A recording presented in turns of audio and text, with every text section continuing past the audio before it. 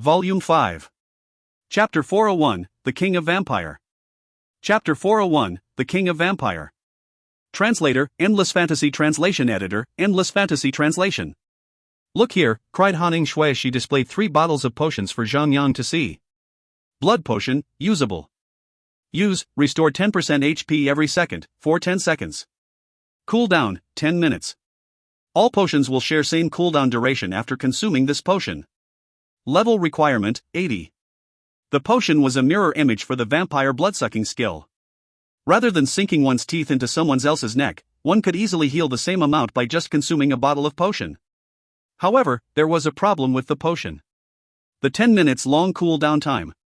To put it in comparison with other potions in the game, a normal potion would only have a 1-minute cooldown time. In 10 minutes, one could already consume 10 bottles. For a level 3 healing potion, one could heal over 40,000 HP. Level 4 healing potions would only be available for players after level 90. The recovery amount reached up to 10,000 HP a bottle. If the battle could drag as long as 10 minutes, the bottle of level 4 healing potion would be efficient. On the contrary, if the battle would only last for 4 to 5 minutes, the blood potion would be a game changer. It was sad that Zhang had only picked up 3 bottles. If they could be mass-produced, half of potions in the market would lose their value. Well, D*MN. Bosses these days sure are stingy. Zhang picked up the loot and kept it. Equipment that was farmed in the fields would automatically end up in Zhang inventory as no one else would want to claim them. Since no one else would want it, Zhang would be the one to place the items in the little merchandise shop. Constance had dropped 2 counts of yellow gold and 7 counts of gray silver equipment. Neither of them piqued any interest from Zhang nor Han Shui. Naturally, they were all fated to be sold. Let's go. It's time to kick the final boss *SS, said Zhang. He tried to share the quest to Han Shui, but failed. It was to be expected since the end of this chain quest would reward the player with an inheritance fragment. It was considered to be a unique item and could only be completed by one person at a time.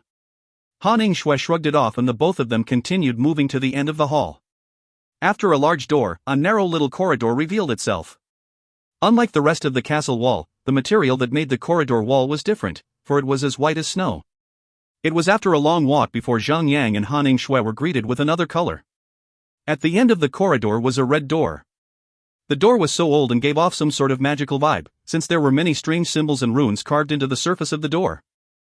With the color of snow on the wall and the cold temperature of the surroundings, it gave the both of them cold eerie shivers. Han Shui sneaked behind Zhang and cowered behind him. Zhang gritted his teeth uncomfortably and said, "Are you, perhaps, scared?"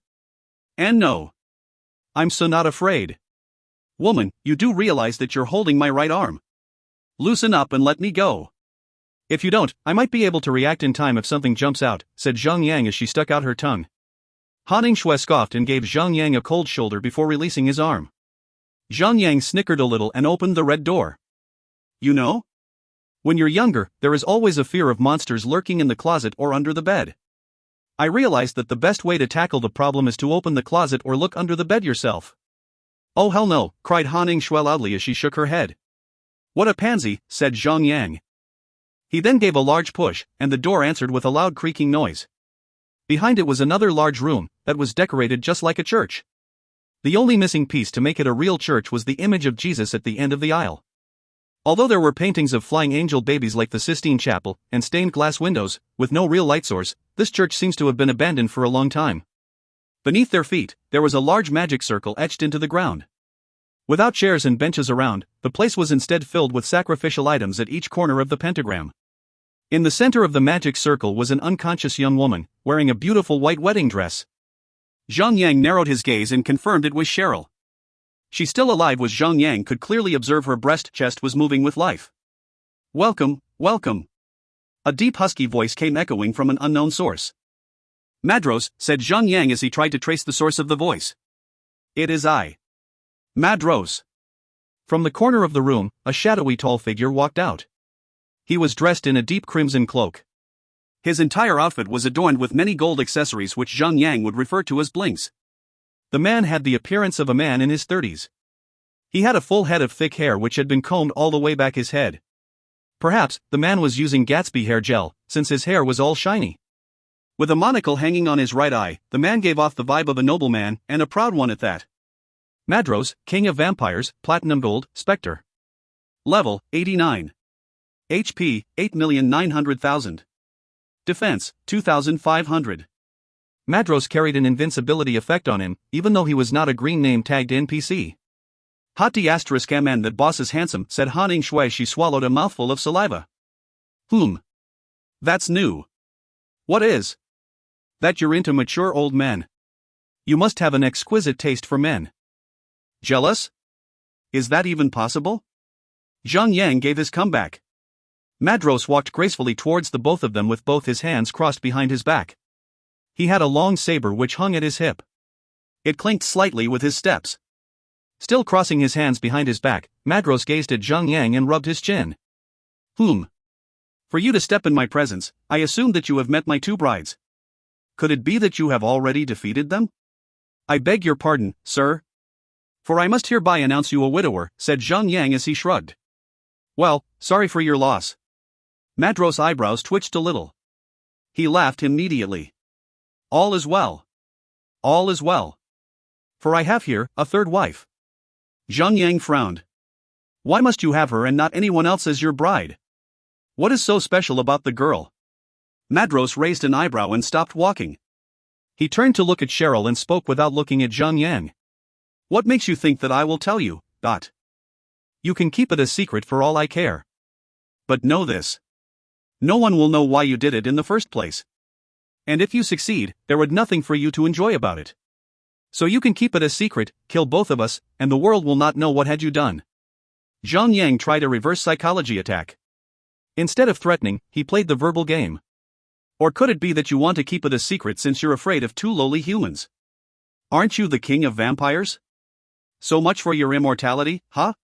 Just all you want human, but you have killed two of my wives. That is not something a regular lowly human could do. But, you're right about one thing. I do wish to have the world know my power. I have kept this secret too long for time to tell. Madros laughed with a chuckle. He then reached his hand out, causing a huge, gold-framed throne to hover from its original position, and towards him. The vampire sat down and crossed his legs proudly. 16 years ago, this castle once belonged to Drotters Martin, the previous king of vampires. Madros chuckled for a while and turned to Zhang Yang and Han Shui. The father of Cheryl. Zhang Yang flinched. You're saying that Cheryl is also a vampire? Oh no. Heavens no. If she was a vampire, I wouldn't have paid any attention to her. Madros laughed. On the contrary, Cheryl was the only human child of Martin. The only living vampire that was born from a biological mother. Madros stood up and his fist clenched tight. I would complete the vampire's wedding ceremony and take her powers for myself. Only then, I would be the first vampire to walk under the sun. Why now? Zhang Yang interjected quickly. Madros smiled. Why? Because after defeating Drotters Martin for the past 16 years, only now have I known about the existence of Cheryl. I was completely oblivious to the fact that he had a daughter. A human daughter. I had sent my minions to fetch her for me, but little did I know that she had put up a fight. I had to take her for myself. Zhang Yang frowned. Only now did he know about Cheryl? It was all crap talk. Cheryl would have lived and died of old age if Zhang Yang had not stumbled her in the first place. Still, he was worried about the quest. You seek to kill Cheryl? As long as I could obtain the power to walk under the sun, the minions that I would create would have no need to cower in the dark. They can march with me, under the sun, boldly and proudly, said Madros with a smirk. For the glory of the vampire clan, I'm sure Cheryl would be delighted to offer her life. Delighted? I wouldn't be too sure about that. Zhang Yang had already had the mythical turtle on standby. Even though the boss could not attack nor be attacked, Zhang Yang was free to conduct any action. He then leaped as far as he could towards Cheryl. Stay away. Madros slightly raised his voice and created a violent wind that slid Zhang Yang's back. 11-623. Zhang Yang immediately received a strong damage. The boss name tag was no longer green. After attacking, he had become an enemy. Zhang Yang turned around and grinned. With quick reflex, Zhang Yang threw a spear of obliteration to him. You dare! Insects! Vermin, cried Madros. He then spread his giant black wings and shot towards Zhang Yang. Zhang Yang hurriedly withdrew back and kited the boss a little further so that the turtle could attack. I was hoping that I could treat you as a guest, but since you refuse to behave, I'll have you removed from this world. Madros landed, cracking the tiles beneath him, and immediately slashed at Zhang Yang with a sword drawing technique. Con. Zhang Yang raised his shield in time. There was a loud metal clashing sound, followed with one straight, glowing scratch on his shield. No bosses had ever done something like that to him before. Or perhaps, I should do something with you instead of ending your life. Maybe, a blood sacrifice as a wedding gift. That would be marvelous. Madros wielded his blade in an odd manner. Instead of slicing, Madros had struck Zhang Yang in the same manner of hammering instead. Even though the weapon handling was wrong, Zhang Yang was sent back a few meters, even though he had blocked the strike with his shield. Both Zhang Yang and the mythical turtle started their attacks. After the mythical turtle had learned the skill, Spirit of the Flame, each of his physical attacks had been turned into fire elements which would ignore the boss defense value. Each of its attacks would be at the highest value, around 4,300. Paired with Zhang Yang's own 4,700 damage value, both of their attacks had reached almost 9,000. Hey, dummy! Should I summon my servant? Han Shui asked. No. Not yet, said Zhang Yang immediately to stop her. We do not know, the boss might enter a berserk state at 10% HP. You can summon it after the boss has less than 20% HP. Okay. Han Shui nodded. 19:123. While talking, Zhang Yang had taken another heavy blow which had taken away close to a quarter of his HP. Hey, dummy! Why is the boss so strong? Han Shui complained as she had to heal Zhang Yang immediately after the attack. Zhang Yang dodged one incoming attack and opened the battle log. The damage was indeed oddly high for his level and tier. I think it's the boss sword effect. Something that says, Light of the Blood Race. It has a chance of triggering 150% damage. Again, Han Shui nodded obediently and healed Zhang Yang.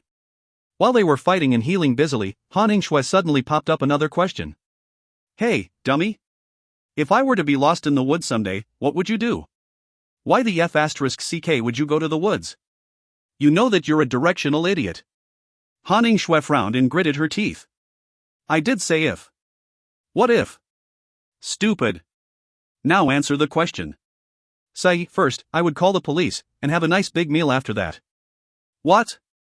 I get the police part, but why a meal? After eating, I would be ready to search for your sorry *SS in the woods for a long time. Han Shui smiled happily. Well, at least you know what you're doing. Vile vermins. Surrender to the power of the darkness. Madros bellowed and pointed one of his bony fingers at Han Shui. Bind. Crap. Dummy. I can't move. Han Shui cried. How long?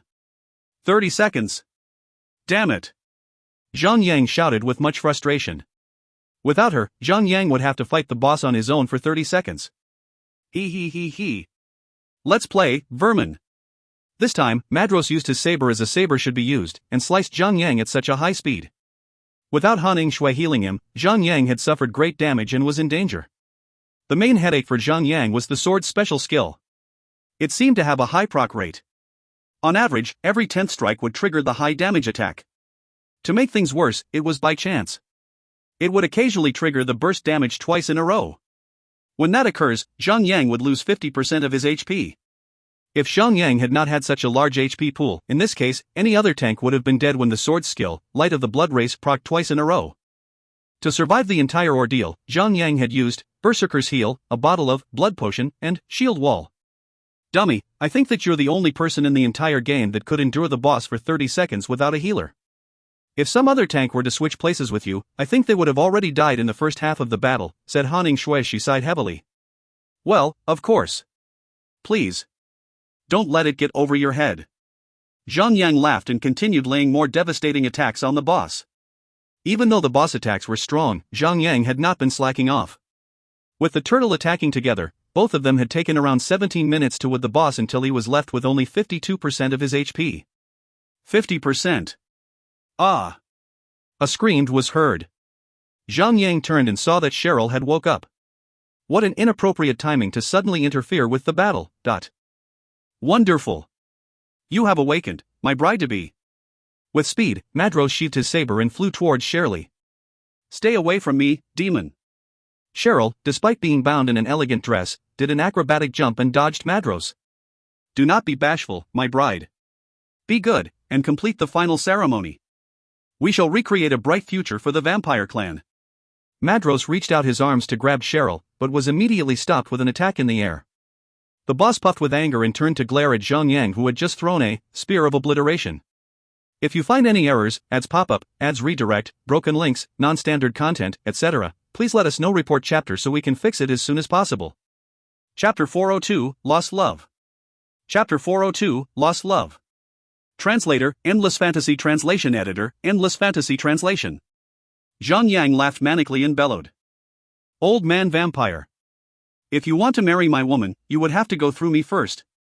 Ahem. Han Ing-shui coughed a little and glared at him. What a woman! She would even be jealous of a fictional character. Zhang Yang's attempt to piss off Madros was a huge success when he snarled and bared his fangs at Zhang Yang. Madros flew away from Cheryl and approached Zhang Yang with a strong killing intent that would scare off any weak-willed fighter.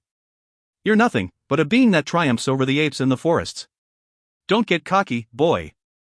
Your species are but food for the vampire clan. You dare raise your voice in the presence of the king of vampire? You dare to threaten me? You dare take away my wife-to-be. When I'm done with you, you'll pray that death would be the only thing you know. Madros raised a hand at Zhang Yang and snapped his fingers. A shot of compressed air burst out and tore through the air at a speed faster than sound. That was the same skill that Madros had used to attack Zhang Yang in the beginning. The skill was something like Zhang Yang's Spear of Obliteration, a type of range skill which required a fixed distance from the target before activation. If not, the boss would have continued using it from the beginning till the end. The attack was fast and quick, not to mention the color of air itself. There was no way Zhang Yang could have dodged the attack. Within a fraction of a second, after Madros had snapped his fingers, Zhang Yang took a huge damage. Cheryl took the opportunity to run away from the table and to Zhang Yang's side. Warrior! You must not let Madros get to me, said Cheryl with a determined expression. In the worst-case scenario, I want you to kill me. If the vampire gains the power to walk under the sun, all of the humans in the world will perish. Zhang Yang went silent for a good 30 seconds before speaking. You knew about your heritage, Cheryl nodded her head lightly and hummed without saying anything else. There was a glint of sadness in her eyes that Zhang Yang did not miss. Zhang Yang would have praised her if the character was a real person and the situation she was in was real. The shock of realizing that the people you have been living with for 16 years were not your real parents would have shaken anyone psychologically. The girl was brave.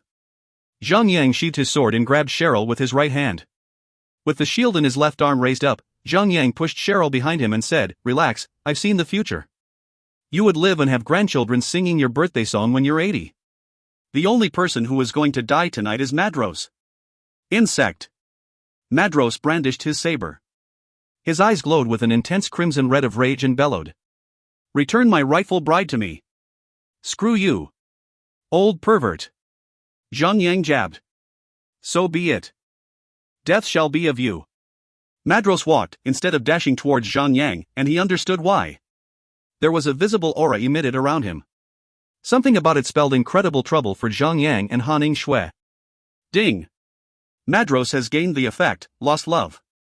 Madros has gained a 10% increase in attack power. For every minute Cheryl refuses to go back to his side, Madros will continue to gain 10% attack power every minute. That was not something Zhang Yang could take lightly. An attack buff on a boss is something Zhang Yang hated the most in a boss fight. Madros had a strong basic attack. The stronger he becomes, the weaker Zhang Yang would be. His defense value, damage absorption, and damage reduction would be rendered useless if the battle is dragged on. Shing. Crack. Madros had only taken out his saber and swung his blade to the ground. It seemed effortless and harmless on sight, but the sheer power he held created a clean cut in the earth they stood on. It was as if someone had just run a huge cutter through the floor. Furthermore, his powers were clearly shown with each step he took. Gravel and pebbles floated, resonating with his aura and breaking into fine dust after he walked past them. With nowhere to run from, Zhang Yang braced for the worse. Madros swung his sword hard and had even procced the sword's light of the blood race. With lightning speed reflex, Zhang Yang blocked the sword's attack, sparing himself from taking the hit. Snowy, summon your servant now. The boss still has over 50% HP and he has already gone berserk. Han Ing-shui nodded her head and summoned the servant, Moneygreed Floric, out. A sly old man appeared in the field and proceeded to sneak behind the boss. With a quick hand movement, there was a bag which seemed to be a money bag appearing in his hands. It was Florex's stealing skill. Bring it! Han Yingshui summoned her servant back to her and reached her hand out, demanding the booty that he had just stolen. With a saddened face, as if Florex's mother had just passed away, the servant lowered his head and surrendered the bag to Han Yingshui. Zhang Yang laughed and asked, "How much did he steal?" "Sigh, hard to tell, the chance of failing the steal is rather high, said Han Yingshui with a heavy sigh. From back when Zhang Yang had known Han Yingshui, he had already guessed that she was a money hoarder. When it comes to money, she would bend over backward just to make sure no one would get their hands on her money. There were times that when he had not noticed, the woman would do some sleight of hand. That probably was happening now. Zhang Yang was at a loss of words and merely laughed at her comment. With his own sleight of hand, Zhang Yang summoned his own servant, the gigantic, Decepticon Transformer, Devastator, that. As its name implies, the servant was even bigger than the building they were in. Right at the second it appeared on the battlefield, the servant had already demolished the entire ceiling. Half of its body was outside the room as it used its bulldozer parts to completely trash the entire roof, making room for itself to move around and maneuver freely. "What are you doing?" Madros was furious, and he had every right to be. The room was built as the most sacred ceremonial station, but it was wrecked into pieces by some person who had completely ruined his plans. Enraged, the vampire had no need to rush to the massive, oversized servant and delivered a godlike blow to it, dealing 17,234 damage to Devastator. Zhang Yang commanded the machine to attack Madros as soon as it could get free of the building's top. Even though the Devastator was powerful, it was merely similar to a player at the same level with a fully yellow gold equipment set. Its HP was merely a thin sheet of paper, ready to be pulverized by the boss.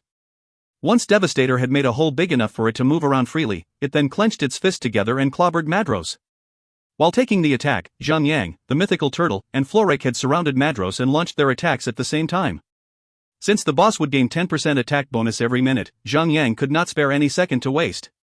He had to make sure that the attack DPS would be at its maximum if he wants to survive and win this fight. Luckily, the servants that were summoned had 5 minutes active time before they disappear. At least, within the 5 minutes duration, Zhang Yang felt confident that they would have time to defeat the boss before he defeats them. "Demon! I will kill you myself," cried Cheryl as she slid out her silver dagger and joined the battle. -10,000. Zhang Yang was puzzled. The dagger in her hands no longer had the ability to deal 100,000 damage. However, it was obvious that the dagger could be used for more than 3 uses as long as it was in Cheryl's hands. Each slice would deal strong, consistent damage which had made the boss lose his elegance as his HP dropped. "Bind," screamed Madros. He was already fighting for his life before this, and when Cheryl joined the fight, it made it worse. Shirley was obviously an important person for him and he had to somehow keep her alive, but at the same time, he could not afford to ignore her attacks. In a desperate situation, he had used Bind, and immobilized her for 30 seconds. 46%, 38%, 30%. Though the Violet Platinum boss had a long HP gauge, under the focused fire of everyone, he would still be receiving a great deal of damage. The problem started to form when the Spirit of the Flame on the mythical turtle had ended after its 10 minutes active duration. It was when the boss was only left with 27%. With the turtle's magical attack capabilities removed, the overall DPS had dropped significantly. By the time the boss had less than 7% HP left, both Devastator and Florek had disappeared. Zhang Yang and the mythical turtle were the only attackers left in the field. 5%. Death is not possible. I'm immortal. I am immortal. Madros had suddenly gone mad. With a sudden flash, his entire character had turned into countless of actual bats which flocked and attached themselves to Zhang Yang. Zhang Yang was suddenly rendered immobile by the bats. Even his vision was covered by the hairy mammals. All he could feel then was a prickly sensation that had penetrated his metal armor and his skin. Besides that, there was a strong urge to just fall to the ground and sleep. Ding! You have received the effect, Bat's attack. Fatigue will overwhelm you. Lasts for 10 seconds. Screw that.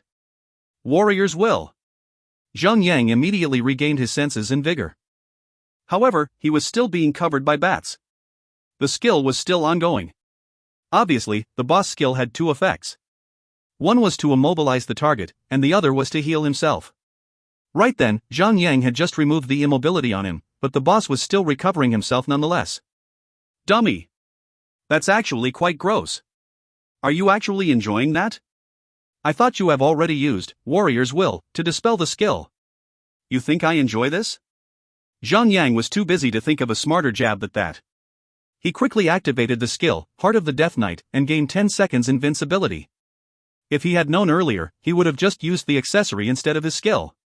A complete waste of an OP skill. The bat was instantly repelled off his character and reformed back into Madros himself. The boss had already recovered 17% HP. Ding! Madros has gained, lost love, stack 7. Gained 170% attack bonus. Wham! Dot. With more than 1,500,000 HP still on the boss, it was proving to be an impossible fight. A 170% attack bonus, Violet Platinum tier boss was not something Zhang could take a hit from. Even though Zhang still had the Dance of Heaven and Earth and the Chaotic Dance of Electric Current, accounting the Dance of Heaven and Earth on Han Shui, they would only deal 300,000 damage. There's still the problem of 1,200,000 HP. 22-218. Zhang quickly took a strong blow from the boss the second when the invincibility effect on Zhang had worn off. Quickly, think of something, dummy. If this goes on, we cannot defeat him, said Han Shui as she started to panic. The boss' current attack power had already exceeded her healing capabilities. Zhang had used Rearm to reset all his skills. While consuming potions, using skills, his eyes were constantly scanning the field to search for a viable location to have the battle. The problem was, the entire field was flat. There were no walls, no pillars, no desks, nor wardrobes for him to cower behind, for even a second. Ha ha ha. Vile vermins. Give your blood up to me. Madros laughed sinisterly and thrust his saber at Zhang. You would have to go through me first. Cheryl screamed. Her character suddenly appeared in front of Zhang, protecting him by becoming his meat shield. Curses! Madros cried. Before the final ceremony was completed, Sherry must not die. Without her, he could never gain the power to walk under the sun. With great force, Madros pulled his saber back and stopped his movement by extending his wings. With a strong push, Madros had flown into the ceiling and had tried to attack Zhang from another angle. With the sudden interruption, Han Shui was able to finish her chanting, just in the nick of time to heal Zhang. Madros shot down from the sky and tried to slice Zhang's head. This time, the rage in him was so great that it created a pressure that could be felt from a distance. However, all was well. Zhang laughed. Cheryl had not bought time for Han Shui, but had also allowed Zhang's block to finish its cooldown just in time. He waited for Madros to reach him and blocked his attack with his shield. Sparks burst and filled the environment around Zhang and Madros, announcing the successful blocking of Madros' attack. If you find any errors, ads pop up, ads redirect, broken links, non-standard content, etc., please let us know. Report chapter so we can fix it as soon as possible. Chapter 403, Reborn Anew. Chapter 403, Reborn Anew. Translator, Endless Fantasy Translation Editor, Endless Fantasy Translation. Cheryl had jumped and shielded Zhang for a second time. Having to pull back at the last minute again, Madros had finally given up trying to maintain his composure. Madros had been screaming in an incomprehensible language ever since Cheryl stepped into the field and had blocked Madros' attack for the second time. Because of Cheryl, Zhang was able to endure longer and had successfully hack away freely. It was only a matter of time before the boss was truly defeated. Traitor! Since you wish to die that badly, I shall grant your wish then. Madros bellowed. He thrust his saber towards Zhang and did not show any signs of stopping even when Cheryl was protecting Zhang. The blade pierced through the air, giving out a whistle-like sound as it plunged into Cheryl's abdomen. Madros had finally resorted to this mean, for if he had not only he would be losing Cheryl's ability to walk under the sun, he would be defeated by Zhang. 33-300. Cheryl took a massive damage and had lost more than half of her original HP. That's enough. Zhang screamed and pushed Cheryl away. I can't ask you to shield me anymore. You have done your part, it's time for me to do mine. With 6% left, the boss had still over 549,000 HP. Snowy. Take a bottle of power potion. Time for us to use Dance of Heaven and Earth. Zhang screamed.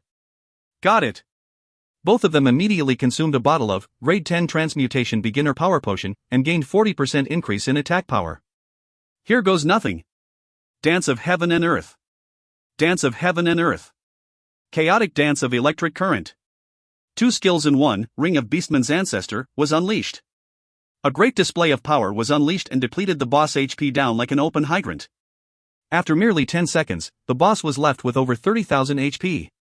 His face and appearance had drastically changed to become extremely battered. His bat wings were broken at half and could no longer flap. All it could do was hang limply behind the back of the boss. Madros falls down at such speed and crashed into the ground.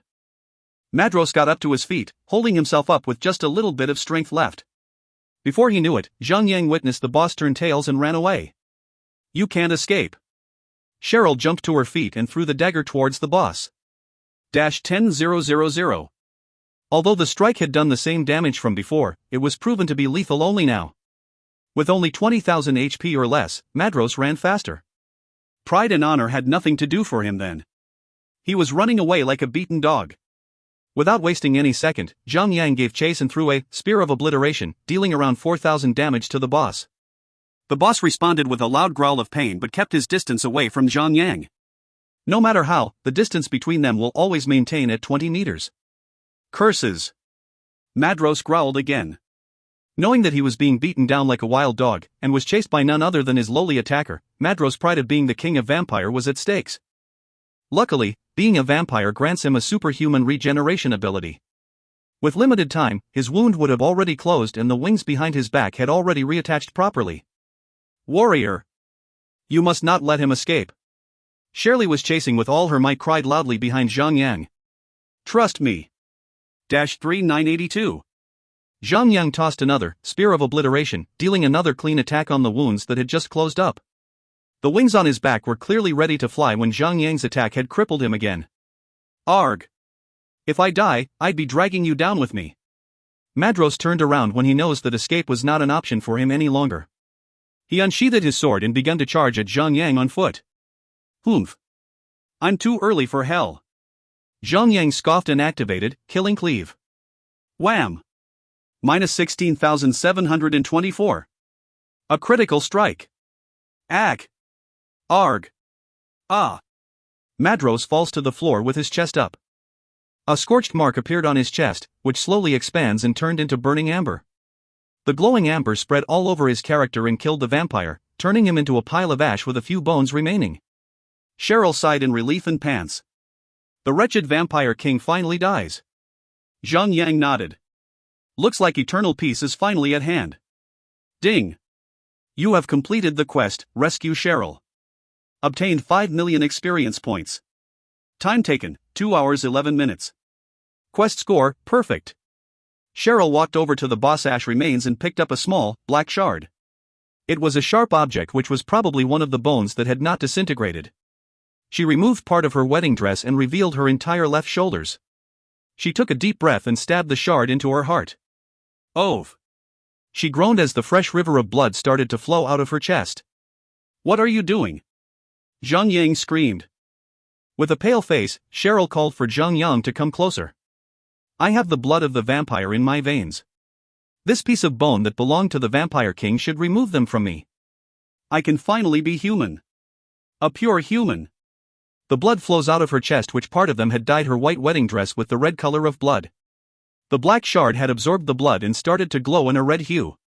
There was a silver thread that had swirled magically in the bones.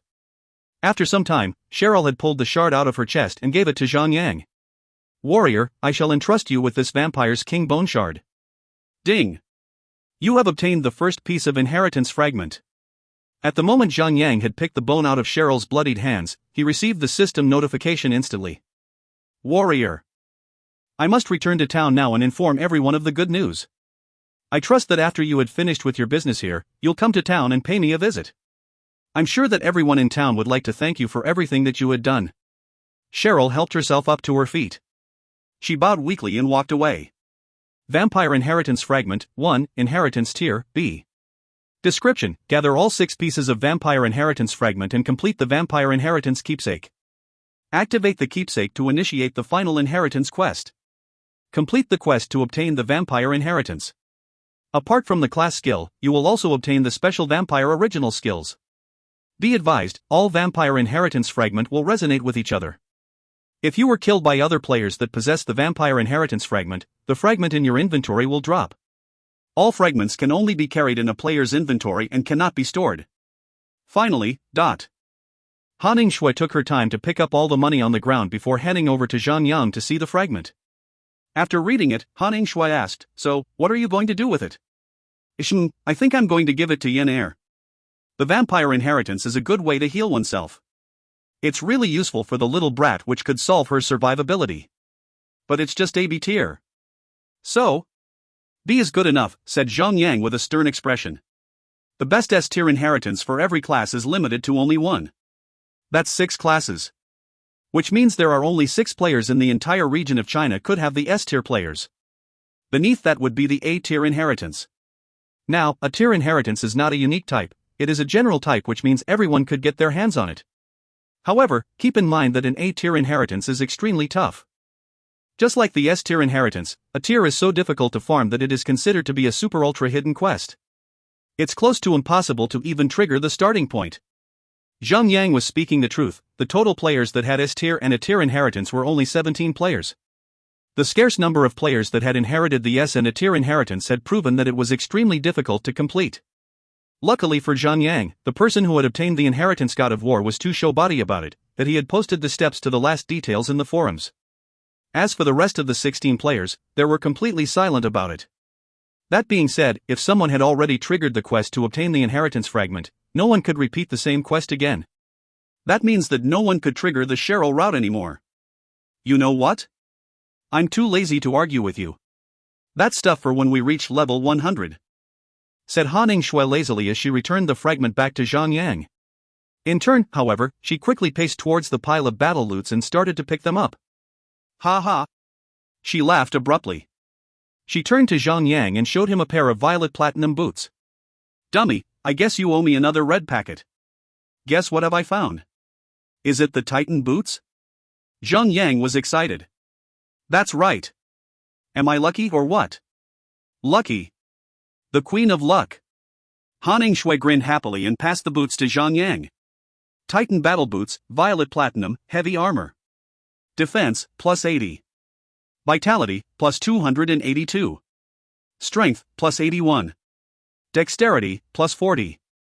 Equip effect, absorb 162 damage on attack. Class requirement, Guardian. Level requirement, 80. With the boots in hand, Zhang Yang would need one last piece of Titan's equipment to unlock the full set equipment set effect. Han Shui continued to reveal more battle loots. She started to sulk disgruntledly when there was no more equipment left. Madros had only dropped 3 violet platinum equipment. Besides the boots, there were 2 other cloth armor class equipment, which was a glove and a magic staff. Han Shui had already a violet platinum magic staff in hand and she took the glove with a grin. The magic staff will be given to either Daffodil Daydream or Fantasy Sweetheart. After a while, she pulled out another item. It was a skill book called Reborn Anew. Skill book, Reborn Anew. Use, teaches the skill, Reborn Anew. Class requirement, Priest, Sacred Knight. Level requirement, 80. Hey, dummy. What is this skill called, Reborn Anew?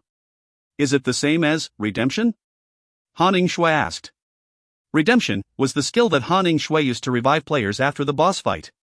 The new skill, Reborn Anew, sounds about the same as Redemption. She had guessed it since the skill class requirement was a priest or a sacred knight. Zhang Yang was stunned. With wide-open eyes, he cried out, "You say, Reborn Anew, dot." Yeah. What about it? She asked. Well, we had just hit the jackpot again. Zhang Yang smiled from ear to ear. Well. What are you waiting for? Learn it. Han Shui pouted and learned the skill. However, her cocky expression immediately faded away when she read the skill description. Reborn Anew, level 1 cast the skill on a player. For 1 hour, the player will be revived on the same spot with full HP on death. Players that revive with this skill shall not receive any experience death penalty. Cooldown time, 1 hour. Dee dummy, this is too OP, cried Han Shui with Hoi. She was so happy that she leaped towards Zhang Yang and planted her lips on his. Blah. Zhang Yang pushed her away. You so. Watch it. You got your saliva all over my face. If you find any errors, ads pop-up, ads redirect, broken links, non-standard content, etc., please let us know. Report chapter so we can fix it as soon as possible. Chapter 404, Collecting Skeleton Bones. Chapter 404, Collecting Skeleton Bones. Translator, Endless Fantasy Translation Editor, Endless Fantasy Translation. Han Shui quickly activated a Rise Anew on Zhang Yang. The effect of the skill is very grand and pretty to see. A stream of white light blanketed over Zhang Yang, while tiny-sized angels, looking a little like cupids, appeared dazzlingly all around Zhang Yang, singing and dancing for 10 seconds long before everything vanished. This skill can be upgraded, and I'm guessing it either increases the duration or decreases the cooldown time period. Han Shui felt very satisfied with the skill. Yes, after you upgrade it up to level 10, it should give you a 30-minute cooldown time period, and the duration will most probably stay at 1 hour. Zhang Yang nodded and said, "So if you no longer need me here, I better get back to Wei Yan Air. I've kept her waiting for long enough, she might get mad and go Hulk on me." Han Shui asked for a teleportation scroll from Zhang Yang, because saving up whenever it's possible was the one rule that she would never break. However, after taking over the scroll, she did not use it. Instead, she went out of the place and summoned her Crimson Flaming Horse. Zhang Yang was confused, as she smiled and told him, "I forgot, Wei Yan Air is still on this map somewhere. If I use the scroll to travel back first before looking for her, I'll be traveling even further." Zhang Yang frowned with sweat all over his head and said, "You took one of my teleportation scrolls. Don't be stingy, just treat this as the payment for my hard work." After Han Shui left, Zhang Yang went back to Silent Hill Town to make sure that Cheryl was safe. When he arrived at the town, the people of the town were celebrating, singing songs and dancing over the news brought back by Cheryl, for the entire vampire race had been eliminated. The moment he stepped into the sight of the people, they welcomed him with cheers and passionate hugs. Then, they lifted him up and threw him into the air repeatedly, bringing him into the middle of the celebration. After celebrating with them, Zhang Yang tore a teleportation scroll and went straight back to Thunderstorm Castle. After settling some unimportant stuff, he went straight to the White Jade Castle to identify the Titan battle boots. After inserting the Yi gemstones into the empty sockets, his health points had finally exceeded 80,000, reaching up to 81,870 in total. As for the fragment of vampiric inheritance he just acquired, this item could only be equipped, so Zhang Yang could not just throw it into the guild's warehouse or the bank. And he can just give it to anyone on his party who wants it later on. Everyone has only one chance of obtaining one inheritance, that is why everyone will definitely be focusing on getting S rank or at least A rank inheritances. Players that only seek for the highest attainments are considered to be single-minded, and they will not turn around before they bang into walls. Since that most of his party members will not look back at those inheritances that are lower than A rank, this piece of fragment of vampiric inheritance will most probably be staying in Zhang Yang's backpack for a while. Zhang Yang had only managed to rest for a few seconds before he received Wei Yan Air's invitation to join her party. Her voice was loud and clear, "Noob tank. Come help me tank against some monsters." So you and Han Shui can't take care of them, If they are just normal monsters, we wouldn't need to contact and ask for your help, right? These are all elite monsters. Attacking one drew another 4 or 5 of them in. Even Cousin Snow cannot heal me up for much longer. Come quickly. Wei Yan Air was breathing heavily. Fine. I'm on my way already. Zhang Yang equipped the Lover's Charm, Yang, and activated its teleportation function. Shove. A white light flashed before his eyes and Zhang Yang was teleported to the middle of a dark and lifeless canyon. All he could see were countless skeleton monsters lurking around in the surroundings. Whether these low-grade undead monsters were low or high in levels, they lacked intelligence. So they are only capable of wandering around without any sense or purposes. Blackrock Skeleton Soldier, Elite, Undead. Level, 85. HP, 85,000. Defense, 450. So, you girls are required to defeat these skeleton soldiers? Zhang Yang switched his Lover's Charm away and turned towards the two ladies. Yes, the quest requires us to collect 100 skeleton bones. Wei Yan Air replied. Zhang Yang was curious, which NPC has such heavy taste, asking two pretty ladies to collect bones. A weird old man, living in a cottage, made of twitch grasses, over that direction. Han Shui said, the reward for completing this quest is great. Players can get 5 million experience points, 200 gold pieces, and 1 piece of grey silver equipment. Zhang Yang smiled and said, you should mention the 200 gold pieces first. Ha ha. He brought up the world map and looked at it. So this place is called Blackrock Canyon.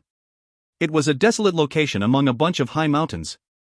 Zhang Yang could not help but to frown with sweat all over his head, so let me guess, it must be a person with no sense of direction who wandered around until she stumbled upon this NPC.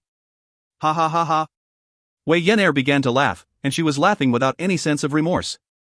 Han Shui attempted to share the quest with Wei Yan Air so that they can do the quest together. She thought that it might not be possible, but it turned out to be the opposite. Collecting skeleton bone, difficulty, C. Description: Gravekeeper Kyle Dillon wants you to collect 100 skeleton bones to prove that you have the courage and strength to battle against the monsters. Any player on the same party who manages to collect 100 skeleton bones will complete the quest for the rest of the party members. Completion: Collect skeleton bones 0/100. Reward: Experience points plus 5 million, gold plus 200, skeleton ring. So this is the ring that Han Shui was talking about, the skeleton ring, a gray-silver grade ring. Although it is not appealing to the three of them at all, rings are hard to come by in the game, so even if it's just gray-silver grade, it would still be very popular among normal players.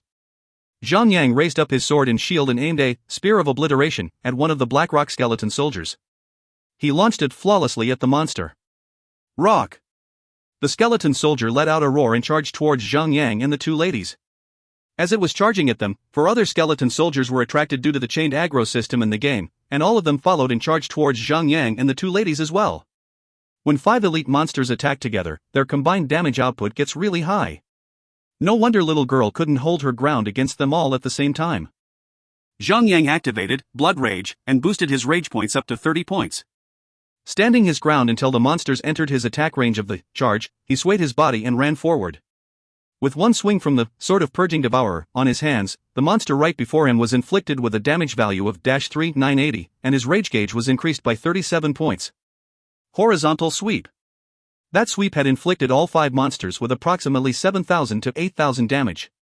But the special effect of the Sword of Purging Devourer did not trigger. Oh, the monsters were roaring with rage, and they attempted to reach out with their large skeletal hands. -474. -492. -456. -489. -477. All of the damage they delivered upon Zhang did not exceed 500. Wei Yan'er was stunned by what he just witnessed. These stinky monsters can damage me by 5,000 with every single hit. They're not even getting past 500 on yours. It's just not fair. Zhang laughed and said, "It's pointless to cry, even when your life is miserable." Ha ha ha. He wielded his sword, as if he was dancing around in style, while unleashing the damage of his blast wave upon the monsters, inflicting each of them with a damage of -1088, and at the same time, stunned all 5 of them for 4 seconds. The number of the monsters he engaged with was too small, so the special effect of his Sword of Purging Devourer was very hard to trigger, as there was only 2% rate that the special effect would trigger when hitting the monsters. Humph! Wei Yan'er charged into the monsters to release her temper. With a powerful swing of her giant axe, she accumulated enough rage points and it was time to unleash her worst with her Tornado Cleave. -15732. -15248. -14873. -15567. -16212. As she inflicted those great number of damages to the monsters, the damages that Zhang previously inflicted upon the 5 monsters appeared to be inferior, in comparison to Wei Yan'er's. In just an instant, 20% health points of the monsters were swiped away cleanly. Little girl, those are some nasty damage points over there. Zhang was admiring. If they talked about DPS, Zhang would not lose too much to Wei Yan'er, but to compare their damage in one single hit, it would be unwise to compare the damage of a one-handed weapon with 2.8 seconds interval attack with a two-handed weapon with 3.8 seconds interval attack. Wei Yan'er was laughing proudly. But, other than Tornado Cleave, she did not have other AoE skills, so she could only continue fighting the monsters with her Destructive Smash. With Zhang kiting the monsters, Han Shui became much more relieved. All she had to do was to cast a regeneration when either of the two needed it, and she would just yawn in boredom the rest of the time. In less than a minute, the monsters had fallen to the 2 monster slayers. But no skeleton bones were dropped.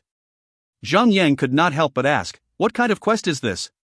We did not get any of the quest item even after we defeated 5 elite monsters." "That's right. We have been here, slaying these monsters for half a day already. But we could only collect about 20 of the skeleton bones. So, take your own sweet time. Slaying monsters would still give players experience points." So, after Zhang got over his reluctance, he shot out another Spear of Obliteration at one of the skeleton soldiers, and drew the second wave towards them. Cling clang cling clang.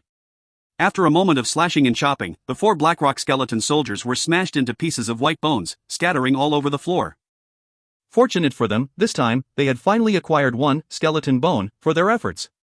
"We have slain so many of these skeletons, what if a skeleton king or something spawns out later on? Will it be pursuing us around the area?" Wei Yan'er smiled. "If it does, that thing will only attack you too. I won't aid you two and attack it, or do anything about it.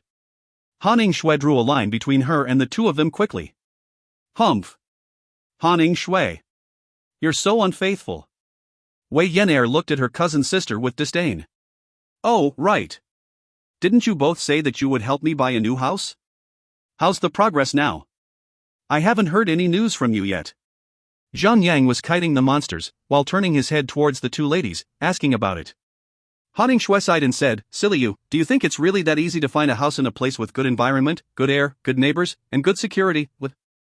Zhang Yang frowned and said, I just need a place to live. Why are you guys making it into something very complicated and serious? Noob tank. You're selfish. Wei Yan'er began to blame Zhang Yang. You only think for yourself, but not for others around you. I despise you. Zhang Yang was at the brink of puking blood. I'm just a guy living alone. What's there around me? Or are you saying there are ghosts around me? Wow, you really are one unbelievable boy, Noob Tank. So you are saying that my cousin and I are ghosts to you? Wei Yan'er was enraged. Are you saying that you two are moving in with me? Are you? That's for certain. Wei Yan'er said it out like it's meant to happen. Or else why would we put so much effort into helping you? Zhang Yang let out a sigh and surrender. Oh please, you're the two who wanted to help me search for my new house. Besides, if you two are coming along, why should I move out then? Noob Tank, you're the worst. Not going to cook for us, are you? Wei Yan'er stared at Zhang Yang with hate, as though Zhang Yang had just committed an act that would put him on death row. So now that he has a new love, he forgets the old ones already. You better watch yourself before I cut your brother off. Han Shui was staring at the sacred part in between Zhang Yang's legs and made a threatening gesture with her hands. Well, an ancient wise old man once said, only women and small-minded men are hard to please. Zhang Yang could not win this battle against the two, and he lost. So he could only let go of his steam on the elite monsters that roamed around him, slashing and chopping without pausing. Han Shui and Wei Yan'er walked up together and posed their victory fingers at Zhang Yang. The drop rate of the quest item was extremely low, but it was fortunate that any one of them who collects the quest item will raise the counters in all of their quest objectives. So, after one night of continuous farming, the three of them had finally collected 100 skeleton bones.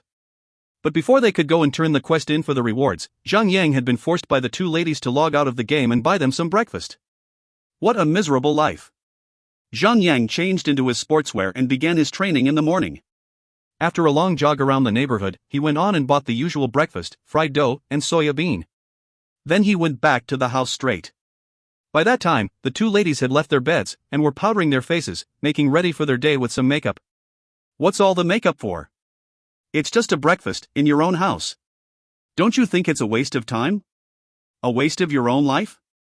Zhang Yang laughed. Humph. The two ladies snorted at Zhang Yang. After finishing up with their breakfasts, Zhang Yang went on to the company as usual. As he was taking the elevator up to his office, he could feel that everyone was giving him a strange look, and all of them were showing weird expressions on their faces. He was not aware of it at first, but the moment he stepped into his office, his secretaries started laughing at him. That was the moment he knew that something was amiss. Mr. Zhang, who made fun of you? One of the secretaries walked up to Zhang Yang and took down a paper that was pasted to his back.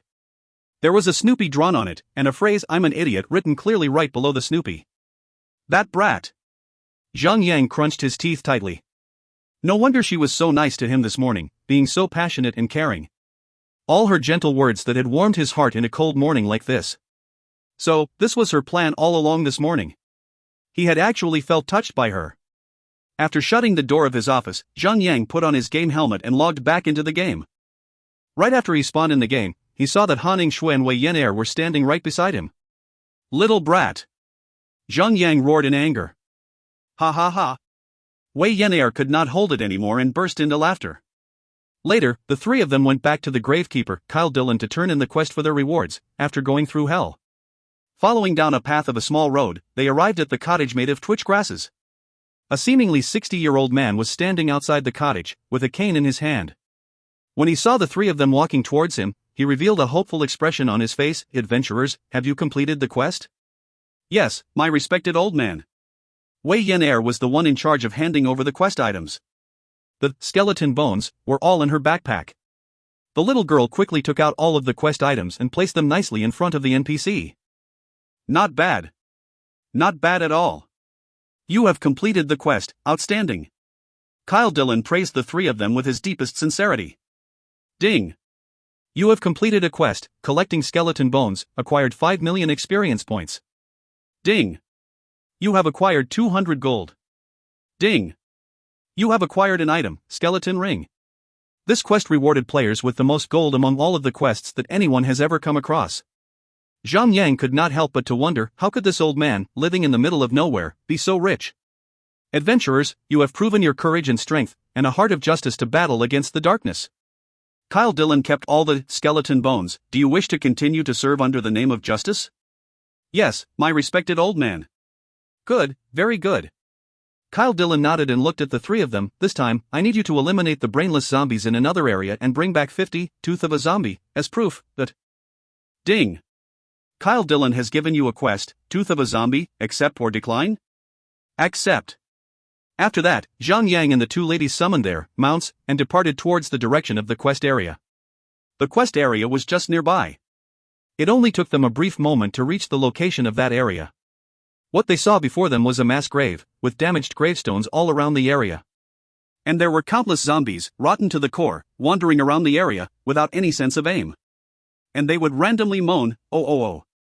It made the atmosphere of the place spooky and weird. It was uneasy for the living to stay there for long.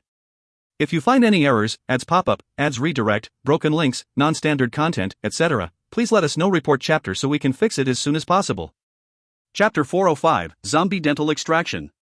Chapter 405, Zombie Dental Extraction. Translator, Endless Fantasy Translation Editor, Endless Fantasy Translation.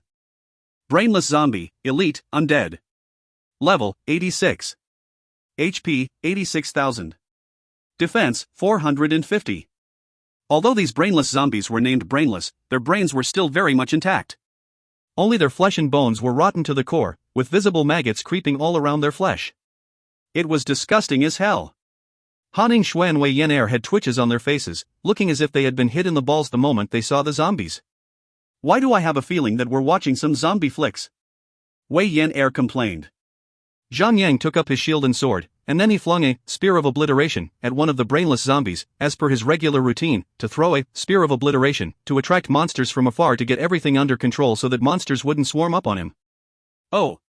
The brainless zombie let out an outburst of angry moans and began to lumber towards the direction of Zhang. While it was at it, pieces of rotten fleshes were falling from its body. Right behind that zombie, two other brainless zombies were attracted, as their aggro was affected as well. The two zombies joined the first zombie and charged towards the three of them. The brainless zombies may have looked slow when they were wandering around, but once there's a target to pursue, an enemy presence within their aggro sighting, they would become vicious, and their movement speed would suddenly increase. They could move faster than a champion in a 100-meter run. Well, it made sense. If their movement speed wasn't fast, then they would definitely be kited around and tortured to death easily by spellcasters, hunters, and other ranged professions. Then, it will become unfair to the melee professions in such regard. Zhang engaged the zombies with the first swing of his sword of Purging Devourer. There and then, Zhang had their aggros all set on him. Well, it's time to kite them. Stinky monsters, really? Why were you born so ugly? I don't mind ugly, but they scare people by rushing like creeps. And their numbers. Arg. Their numbers are really big. Wei Yen Air used a charge and rammed into the zombies, while she lost it and started complaining. Zhang laughed as he kited the monsters closely, swinging his sword of Purging Devourer. Unfortunately, the number of the monsters were too little, so the special effect of the sword did not trigger, leading him to use his own skills to inflict heavy damage onto the monsters. Noob Tank, will you pick my cousin over sister, son? Wei Yen Air suddenly turned her head around and asked Zhang in a low voice while she was slicing up the monsters. Zhang frowned at the question and said, "Little girl, just focus on your studies and stop poking around in adult business." Pooey. You're just 5 years older than me, and you're already nagging like an old man.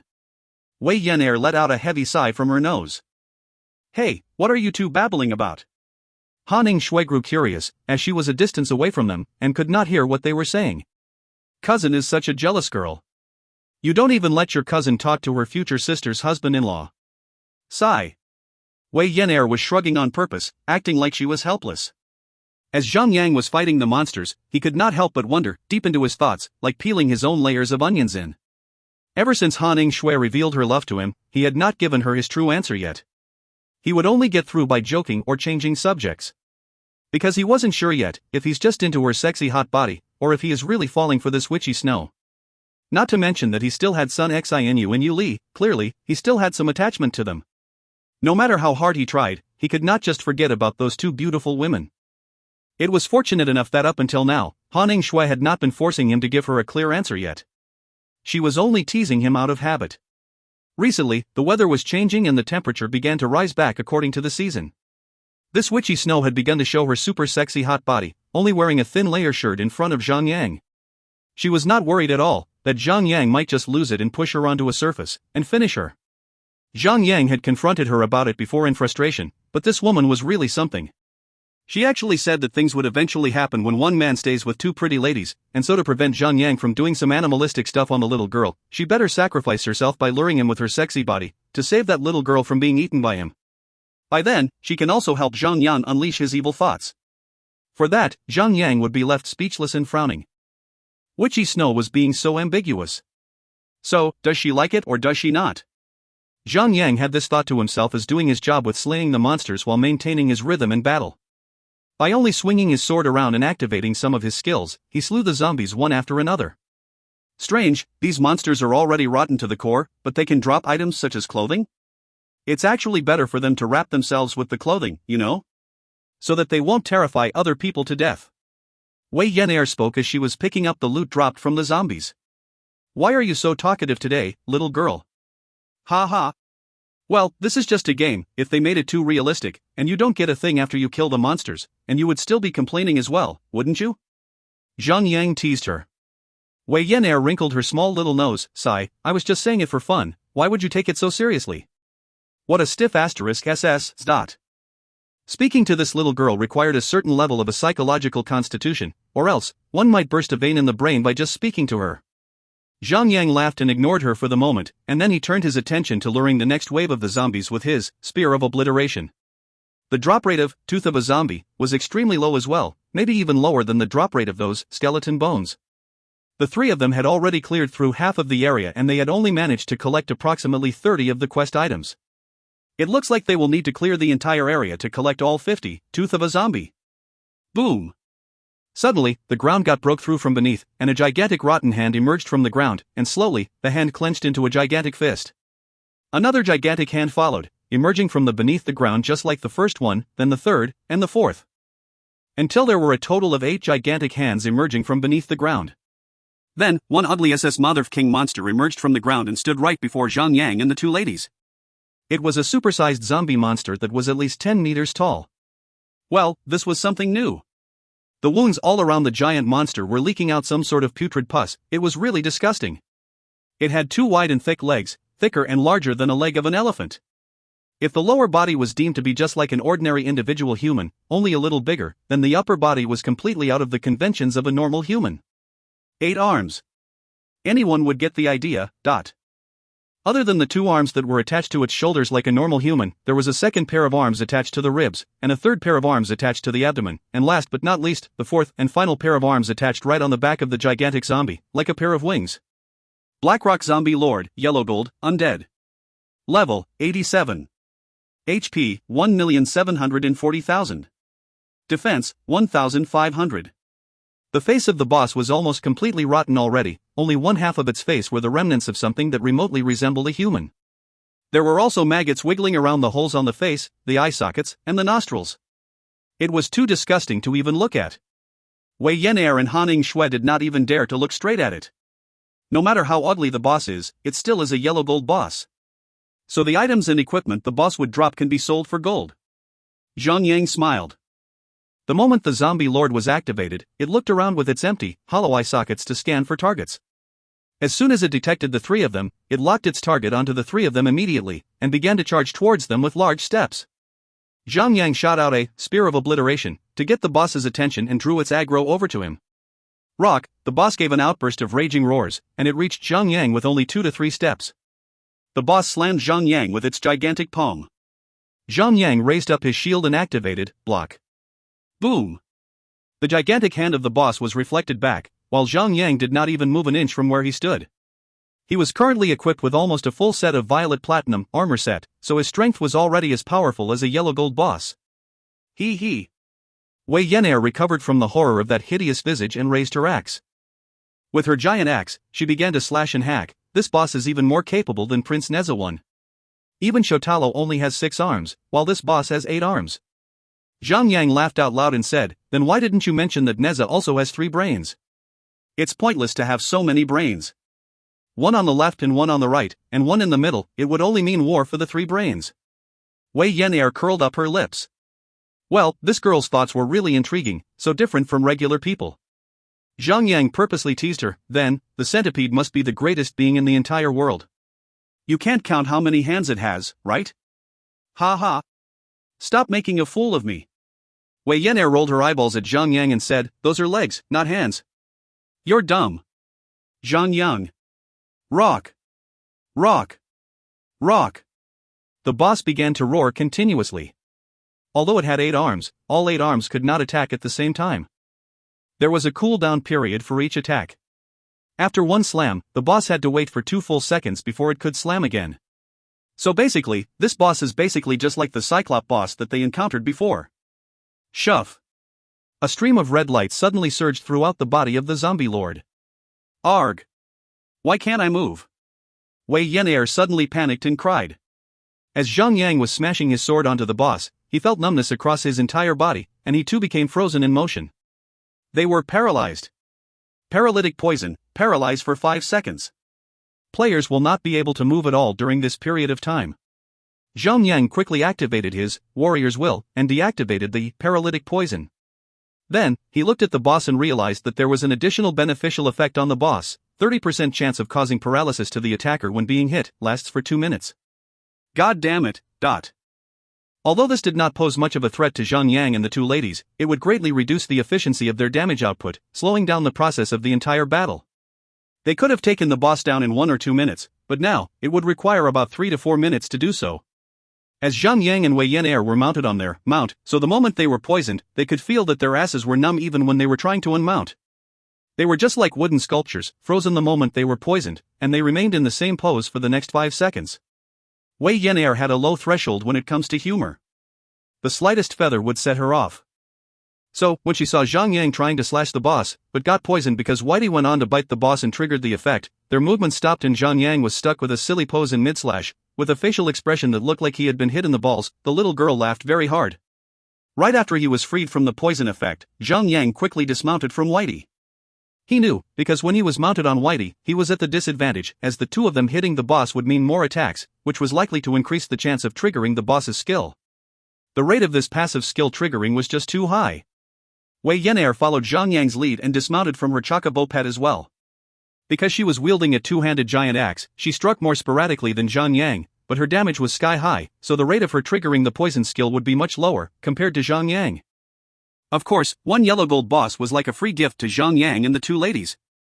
They were now strong enough to take on higher grade bosses already. Although the Blackrock zombie lord was giving them a hard time, it was more of an annoyance than anything else. About 3 minutes later, the zombie lord let out a loud roar and collapsed onto the ground, causing a tremor across the surroundings. Then, everything became quiet. Oh. Time to split the loots. Wei Yan'er cheered and ran up to the loots. The Blackrock zombie lord dropped 3 yellow gold equipment, and 7 other grey silver equipment. And also, this was a boss after all, so it actually dropped a total of 3, Tooth of a Zombie, giving a joyous surprise to Zhang Yang and the 2 ladies. It would have required them to slay at least 20 to 30 elite zombies just to acquire this number of Tooth of a Zombie. After slaying the boss, they continued on to slay more zombie monsters. And about 3 hours later, they had cleared out most of the area, and finally, they had collected all 50 Tooth of a Zombie. The 3 of them quickly rushed back to the old man by the cottage to turn in the quest for the rewards. After going through some mountains and forests, they were finally back at the cottage. The old man, Kyle Dillon, was there as always, waiting for their return with his eyes full of hope. TL notes. 1. Neza, a deity in Journey to the West, a general that fought the Monkey King, Sun Wukong, when the latter rebelled against the Jade Emperor. 2. Shotaro, believed to be one of the random anime character that Wei Yan'er watched and quoted. If you find any errors, ads pop up, ads redirect, broken links, non-standard content, etc., please let us know. Report chapter so we can fix it as soon as possible. Chapter 406, Eliminating the Necromancer. Chapter 406, Eliminating the Necromancer. Translator, Endless Fantasy Translation Editor, Endless Fantasy Translation. Wei Yan'er placed all the tooth of a zombie onto the floor as if they were presenting treasures to him. Respected elder, take a look. We're good, aren't we? To be able to complete the quest in such short time. You must not be stingy, please give us more rewards.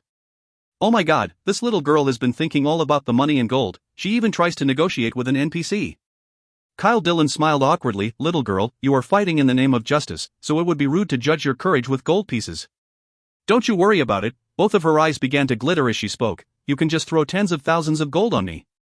Kyle Dillon burst into laughter, then he continued, little girl, you're funny. Alright, jokes aside. Adventurers, you have done it again, completing the quest perfectly. Ding. You have completed a quest, Tooth of a Zombie, acquired 5 million experience points. Wei Yan'er filled her eyes and cheeks with tears, staring at the NPC with a spiteful glare and having thoughts to herself in silence. Did she really look like she was joking at all? Kyle Dillon kept all the Tooth of a Zombie, and turned to Zhang Yang and the ladies. You have cleared out the nest of these skeleton soldiers and zombies, but there are still other undead creatures existing in this area. So, my young and brave adventurers, are you willing to carry on the will of justice and proceed with a new quest? You stinky old man, you think can get us to work without paying me? No chance. Wei Yan'er put up a sour face. Zhang Yang quickly pulled Wei Yan'er to the side and smiled. Respected elder, this little girl just loves to joke around, so don't take it too seriously. Ha ha. As adventurers of justice, we are willing to fight on against the undead, so you can count on us for any upcoming quests.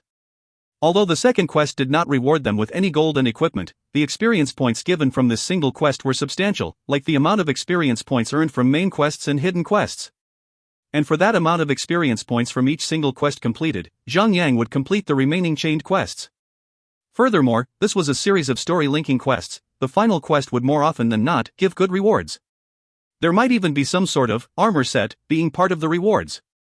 Ha ha ha. I can tell that this little girl loves to joke around. Kyle Dillon laughed. Wei Yan'er continued to fill her eyes and cheeks with tears, as she wasn't joking at all about the gold. Kyle Dillon coughed gently and said, other than the skeleton soldiers and the zombies, there is the necromancer of the undead. These foul creatures are hidden by the Tomb of Loon. Every time the blood moon rises, they will attack the villages outside the canyon, causing chaos and unnecessary losses. So my fellow adventurers, please investigate the Tomb of Loon and eliminate these foul necromancers, and bring back 30, Bone of the Necromancer, back as proof. Ding. The Gravekeeper Kyle Dillon has given you a quest, eliminate the necromancers, accept or decline? After accepting the quest, the three of them made haste over to the Tomb of Loon. The location was not far from the cottage as well. It was just around the middle area of the canyon. The entrance of the tomb was rather obscure. The metallic door by the entrance had rusted thoroughly, due to years of exposure to rain and frost without any repairs, causing them to be broken and permanently open. With the doors half open, revealing part of the view behind them, they could see a dark path before them. A cold breeze was felt, and they could hear the howling of the wind across the dark path that lay before them. Han Shui went to the back of Zhang Yang and hugged him from behind, as Wei Yan'er walked in casually like it was nothing. It was as if she did not know fear. Let's move. Zhang Yang said, but he did not move at all. Yes. Let's move. Han Shui said in a haste. How can I move when you're hugging me so tightly? Zhang Yang sighed. Oh, I'm just too nervous. Han Shui let go of Zhang Yang and went on to grab hold of Wei Yan'er. Boom. Zhang Yang kicked down a metallic door and shouted, I'm home. The tomb was exceptionally spacious, and repetitive heavy echoes of Zhang Yang's voice immediately echoed back repeatedly, I'm home, I'm home. Han Shui got even more cowed until she began to babble in some non-human language and her two arms grabbed on tighter until the little girl could not breathe, her tongue sticking out and asking for help. Don't scare me. You moronic Zhang Yang. Han Shui scolded in a trembling voice. The path by the entrance of the tomb was very dark and spooky, but after walking forward for about 50 meters, the path started getting brighter as they walked in deeper, because there were lit-up torches on the walls on two sides of the path, illuminating the remaining long path that lay before them. How do these necromancers know how to light up torches? Are these torches burning on infinite fuel? Wei Yan'er was bored, and she began to feel curious again. You'll lose if you take it too seriously. Shoof.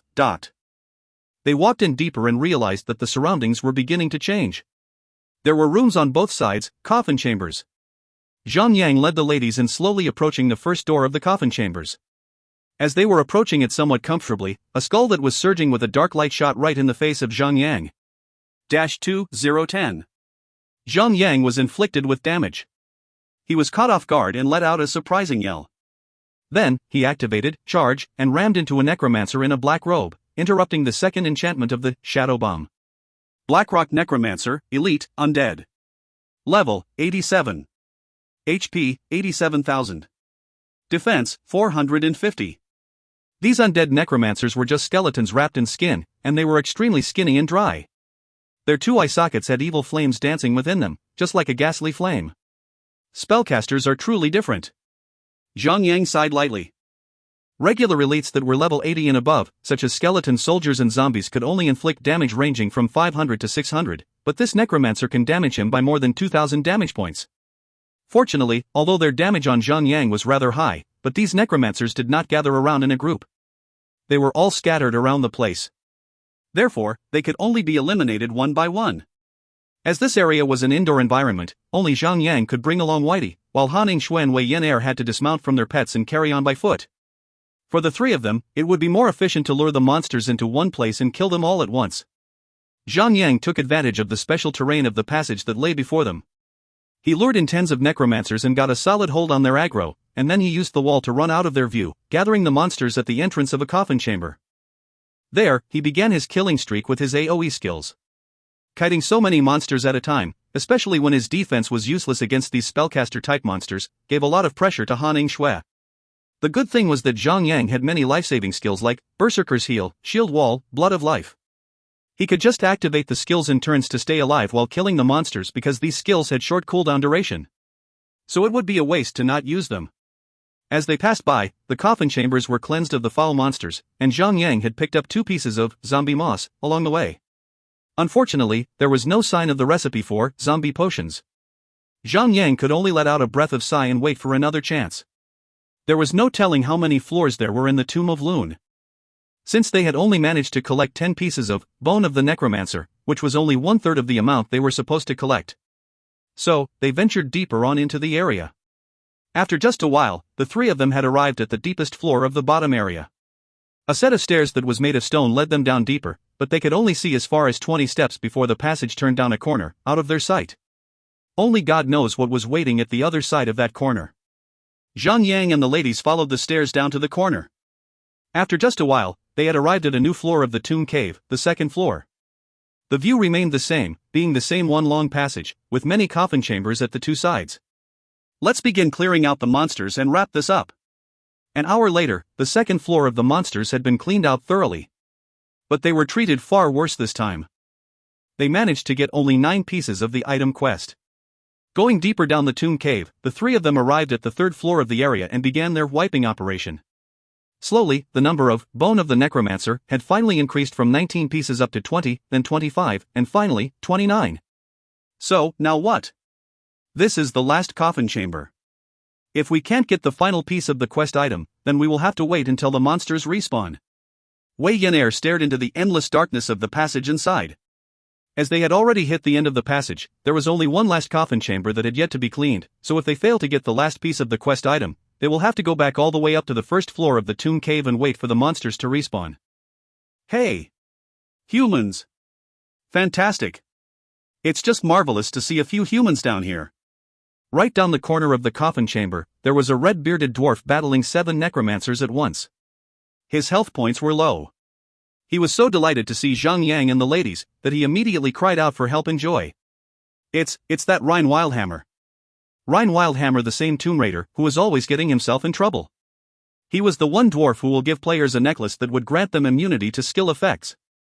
This dwarf was really loving his job a little too much. He had just survived the Tomb of Despair, and now here he was, digging up trouble in the Tomb of Lune. Well, he was indeed a passionate archaeologist. It's just like Merlinda and her knack of getting captured, this NPC here is always in danger of being hacked to death by the undead. Zhang Yang activated Charge and rammed into the necromancers, and then he activated his Blood Rage, increasing his rage point by 30 points, followed by a Blast Wave, boom. A shockwave was emitted across the monsters, stunning the 7 necromancers while inflicting every one of them with damage values of -1088. The special effect of the Sword of Purging Devourer kicked in and did its job, inflicting more damage to the necromancers. And again. After the 4-second stun effect, the necromancers were left with not more than 3,000 health points. All of them were crying in rage and turned to Zhang Yang as they began to cast their shadow bombs. Thank goodness. Rhine Wildhammer quickly took out a bandage and patched himself up. The way he patched himself out showed that he had already been doing this for so many times that he could do it in his sleep. Wei Yenair charged in and joined the battle. She went up to the monsters and began her hacking and slashing on the necromancers like a mad girl. After just a brief moment, the 7 necromancers were reduced to dust, and fortunately, the final piece of the bone of the necromancer finally appeared. Wow, you guys really are good. Rhine Wildhammer did not hold back on thanking Zhang Yang and the ladies, and then he turned over and cursed the monsters, these impenetrably, thick-head, mindless piece of necromancers. They are already dead, but they seem to be still guarding some sort of precious treasures here. It's not like they can eat it or anything. After spitting and cursing for a bit, Rhine Wildhammer turned to Zhang Yang and the ladies. Hey, do you want to do some trading? I will give you 10, no, 20 pieces of gold. This red-bearded dwarf said it out like he was about to break his wallet.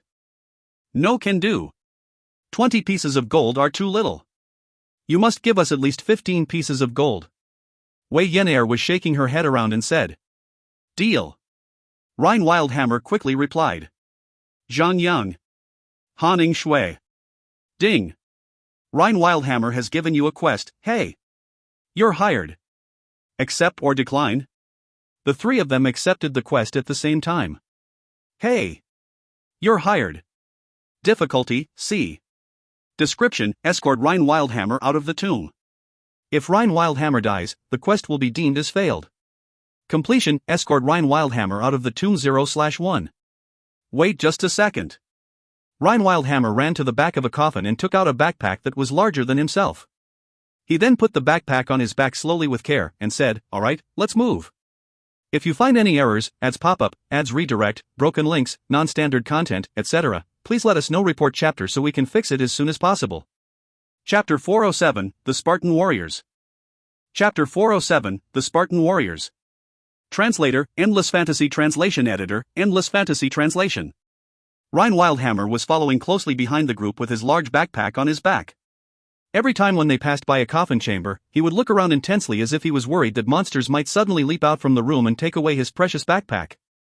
As they did not have to battle any other monsters along the way, they arrived at the 2nd floor of the tomb cave in just a short time. Thud. Thud. Thud. Footsteps were heard from the front. Zhang Yang and the ladies exchanged looks and halted abruptly. In just a while, a party of 5 appeared right before Zhang Yang and the ladies. They had 1 tanker, 1 healer, and 3 attackers. It was a standard party formed to complete a quest. Seeing Zhang Yang and the ladies, the 5 of them halted as well. They were clearly wary, as they slowly drew their weapons and readied themselves. In open-world maps, it was a normal occasion where bad players kill and rob weaker parties. So it was actually wise for them to be so careful. Why are we stopping? Rhine Wildhammer was looking down on the road while walking, and he banged into the little girl's ass. Wei Yenair was enraged and kicked him aside like a ball. There, Rhine Wildhammer fell right in the middle of Zhang Yang and the party of 5. Ha! That's as the NPC, the 5 of them were shouting at the same time, and they were waving around their weapons ready to charge at Rhine Wildhammer. Of course, Zhang Yang would not let them chop up the NPC as this NPC is part of their quest. He ran to the front of the NPC and pulled out his sword, preparing himself. Hey, brother. We mean you no harm, said one of the Spartan warriors by the name of Spartan Warrior, a guardian. He seemed like the leader of the party. With one hand raised, he stopped his party members from attacking. This NPC is the target we need to slay to complete our quest. Please step aside and let us do our job. Spartan Warrior then said, look, brother. This NPC will respawn in just a while more. You can just retake the quest later. Haning Shui was provoked by the idea. Then why don't you let us complete our quest first, and then come back for the NPC after he has respawned? How about that? Spartan Warrior, don't waste our time with them, just kill them all. One of the Spartan Warriors by the name Freezing with Heart, a thief, snapped impatiently. Spartan Warrior waved his hand around and said, Freezing with Heart, violence isn't the answer to all things, so don't always say the word kill. Although he said it, he still looked at Zhang Yang with a deadly glare. Zhang Yang then said, fellow friends, I have a proposition. Why don't you come with us? Our quest is to escort the NPC out of the tomb. So after we have completed our quest, you can go ahead and slay the NPC and complete your quest as well. You guys won't be staying around here, right? It won't only save your time, but also, we all get what we want. Doesn't it sound good? He was very sincere while he was giving the proposal, trying to make everyone happy. Well, his proposal was indeed a perfect solution to both parties, because Zhang Yang did not want to stir things up. But his sincerity became an act of showing weakness to the party of 5. So one of them by the name of 10 times of grass, a spellcaster said, "So, you want us to help you escort the NPC out of the tomb for free? Dream on." Spartan Warrior burst into laughter and said, "I say, we have 5 over here, and there are only 3 of you. There's no way you can win, so just hand over the NPC, and no harm will come to you. So, don't do anything stupid that you will regret, you will end up losing all the experience points that you have on hand." Humph. They have wasted so much of our time here.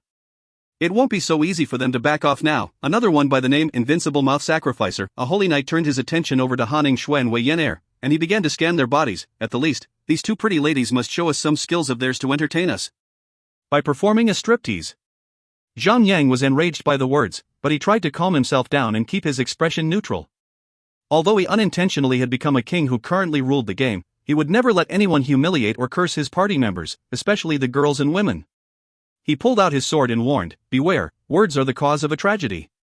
Ha, the 5 of them were laughing, and the last member of their party by the name Sloppy Sloth, a hunter, said, "I'd say, brother, you're really fun, as in funny. Do you really think that you 3 stand a chance against us 5? Who do you think you are? One sword stroke? Or are you Zhan Yu?" Ha ha ha. Haning Shui and Wei Yenair could not help but smile, as they heard what Sloppy Sloth just said. Zhang Yang let out a breath of loud sigh and said, "I'm Zhan Yu. Not one sword stroke." The 5 members of the Spartan warriors were looking at each other in silence, and then they burst into laughter, pressing their hands against their stomach. It was obvious that they did not believe Zhang Yang, having the thought that Zhang Yang was just boasting. Well, it was understandable.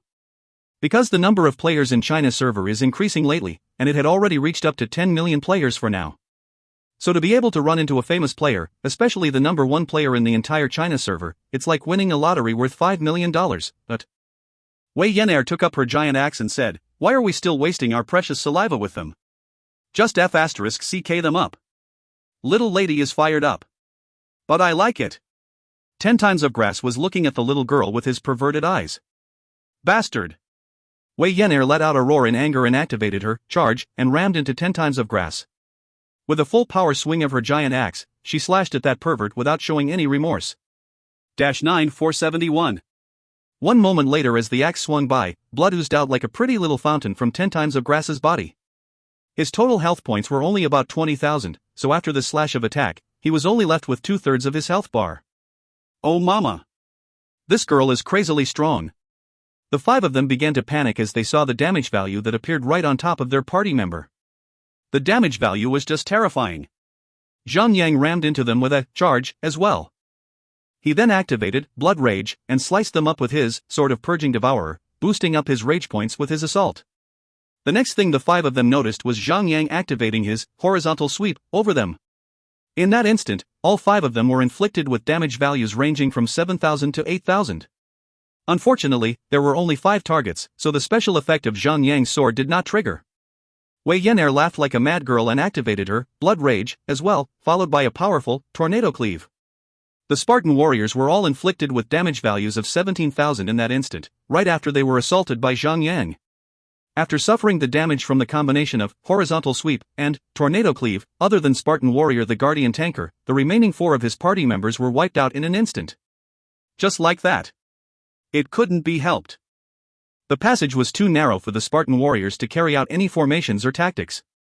Plus, Zhang Yang and Wei Yenair had put so much pressure, so swiftly in their assaults, they could not even process what had just happened to them. The 2 attacks were happening almost at the same instant, giving no chance at all for them to react.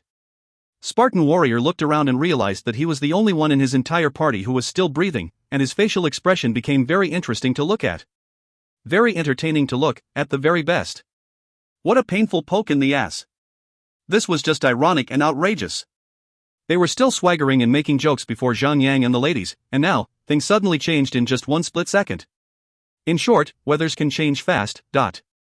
The brief battle ended when Gold-Eared Bear King, letting out a roar and plunged its paw right through the Spartan warrior's chest, inflicting that poor soul with a damage of about 4,000, and with another activation of a skill, poor Spartan warrior was sent straight back to the graveyard.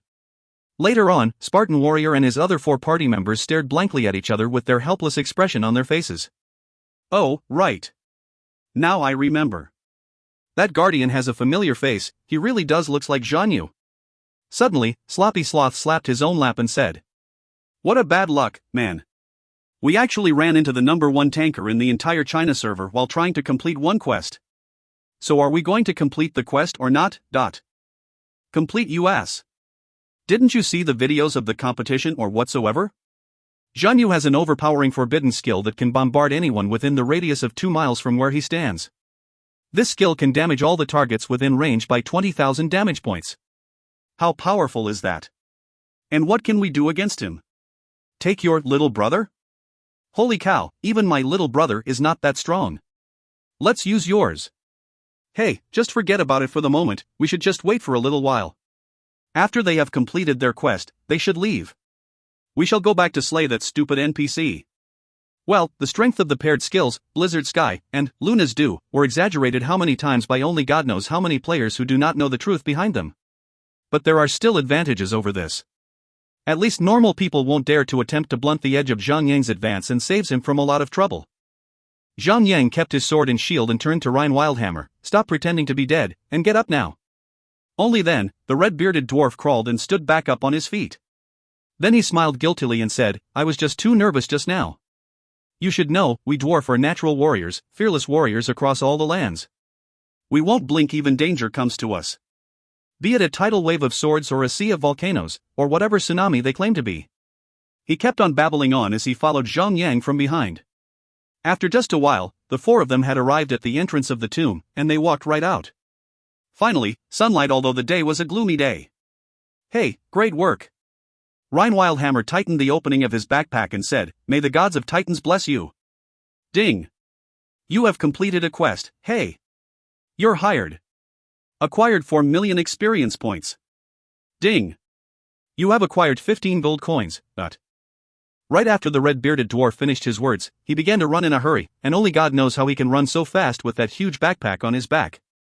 Alright, time to turn over the quest items to Kyle Dillon for the rewards. The three of them summoned out their mounts and traced back the way they came from. My respected old man. We're back. Wei Yenair took out all the bone of the necromancer and threw it right in front of Kyle Dillon. Very good. Marvelous. You have completed another quest without flaws. Kyle Dillon smiled with joy and said, "The gods have been watching, you are indeed brave and fearless adventurers, spears of justice itself." Ding.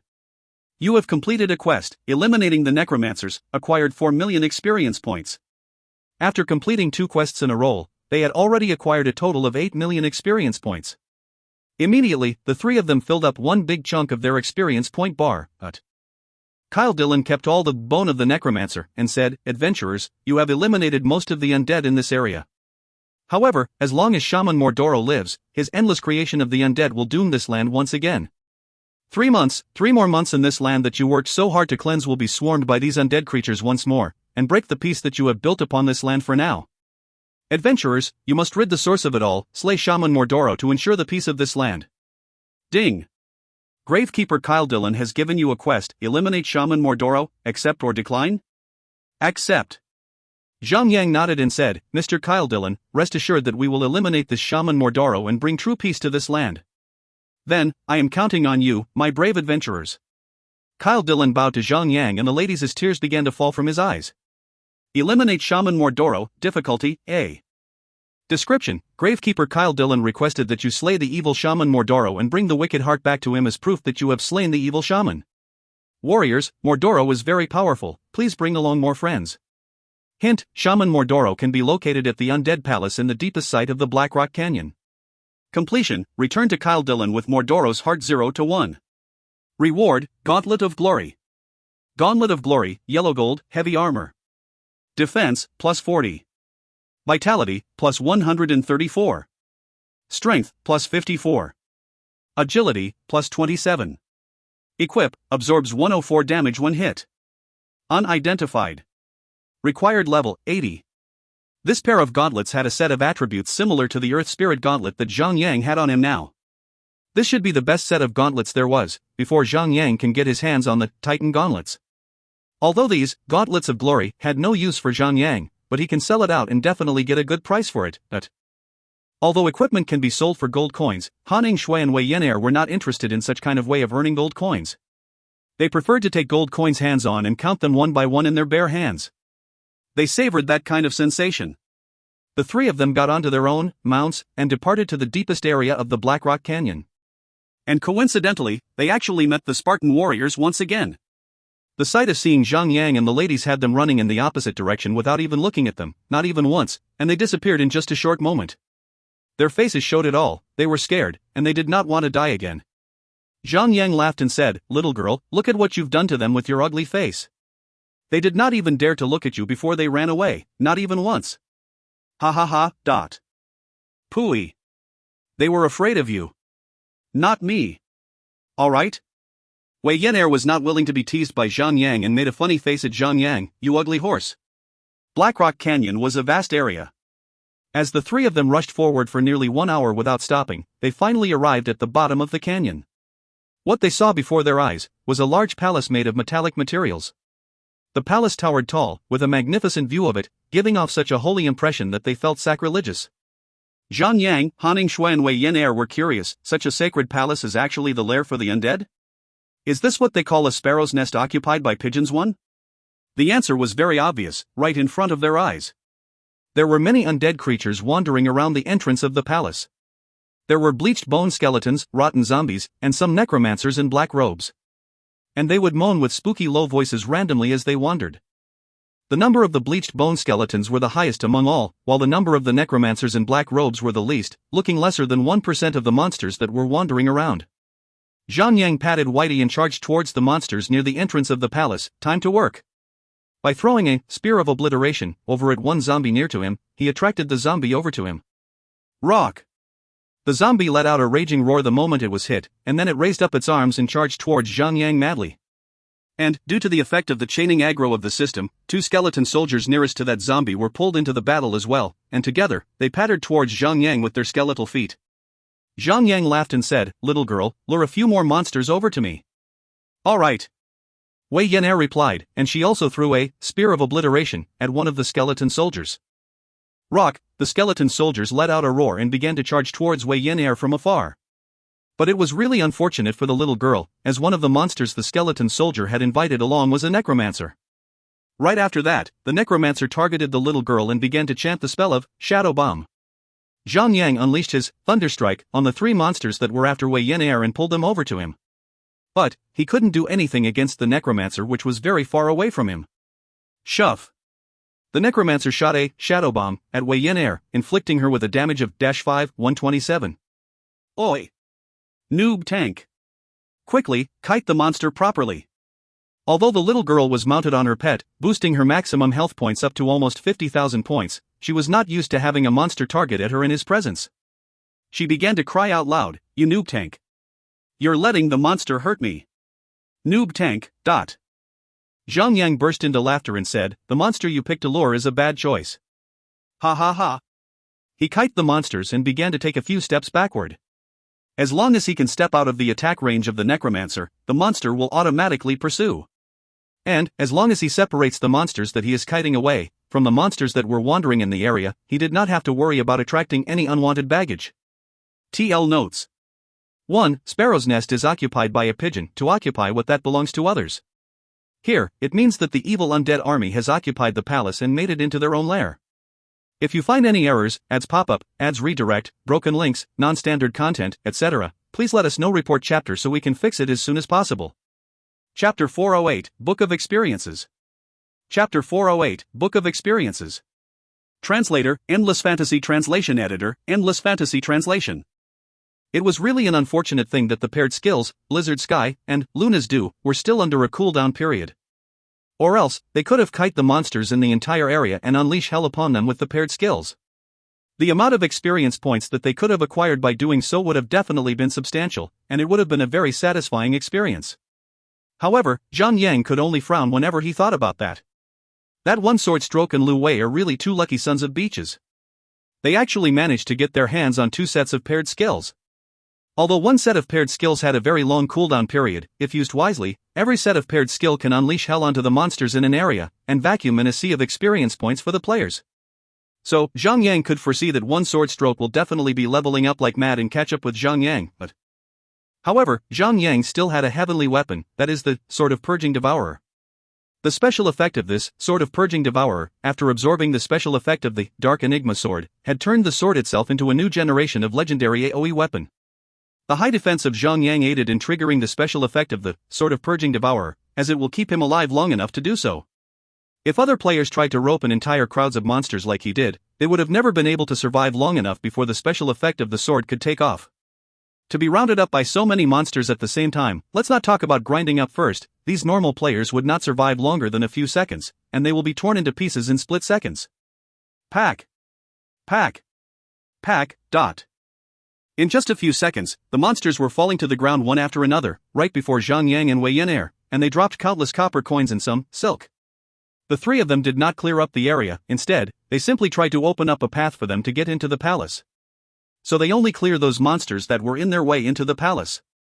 The reason was simple, because their main aim was to slay the boss, Shaman Mordoro, nothing more. They need not have to go through all the trouble of battling every single monster in the area. In just a short while, they had already let themselves into the palace. The number of monsters inside the palace were surprisingly small, but all of them were death knights on battle horses. Zhang Yang let out a breath of sigh and said, I really hate this kind of monsters. These foul death knights had a skill called Death Strike, which can double the damage done to their targets, and if the player is out of luck that day and the hit becomes a critical attack, then the damage will become 4 times higher. Well, look who's talking. I should be the one who needs to be complaining, right? I'm the one who should be stressed up because I need to heal you guys. Not you. Han Yingxue snorted after she complained. I was being considerate for you, that's why I said I don't like these monsters at all. Zhang Yang smiled at her. Well, at least you still have a heart. Wei Yan'er could not take it anymore and said, you two are being so sweet that I'm about to throw up. Please go get a room, and stop disgusting me. You little rat. Han Yingxue gave the little girl a cold stare. Zhang Yang charged towards a Death Knight with big steps. Death Knights could mount themselves on a horse no matter where they are, but a player cannot. This area of the palace was considered an indoor environment. So, the three of them were forced to dismount and proceed on foot. As Zhang Yang had gained a suitable distance from the Death Knight, he threw out one shot of Spear of Obliteration at the one Death Knight that he had approached. After the strike landed on it, the Death Knight charged over on its battle horse. Blackrock Death Knight, Elite, Undead. Level, 88. HP, 200,000. Defense, 900. What a powerful set of attributes this monster had there. It's 2 times better than the regular elite monster's attribute stats. Living souls must die, a low voice came from within the metallic helm of the Death Knight. This Death Knight then raised up its sword and swung it towards Zhang Yang's head. 986. As the sword slashed through Zhang Yang, he was inflicted with a damage that almost reached 1,000. Elite's undeads like the skeleton soldiers and the zombies out there could only inflict a damage of about 500 to Zhang Yang with each of their attacks. So, this Death Knight can actually do double the damage that those elites could inflict. And this attack was not even the Death Strike. Of course, Zhang Yang did not have to worry about such small amount of damage, because in the end, this was just a mere elite-grade monster. Its threat was far less than the threat that Yellow Gold and Violet Platinum bosses present to Zhang Yang. Zhang Yang is strong enough to single-handedly take down a Yellow Gold boss, so there is no reason at all for him to fear a mere elite-graded Death Knight. Cling clang cling clang. Zhang Yang and Wei Yan'er were like predators cutting up their prey, with all their slashing and chopping. With ease, they had taken down the monster, and the monster collapsed onto the ground and dropped some coins and a piece of yellowish paper page. Wei Yan'er saw it and acted very quickly, and she picked up both the coins and the paper sheet. She wouldn't miss anything, of course. As the little girl took a quick look at the description of the paper page, her face was filled with joy in an instant. Then, she quickly kept the paper page into her backpack.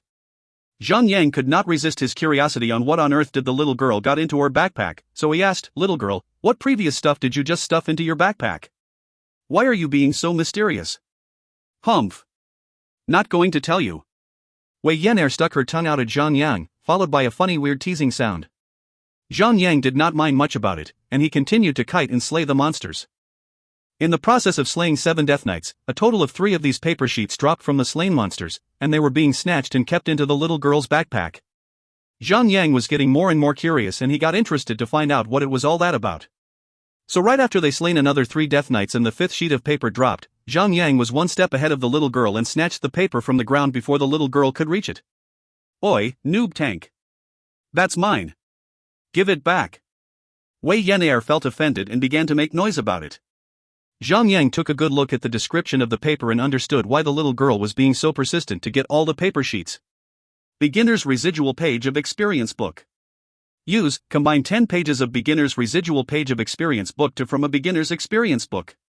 Each Beginner's Experience Book can give 1 million experience points. You're such a selfish girl, little girl. You actually tried to keep this all to yourself. Zhang Yang said.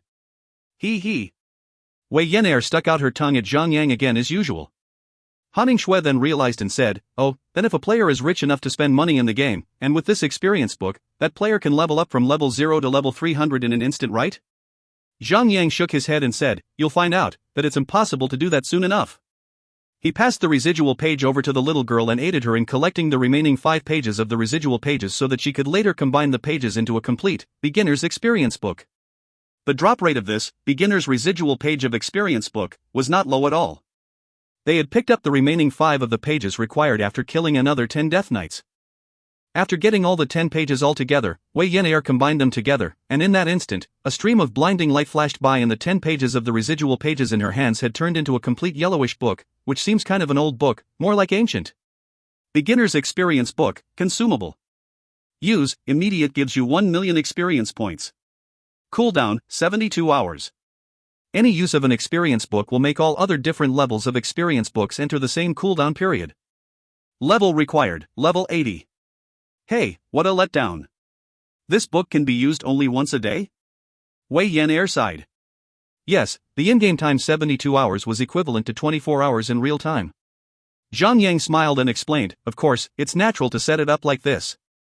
Or else, if a rich player gets his or her hands on this book, then he or she could just tap the book and level straight up to level 300. With a complete set of yellow gold armor equipment, the player can rule over the entire server, not only in China, but the entire world. He or she will become strong enough to slay any boss in the game. And that would make the game so unfair to the other players. Speaking of rich, aren't you rich now? Han Ningxue curled up her lips and said. That's right, noob tank. How much money do you have now? I mean your properties and cash and all that. Wei Yan'er had her eyes glitter with stars the moment she talks about money. To be honest, I'm not so sure myself. Zhang Yang shook his head. Now that the number of players above level 50 was increasing, the income he earned from the territory was unimaginably high, and he still has his little merchandise shop. Still, the earnings from the little merchandise could be compared to the earnings from the teleportation circle placed right in the territory. However, the earning from that shop was endless, and the number was definitely not small at all. Wei Yan'er tapped the Beginner's Experience Book against her body, and a stream of golden light surged through her entire body. Just like that, she acquired 1 million experience points immediately. Although the amount was not really that big of a deal, it was free. It would be a loss not to take it, since it's free. Furthermore, one must slay at least 120 level 85 elite monsters just to get this amount of experience points. So, it should be worthwhile to get this amount of experience for free. The 3 of them proceeded forward and slew about 50 to 60 Death Knights along with their way. They managed to collect enough pages to combine the second and the third, Beginner's Experience Book, and one was given to Han Ningxue while the other was given to Zhang Yang. But those were all of the Death Knights that had spawned in the palace. They had already run out of Death Knights to slay after they got another 3 pages of the Beginner's Residual Page of Experience Book. So they replaced their targets with the abominations that were lurking in the surrounding. Blackrock Abomination, Elite, Undead. Level, 88. HP, 200,000. Defense, 900. Han Ningxue could not help but to feel surprised. These monsters are so much stronger than the ones outside the palace. Zhang Yang merely nodded to express his agreement on this. Then, it was business as usual. He threw a Spear of Obliteration at one of the Blackrock Abomination to kick off their slaughtering. Rock! That Blackrock Abomination let out a roar and turned its fat, distorted body towards Zhang Yang and charged forward. This abomination had a ruptured, leaking belly that exposed its intestines and inner organs, and there was some sort of green liquid dripping out through the holes on its belly. As the monsters charged forward, the greenish goo trailed across the ground and melted its surface. There was a rotten smell flowing through the air that would disgust anyone who breathed in the scent. It was absolutely disgusting. This monster was equipped with an aura effect that spread across a radius of 20 meters, damaging all targets within the effective range by 2000 nature damage every 2 seconds. The body of this monster seemed to be protected by a layer of greenish fog that billowed around it. Zhang Yang charged into the monster and with his, sort of purging devourer, he locked onto the monster and began to slash like crazy. What a disgusting monster! Yuck! Wei Yan'er went around to the back of the abomination and began to channel her damage onto it. Launching assaults on the back of a monster can avoid taking damage from the monsters and also increase the rate of hitting the monster as well. But, who would have guessed this, the abomination suddenly stuck up its ass and splattered a pile of greenish goo onto the little girl. The goo splattered all over the little girl nicely. Arg yuck! Pooey! Arg! Bastard! Wei Yan'er was so disgusted and angry that she started screaming like a banshee. She then raised up her giant axe and increased her speed in slashing up the monster like a mad lady. She has lost it. The splattering piles of greenish goo on the ground were extremely dangerous. Anyone who accidentally stepped on them will be inflicted with a poison effect that caused 2000 poison damage every 3 seconds. It also removed a 1000 defense points. It's just outrageous and ferocious. This kind of aura skill should only be given to bosses. This isn't fair. Han Yingshui began to complain already. If a mere elite grade monster can have such powerful skill, how are players going to survive this? It's not fair at all. It was fortunate that they had Zhang Yang around to kite this monster. Zhang Yang was currently equipped with an almost complete set of Violet Platinum armor set, and he had a total of 2280 defense. A regular tank with a full set of yellow gold armor set would also have about 1000 defense or so. If they ever encountered such a monster with such an annoying aura, then their defense would have definitely been reduced down to almost zero. The tanker, the berserker and the bear were joining forces to slay the Blackrock abomination, and it didn't take long to finish it off. But unfortunately, after all the efforts, there was no sign of any beginner's residual page of experience book at all. As they pushed forward, Zhang Yang engaged with another Blackrock abomination, and they killed it. Although the monster dropped quite a number of gray-silver equipment pieces, there were no signs of any beginner's residual page of experience book still. Well, it seems that the residual page would only be dropped from the Blackrock Death Knights. After battling continuously for almost an hour, the three of them had finally cleared out every single monster in that floor of the place, and they finally planted their feet into the main chamber of the palace. The scent of the living. A sharp voice came from somewhere in the area. Then, 2 gigantic statues made of rocks that stood by the entrance of the main chamber suddenly began to move. Coom. Coom. Coom. Dust and debris were falling from the statues as the 2 statues started standing straight up. They were in humanoid form, but they had an extra pair of large, bat-like wings on their backs. They had these weird and unmistakably demonic faces, with 2 horns on their foreheads. There seemed to be an incision between the 2 horns. It looked more like a third eye that was currently shut.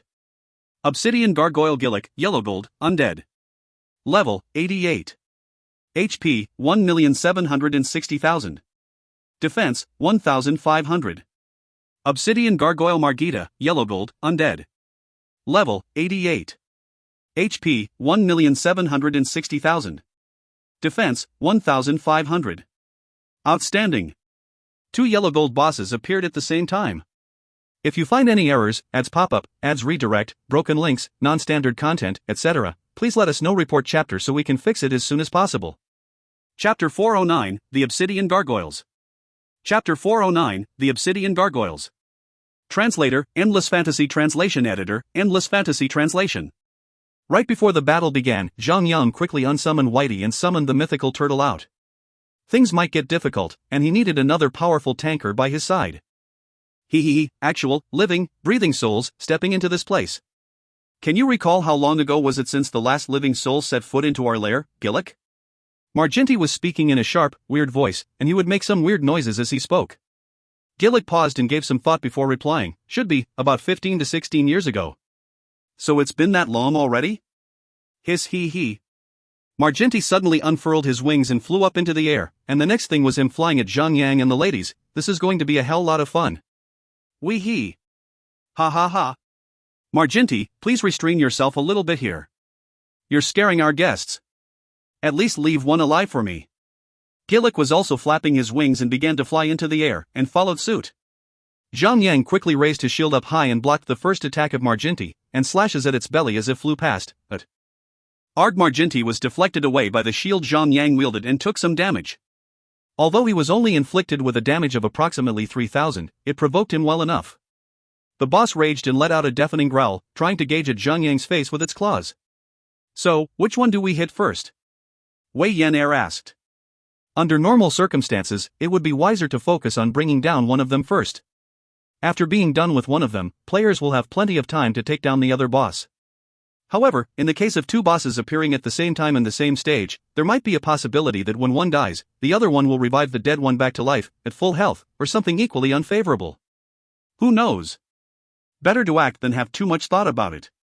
Zhang Yang decided to take down one of the bosses first, because it wouldn't take long for them to take down a boss with nearly 2 million health points. Zhang Yang put a mark onto Gillick and said, "Focus fire on the marked boss first." Alright, with a clear assignment at hand, Wei Yan'er began to act. She laughed evilly and took up her giant axe, and swung it across the body of the marked boss vigorously. Light flashed off the surface of her axe each time she raised it up for an attack. Zhang Yang smashed 5 layers of cripple defense onto Gillick first, and then did the same to Marginti whenever it was convenient. Both Zhang Yang and Wei Yan'er had AoE skills, so it was actually wise to smash cripple defense onto Marginti as well, as it can increase the damage inflicted upon Marginti. Plus, the duration of the cripple defense lasts for 30 seconds long. As long as he keeps on smashing the skill onto the boss before the effect fades, the effect will last forever. More importantly, it won't affect the efficiency of his damage output at all. Puny living creatures. Tremble before the power of darkness. Flame of darkness shall engulf every corner there is. Gillick and Marginti were roaring together as they shot greenish beams of light at Zhang Yang.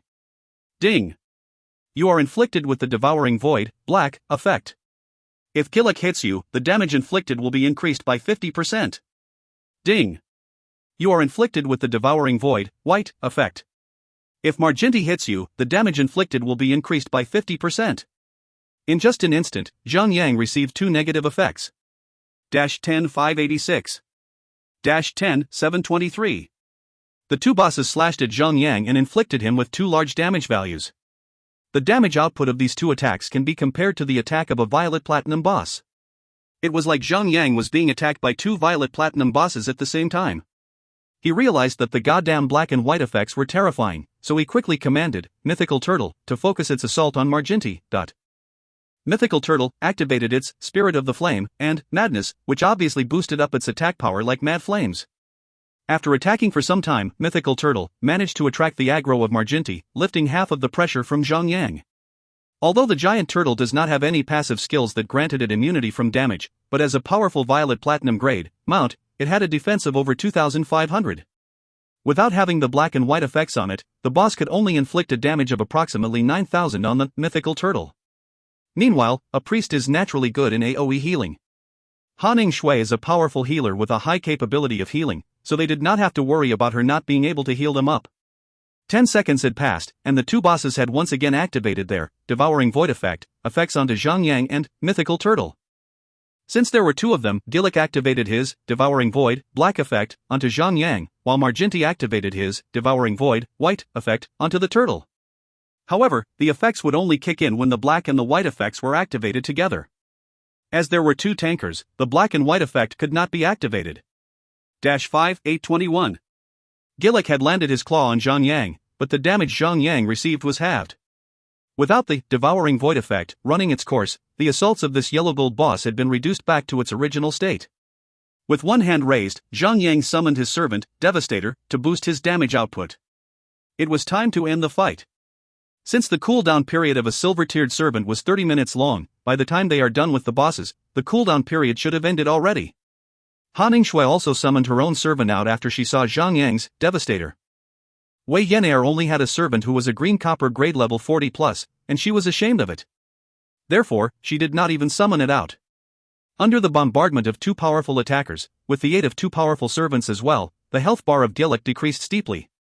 After just a brief moment, the health bar had dropped down to the dangerous level of 20%. The boss let out a deafening roar out of a sudden and wrapped himself within the 2 large wings behind his back. Every part of his skin all around his body began to petrify into rock, and in just a few seconds, the boss had turned back into a statue of rock. Petrifying recovery recovers 5% of health in every second, lasts for 10 seconds. During activation period, the user is immune to all damages. What the F***ck? Zhang Yang cursed, and he quickly turned towards Marginty and began his assault. The effect of destructive smash on Gillick could still last for another 5 seconds, and Zhang Yang's destructive smash still had 3 seconds left before it completely cools down. So instead of wasting time on Gillick while waiting for the 3 seconds to pass, he turned his assault to the other boss. Plus 22,000. A healing value appeared right on the body of Gillick, but thanks to the 75% healing reduction effect the destructive smash had caused, the amount of healing value had already been reduced steeply. The 3 seconds had passed, and Zhang Yang quickly turned back to Gillick and activated his destructive smash straight onto Gillick. Even though the boss was immune to all damage, the effect of the destructive smash had been applied onto the boss, and the duration of the effect had been refreshed. 10 seconds later, Gillick only managed to recover another plus 22,000 of health, and only managed to recover his health bar back to 31%. If Zhang Yang had not applied the effect of destructive smash onto Gillick, things could have turned out to be much worse. As the boss has returned to normal, no longer immune to damage, Zhang Yang and Wei Yan'er immediately turned their focus back to Gillick and unleashed their worst onto the boss. 25%, 16%, 7%. Gillick was bombarded with so many powerful strikes that he could not even breathe, and his health points were decreasing madly. The special skill, Petrifying Recovery, seemed to have a cooldown period, so the boss had nothing left up his sleeve. All Gillick was able to do was to roar pathetically, flapping his wings, trying to stir up some wind. 0%. Arga's Gillick roared miserably, his wings spazzed out, lifting himself up into the air about 3 to 4 meters from the ground, before smashing back to the ground in a lifeless heap. You living scums! Marginty was enraged by the death of Gillick. With a powerful flap of his wings, he carried himself into the air. You murdered Gillick. You killed him like an animal. Unforgivable. Unforgivable. Zhang Yang laughed and said, really sorry for ruining your partner. Or let's have it this way, I'll be doing you a good service, by sending you to the afterlife to continue your gayness with your partner, so that you can enjoy your anal relationship. Ha ha. Noob Tank, what's gayness and anal relationship? Wei Yan'er asked, out of her curiosity. Zhang Yang got a headache suddenly. How could he forget that there was a good, little, untainted girl here? He tried his best to think of a way to explain, and then he quickly answered, gayness is some kind of happiness, and anal is actually a kind of annual funding, you know? Where you invest money with a partner and check on it every year. Wei Yan'er stuck her tongue out at Zhang Yang and said, do you think I'm stupid? They are all game bosses, why would they have to fund anything annually? Well, it's a long story. Zhang Yang started making up some stuff, and fortunately for him, he managed to convince little girl into believing him. After slaying Gillick, Marginty was like a vegetable, ready for them to chop and cook. So they handled it with care. Zhang Yang unleashed everything he got, hooking Marginty's aggro back to him from the mythical turtle. And finally, Han Ying-shui felt relieved of her pressure. Although the turtle had a very thick skin, its defense was still inadequate, and turtle only had a 20% damage immunity on it, unlike Zhang Yang, who had a total of 50% damage immunity. Cling clang cling clang. Marginty was beaten up so badly to the point that he could only constantly hiss in anger, which was weird. Although he used his petrifying recovery, it wasn't enough at all. With Zhang Yang's destructive smash, which had a 75% reduction in healing effect, the boss could only heal himself by a little at a time and delay the inevitable. Another 3 minutes passed, and Marginty collapsed onto the ground and went on to meet his gay partner. Ha ha ha. Those two bosses were like vegetables. Fresh and easy. Wei Yan'er was laughing with pride. Stop talking nonsense and pick up the loot already. Han Ying-shui said. The bosses had dropped quite a handsome amount of coins. Gillick dropped 10 gold coins, while Marginty also dropped 10 gold coins, so there was a total of 20 gold coins dropped. Wei Yan'er was so excited and happy to see the amount, that she was smiling to the point where her eyes had been kneaded into a pair of crescent moons. Other than that, of course, the two bosses dropped a large amount of loot, as there were 2 of them. 5 of them were yellow gold equipment, and 13 of them were grey silver equipment. It was a great day, with a great amount of loot. However, only 1 ring among all the equipment had a decent effect, while the other equipment shall be sold in Zhang Yang's little merchandise shop. Petrification ring, yellow gold, ring. Vitality, plus 67. Strength, plus 61. Equip, 1% rate to stun target when hitting target, lasts for 3 seconds. Unidentified. Required level, 80. If the special effect of this little fellow can be triggered during a PvP match, it can turn the tide around, for sure. Zhang Yang said. Wei Yan'er's eyes were beginning to glitter, with stars blinking all around her. So, if I wear this ring, does that mean that I can defeat you? Zhang Yang laughed out loud and said, "Even if you wear 10 of these rings, you will never defeat me." Ha ha. You. I hate you. Wei Yan'er was angry, but she still kept the ring into her inventory, because rings, necklace, accessories were really hard to come by in the game, so one must not ask for too much. Let's continue with our quest. The three of them went right into the main chamber of the palace. All they could see was a building, tall and vast, supported by many columns of pillars that were about 5 or 6 meters thick. However, the atmosphere of the surrounding was a little gloomy, making the sacred place look ghostly. Phew! A chilly draft passed by, followed by a vague shadow of ghostly existence floating away from the shadows behind one of the pillars. There was no sign of any legs beneath the shadow, as if the shadow was floating in midair, and the shadow had a pair of large and thick arms, and a face that only a mouth on it, with no nose, no eyes, or ears. It seemed to be a spectral kind of monster. Blackrock Spectre, Elite, Undead. Level, 88. HP, 200,000. Defense, 0. After seeing that the monster had 0 defense, Zhang Yang, Wei Yan'er and Han Shui were surprised. It was just too weird. The system will not be so kind to us. This monster must have some sort of powerful skill. Zhang Yang stood in front of the two ladies and pulled out his sword and shield. With a shake of his sword of Purging Devourer, he charged forward and attempted to attack the spectre. -4 282. Arg, the moment when the spectre was hit, it immediately let out an angry roar into the sky. Followed by a sound of boom, Zhang Yang was blasted 4 or 5 meters backward. At the same time, he was inflicted with a damage of -3 623.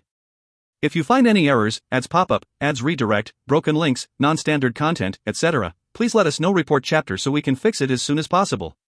Chapter 410, The Vengeful Spirit Mordoro. Chapter 410, The Vengeful Spirit Mordoro.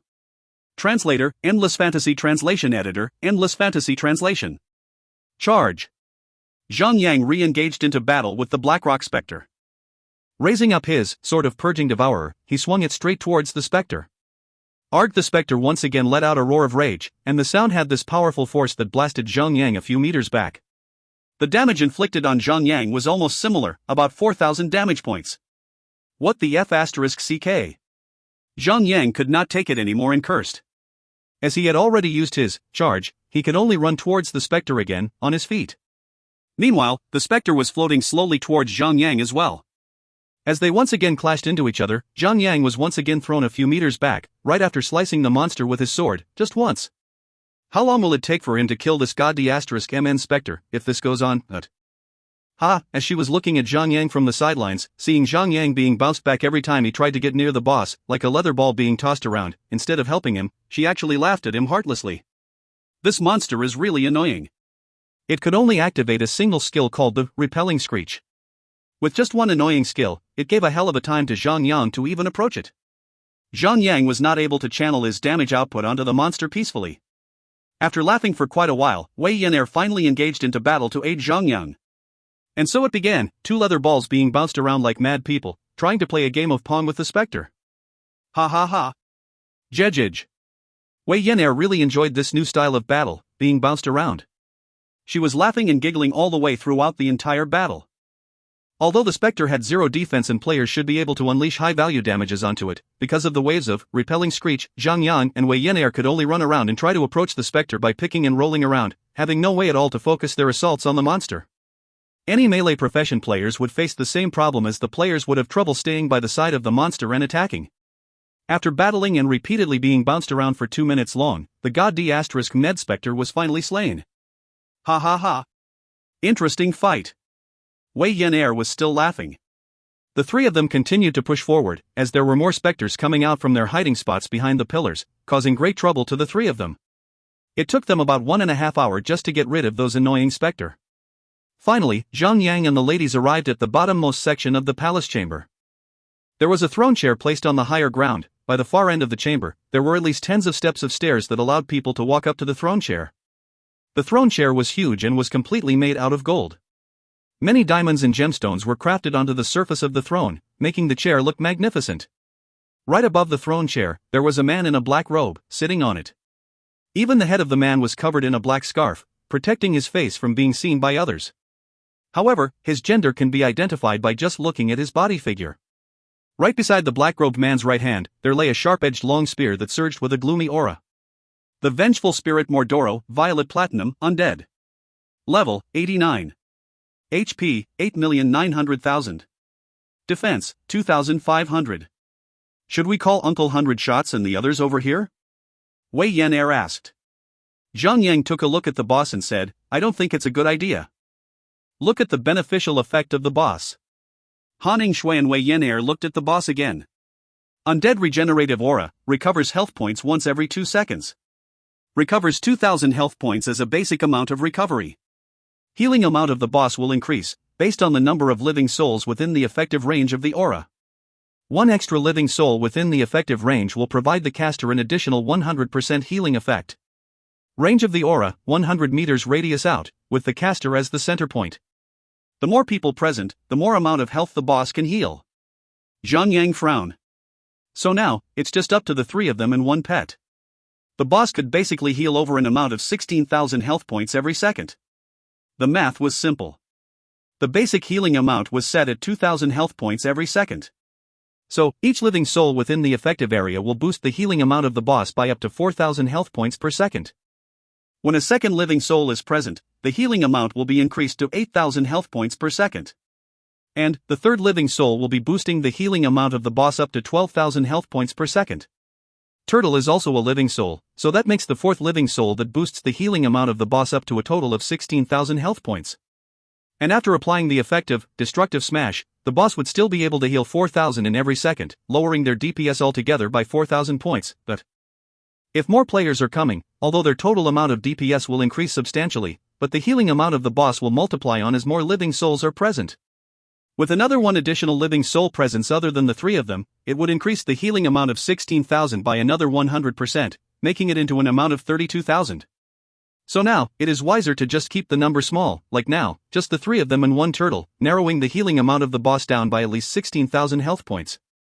This boss was purposely designed to limit the number of players. With this kind of aura effect, if the number of players were more than 10, then the boss would become invincible already. Even a level 300 player with a full set of legendary armor will not be able to defeat this boss if the player cannot end the boss within 2 seconds. The boss will just heal back to its full health state. So, just the 3 of us then? 4. You forgot Turtle. Zhang Yang patted the turtle's head, and with his sword pulled out readily to engage into battle with the boss, he let out a cry, have some potions and get ready. Shove. Business as usual, he began by throwing the Spear of Obliteration straight at the boss. 372. A damage value appeared as the spear went by his head, quickly followed by a raging roar from Mordoro. The initiated attack triggered the boss to stand up from the throne, and with his right arm reaching out to the side, he grabbed the long spear that lay by his side. 2 ghostly green flames ignited right at the eye pupils of Mordoro as he walked towards the direction of Zhang Yang, as if he was having a walk in the garden, but his movement speed was astoundingly fast. In just a split second, the boss had already reached Zhang Yang and he began to swing the long spear in his hands towards Zhang Yang. Plus 32,000. At that instant, the effect of the Undead Regenerative Aura kicked in and healed the boss. Without the effect of Destructive Smash, to weaken the healing effect, Mordoro was healed by an amount of 32,000 health points, healing him back to his full health state. You insolent living scum! How daring of you to come forth to me with such misguided intent! Mordoro spoke in a very low voice, as if the sound of thunder was rumbling in a rhythm forming up into audible words, trembling across the ears of Zhang Yang and the ladies, to the point that their ears hurt. Zhang Yang quickly raised up his shield to block the long spear that was about to stab him, and ding, the shield and the spear clashed. Zhang Yang could feel a powerful force trembling across his shield, pushing him 2 steps back. He could also feel that the force had numbed his shoulders and arms. He had almost let go of his weapon in his hand as he could not hold it in his hands. What a powerful boss! He was struck back a little, but he stood firm and re-engaged into battle with the boss. Because the boss had an aura skill that heals him over time, Zhang Yang quickly activated Destructive Smash onto the boss, followed by layers of Cripple Defense. Then, he worked together with Wei Yan Air and smashed another 5 layers of Cripple Defense onto the boss. Imbeciles, there is no point in resisting the inevitable, kneel before the great power of darkness. Mordoro was looking down on them with disdainful eyes as he wielded his long spear and stirred up a strong current of wind across the area. It was as if the boss was charging up for an attack. As expected, the boss charged toward Zhang Yang with his long spear, like an enraged dragon, piercing towards Zhang Yang. 11,380. Plus 8,000. While giving a blow to Zhang Yang, the boss was healed with 8,000 health points at the same time. To increase the damage output of Zhang Yang and Wei Yan Han Shui healed up Zhang Yang with the time gap she had at hand, then she cast a putrefying poison onto the boss. Although the damage was not really affecting the boss much, the decaying effect could reduce about 10,000 health points from the boss, providing an overtime damage of 600 plus 4 every second. Ha ha ha. Tremble before despairing darkness, the aura skill wasn't the only skill Mordoro had. After engaging in battle for just a while, he reached out with his right palm open, and tens of small black balls emerged around his hands. The black balls then dropped onto the ground and formed into puddles of black water that were wriggling like worms. It was disgusting. These black liquidated balls then gushed over Zhang Yang and Mythical Turtle. The movement speed of these black water puddles was extremely slow enough for players to dodge with ease, but not for the turtle.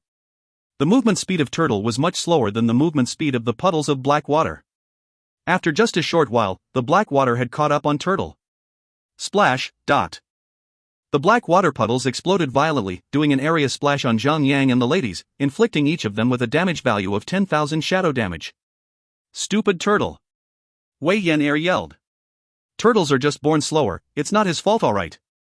Zhang Yang laughed, but the remaining puddles of black waters were still pursuing them, slowly. He quickly unsummoned the turtle back into his inventory as the turtle would become dead meat if all the black water puddles touched it. It was really an unfortunate thing to do, because Turtle the turtle was an indispensable attacker. Plus, Zhang Yang could not summon Whitey out, as he was now currently engaged in a battle. But the good thing about this was that the healing amount of the boss had been reduced to 4,000 health points every 2 seconds. Zhang Yang kite the boss by picking and rolling around the area, dodging whatever black water puddles that were pursuing him.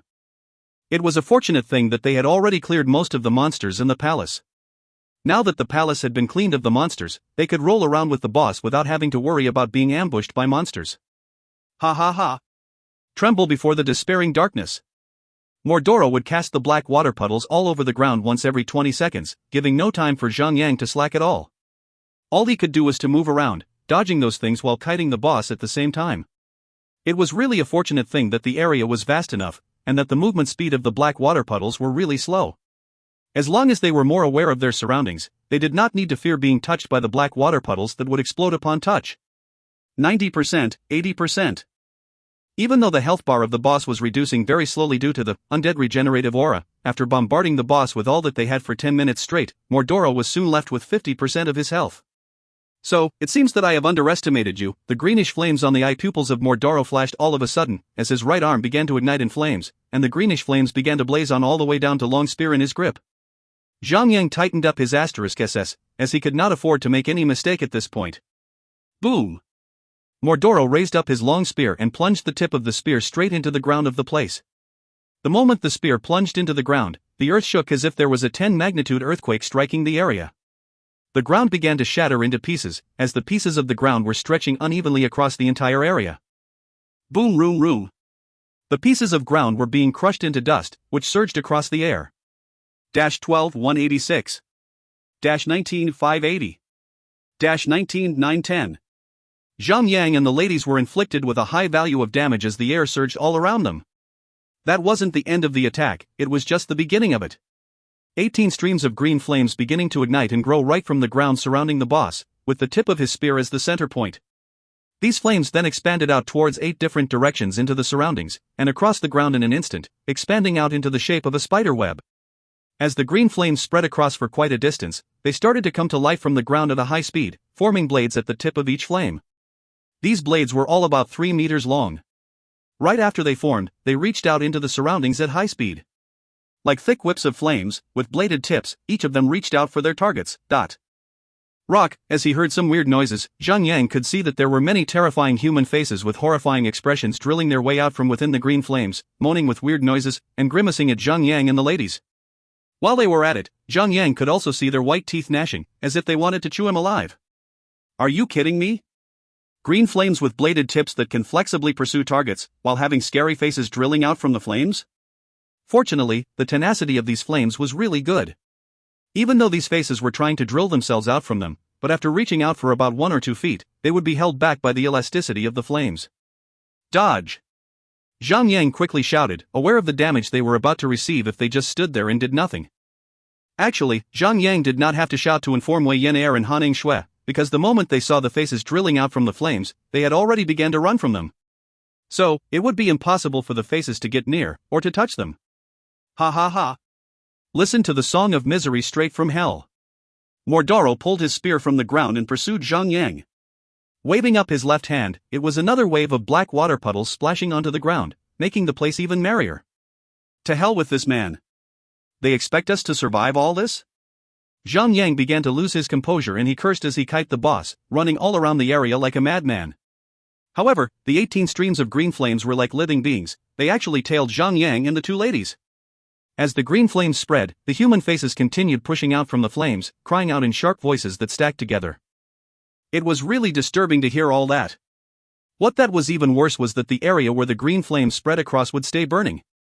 I can smell the scent of despair and terror. The boss laughed in a very low and bassy voice, shake in fear. Fear. And finally, subdue yourself to the power of darkness, become my loyal servant. Stop bragging, you stinky sh*t. Just wait until we chop your god d*mn doggy head down and kick it like a football. Wei Yan'er replied defiantly, clearly more annoyed than anything else. Give up on this futile resistance, tuck yourselves into the embrace of darkness. Mordoro spun his long spear so fast that there were visible ripples in the air. Zhang Yang quickly took a few steps back. The movement speed of the black water puddles were extremely slow, but the green flames were moving extremely fast. He had to keep moving around without stopping at any one spot at all times to prevent those horrifying faces from biting him. The 18 streams of green flames were like 18 gigantic pythons, twisting and turning all over the place, trying to catch up to Zhang Yang and the two ladies, forming walls of flames along the way, trying to cut the three of them off. Countless human faces were crying out into the area, just like the sound that could be heard, only from hell. It was just terrifying. It's time to speed things up. Zhang Yang was frowning. Although this palace was vast, but as the 18 stream of green flames spread across the area, cutting off ways for them to run, if they delayed this battle a little more, all three of them would definitely be trapped inside the green flames and be burnt alive, or should we say, bitten to death, alive. 40%, 30%. The boss had the undead regenerative aura that would recover his health over time, so even though Zhang Yang and Wei Yan'er had been giving everything they had into bringing down the health of the boss, their damage output efficiency had been reduced by almost 20%. With all the interruption from the black water puddles and the green flames, it would be hard to maintain the rate of their attacks on the boss, and that led them down to not being able to reduce the health points of the boss quickly enough. Keep it up, guys. You guys are doing great. Han Air was in charge of healing Zhang Yang and Wei Yan'er. Other than that, she needed to time herself and cast the putrefying poison onto the boss, leaving her with no time at all to chant the punishment ray, but this might just work. Looking at the 1/4 of the entire area that was not yet being occupied by the green flames and the remaining 20% health bar of the boss, Zhang Yang was confident that they might just pull this off. Plus, all three of them had not yet activated their super skill, Dance of the Heaven and Earth. Devastator. Zhang Yang summoned Devastator out with a wave of his hand to aid them in battle. As servants were not counted as living souls, they would not affect the undead regenerative aura of the boss and consequently increase the healing amount of the boss. Boom. Boom. Boom. Right after Devastator joined the battle, he used his large fists to punch the boss hard. The boss looked puny standing right before the huge body of Devastator. 17%, 14%, 11%. The health bar of the boss was getting lower and lower, while the surface area that had been engulfed by the green flames was getting larger. The party was almost drowning in a sea of green flames already. Devastator had the disadvantage of having a very huge body mass. Although Zhang Yang and the ladies still had space to stand apart from the flames, the huge fellow had no place to stand anymore. It was during that moment when everyone knew that Devastator was doomed. The green flames touched Devastator, and the flames began to spread across him. In an instant, the green flames had spread all over Devastator.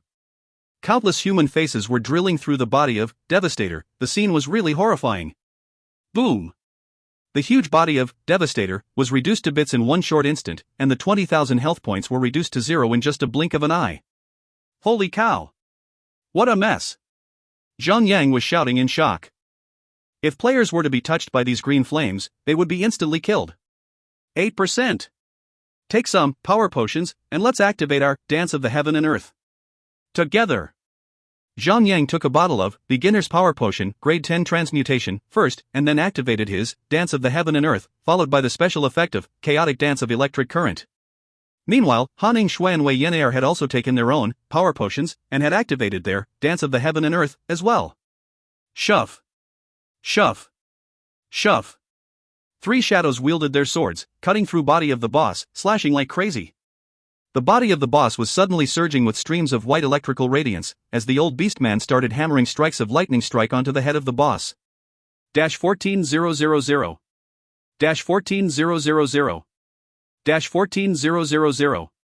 The health bar of the boss was reducing crazily, as if a water pipe had ruptured, and the liquid in it was flowing out at 2%. Mordoro was already at the brink of his death. But the green flames and the black water puddles were approaching the 3 of them, trapping them in a corner. Zhang tightened his teeth and shouted, "Charge into the black water puddles. I'll activate my skill, Vanguard's Aggression.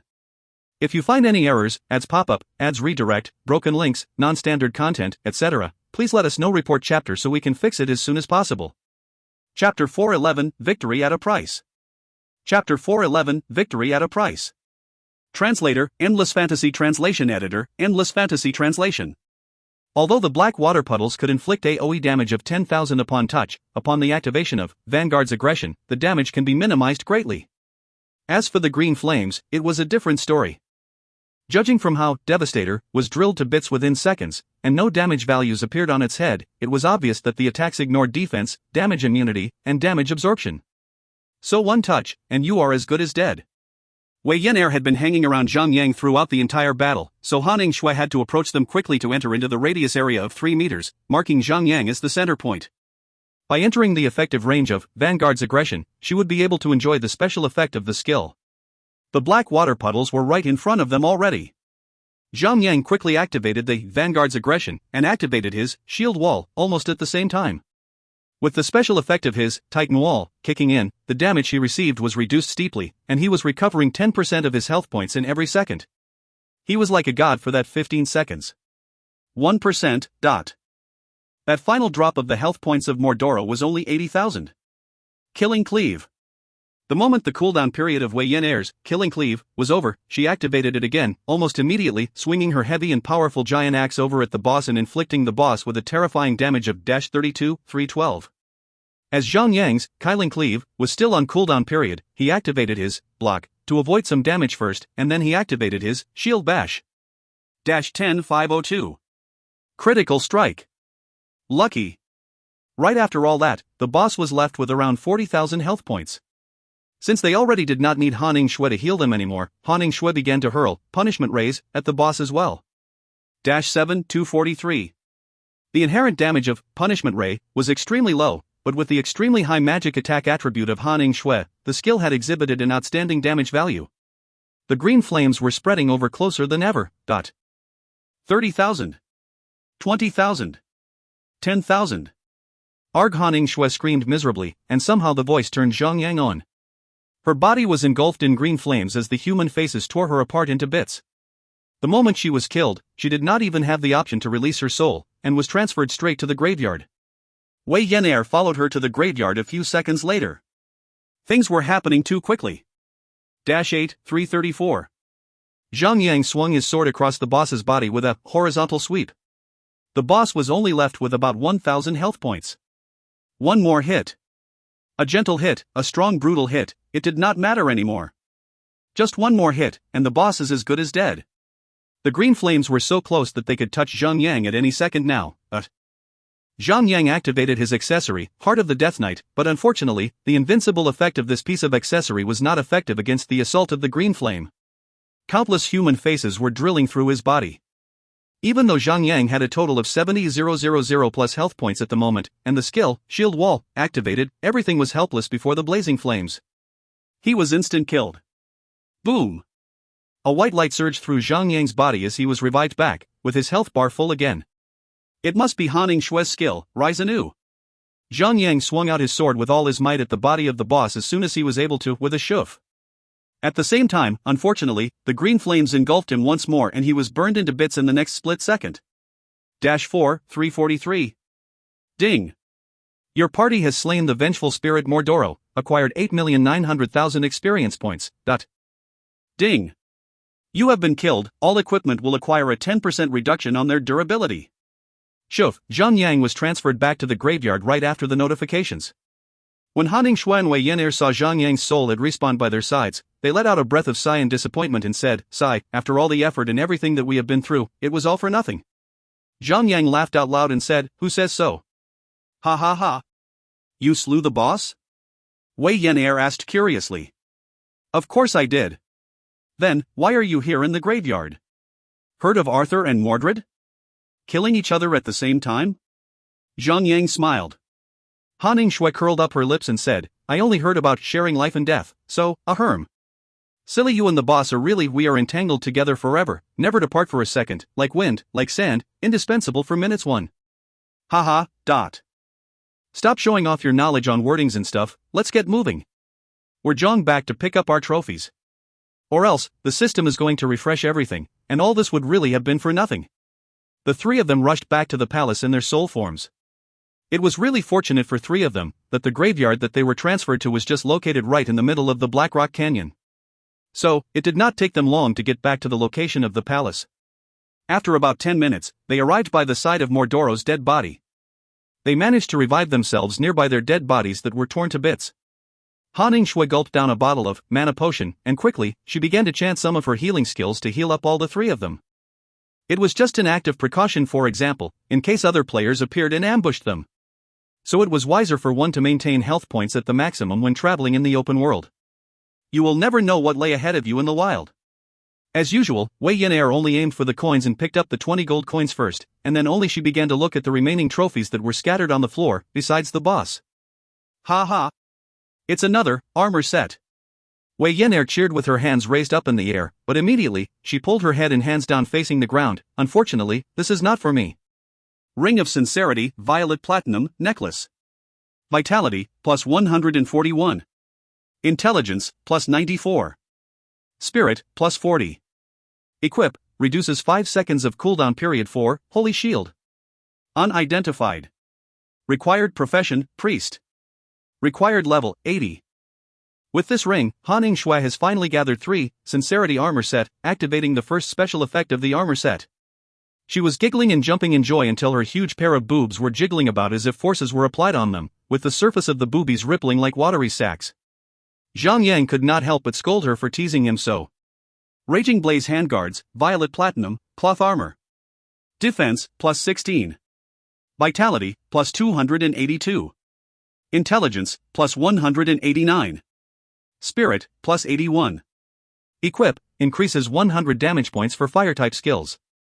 Unidentified. Required level, 80. This should be given to Daffodil Daydream. Zhang Yang kept it into his inventory temporarily. Noob Tank, do you like Sister Daffodil Daydream? Wei Yan'er tried to pry from Zhang Yang. Where did you get that idea from? How did you even come up with that? Because, if you like someone, you will give her things. Wei Yan'er cocked her head a little and said. Then, do you mean to say that I like 100 Shots, Fatty Han, and the other men in the guild? Because I always give them things. Zhang Yang spoke flatly. The expression of Wei Yan'er changed all of a sudden and she pointed at Zhang Yang. You like men. Oh my god. Han Ningxue twitched her lips and said, "Ignore her, let's get all the equipment. I'm still hoping one boss can give me an entire set of armor set. Then I will finally have it." But her hope was not realized as the boss only dropped 2 Violet Platinum equipment, the remaining were a bunch of yellow gold equipment. Because Zhang Yang and the ladies already had better equipment, so they were not interested at all. Zhang Yang took everything into his inventory as he was planning to sell all of them for gold coins. As there was no sign of Zhang Yang's armor set, he sighed and said, "Little girl, what kind of lucky hands are yours? I'm still 1 out of 7 short. And it's been so long ever since, Humph. Don't get me started on this. I haven't made any noise even though I'm 6 out of 7 short." The last item on the ground was naturally the quest item, Mordoro's heart. The heart looked like a red diamond, and looked like it's still full of life, still beating. The pulses were strong and lively. This is weird, aren't the undead dead? How is the heart so lively? And it's beating stronger than an ox. Wei Yan'er was beginning to ask some more senseless questions. Just give it a rest, we just have to complete the quest, and that would be enough for us. The 3 of them kept the Mordoro's heart, and came out from the palace. They had finally obtained the necessary requirements to turn in the quest item for rewards. They went all the way back without encountering any problems, and they arrived at the little cottage of Kyle Dillon. There, the NPC was looking forward to their return. When he saw Zhang Yang and the ladies, his face was filled with hope again. This old man is quite suitable for this role, always waiting for us to come back to him. Wei Yan nodded. The three of them halted their mounts and dismounted. Kyle Dillon was smiling at them. It's good to see you all back here safe and sound, and I bet you guys have already completed the quest. Here, this is the Mordoro's heart that you ordered. Wei Yan took the quest item from her inventory in a hurry and was ready to place it onto the hands of Kyle Dillon. But she was stopped by Kyle Dillon himself. Careful there. Careful. Kyle Dillon looked very tense as he stared at the lively beating heart in the hands of the little girl, then he took the quest item into his hands as gently as possible. Ding! You have completed a quest, eliminate Shaman Mordoro, acquired 5 million experience points. Wei Yan was curious, seeing Kyle Dillon being so careful with the heart. My respected old man, may I know why are you being so careful with this heart? Is it because this heart has some sort of use? Of course it does. Kyle Dillon revealed a gentle smile on his face as he waved at the three of them. Come, come. Follow me. I want to show you something, and also tell you a story. He walked out the little cottage and went to the little garden at the back of the cottage. So, did this mean that there was another quest following up? Zhang Yang and the ladies exchanged a look, and then they followed the old man out of the cottage and into the little garden. At that moment, they could see dust stirring up from afar, approaching their location. There were 5 players riding on Storm and Gale direwolves, heading over at a high speed. At first, Zhang Yang did not realize it, but as the 5 mounts were approaching nearer, they saw that the 5 players who were coming at their way were, in fact, the 5 players of the Spartan warriors who were wiped out by Zhang Yang and the ladies. 3 of them looked at each other and smiled. Meanwhile, the Spartan warriors were not aware of Zhang Yang and the 2 ladies.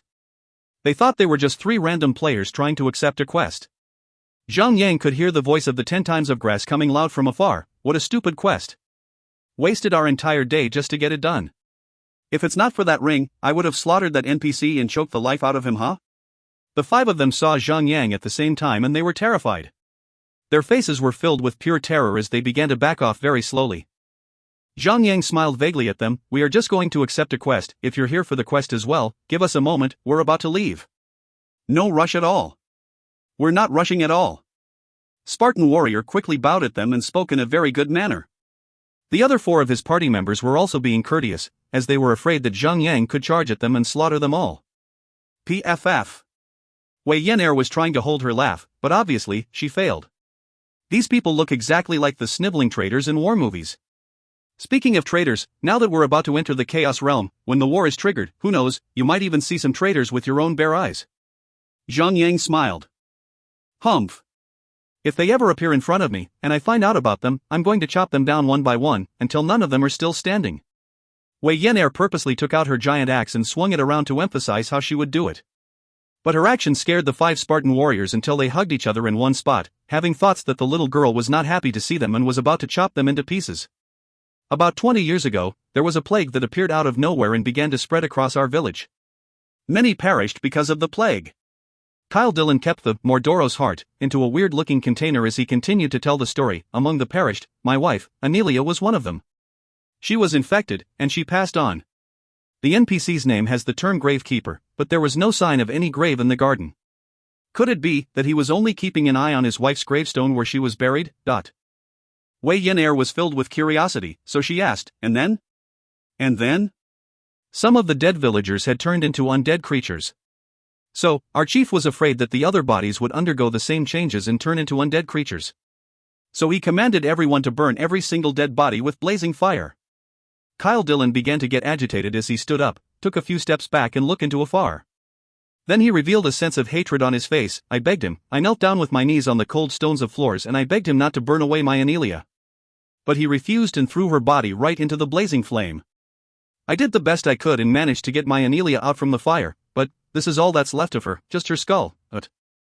The NPC suddenly revealed a very strange facial expression on his face as he continued to talk. I fled all the way here, and all these years, I have been doing everything I could to resurrect my Anelia.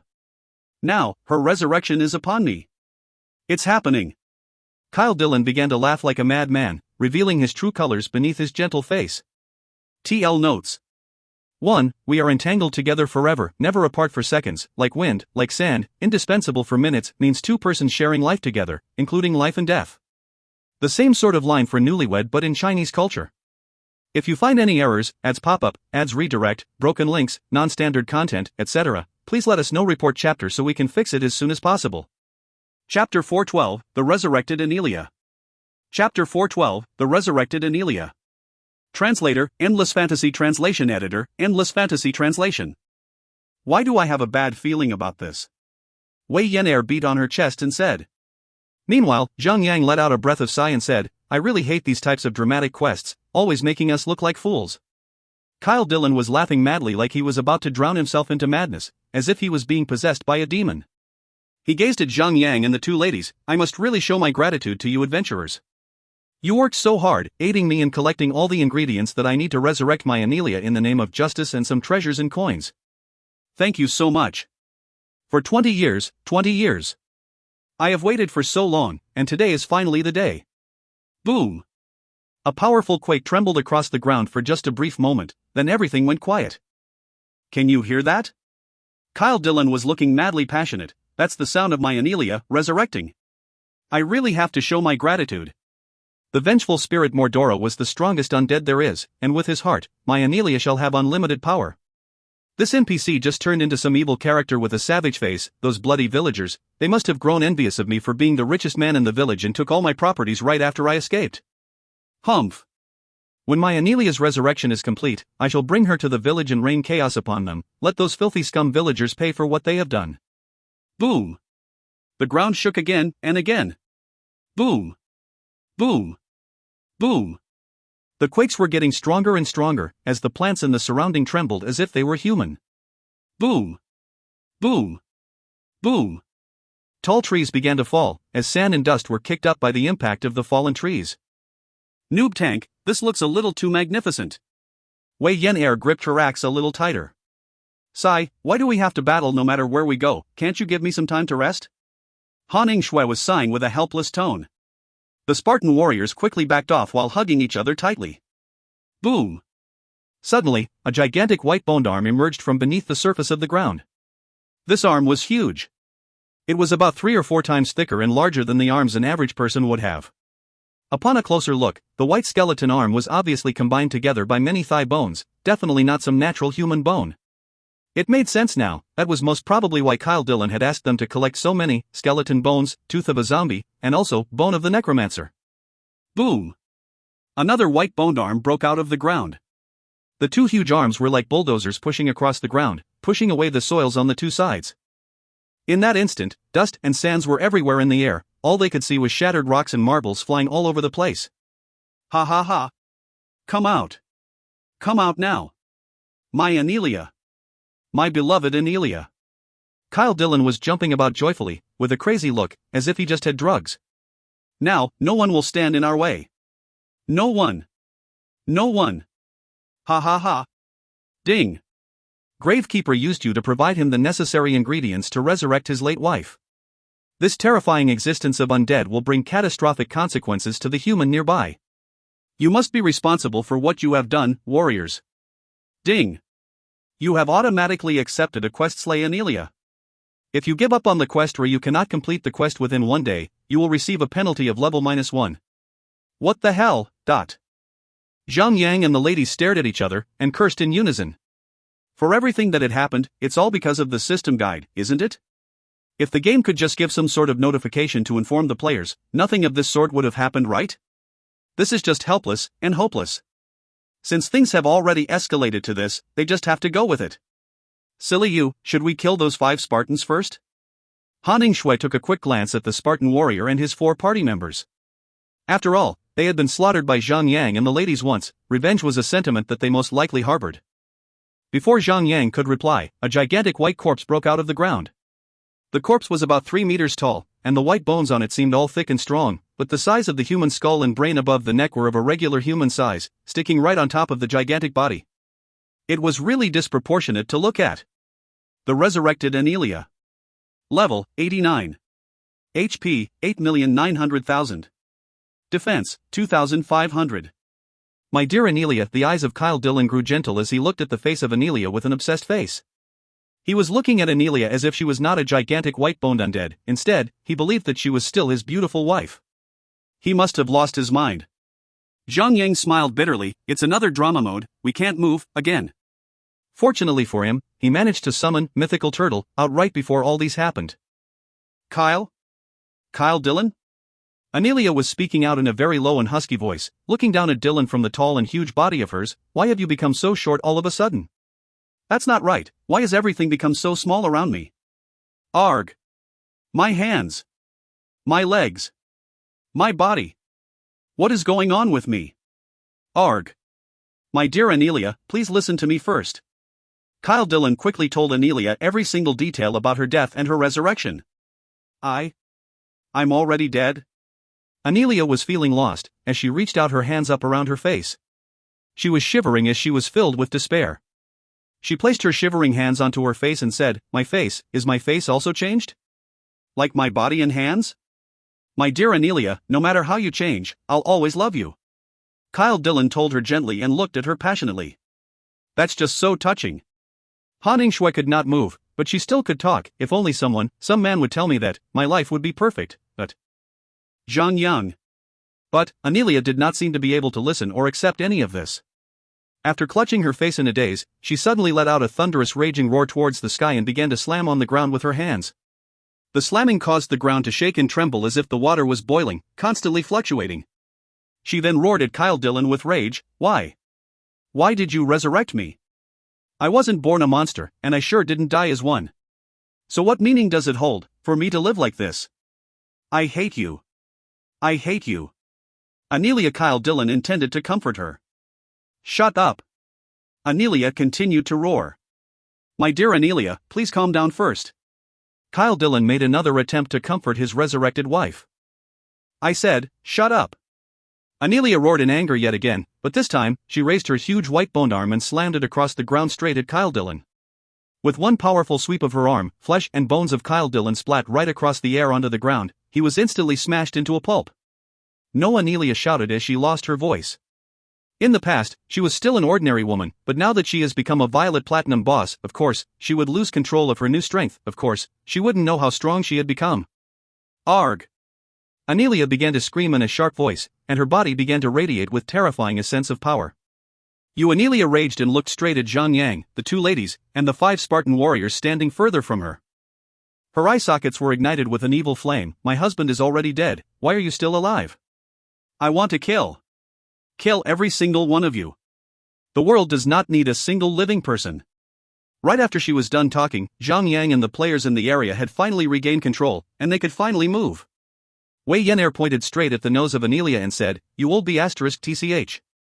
You re the one who killed your own husband and now, you're trying to blame this one us? What a B*TCHY Pan Jin Lian? Zhang Yang could not help but to laugh. If she's Pan Jin Lian, then she must be the worst looking Pan Jin Lian there is in the entire history. Bastards, the boss began to stomp the ground with her white-boned feet, charging towards Zhang Yang and the two ladies. Well, they were standing so much closer to the boss, of course, they would be the ones who would get the aggro of the boss first. A boss battle was already upon them, and having no time to even look at the 5 players of the Spartan warriors, Zhang Yang quickly equipped the party summon order on him as a precaution. What if the 5 of them, the Spartan warriors, decided to ambush Zhang Yang and his party when they are in deep trouble? With the party summon order, let's see who will be the one doing the looting by then. Spear of Obliteration, fired away. Zhang Yang charged in a few steps forward and engaged the boss in battle. Go to hell, and meet my husband. Anelia let out a cry of sorrow and slammed her white-boned hand at Zhang Yang. Block! Without wasting every single second, Zhang Yang raised up his shield and blocked her slam, then he raised his sword of Purging Devourer and began his assault. Hey, old ugly B*TCH. Eat my axe. Wei Yenair let out a roar and went to the back of the boss. Wielding her giant axe, she directed the swing onto the white bones of Anelia, and her strike sent sparks flying as the axe was sliced across the surface of the white bones. That hit gave a good crack on the huge thigh of the boss. After all, the body of the boss was just made up of some bones of elite monsters. How can this boss be compared to the other Violet Platinum bosses? Arg! Anelia roared at Zhang Yang with her mouth wide opened. Although her head is just as large as a regular human being, her mouth is large enough to swallow down a full-grown pig.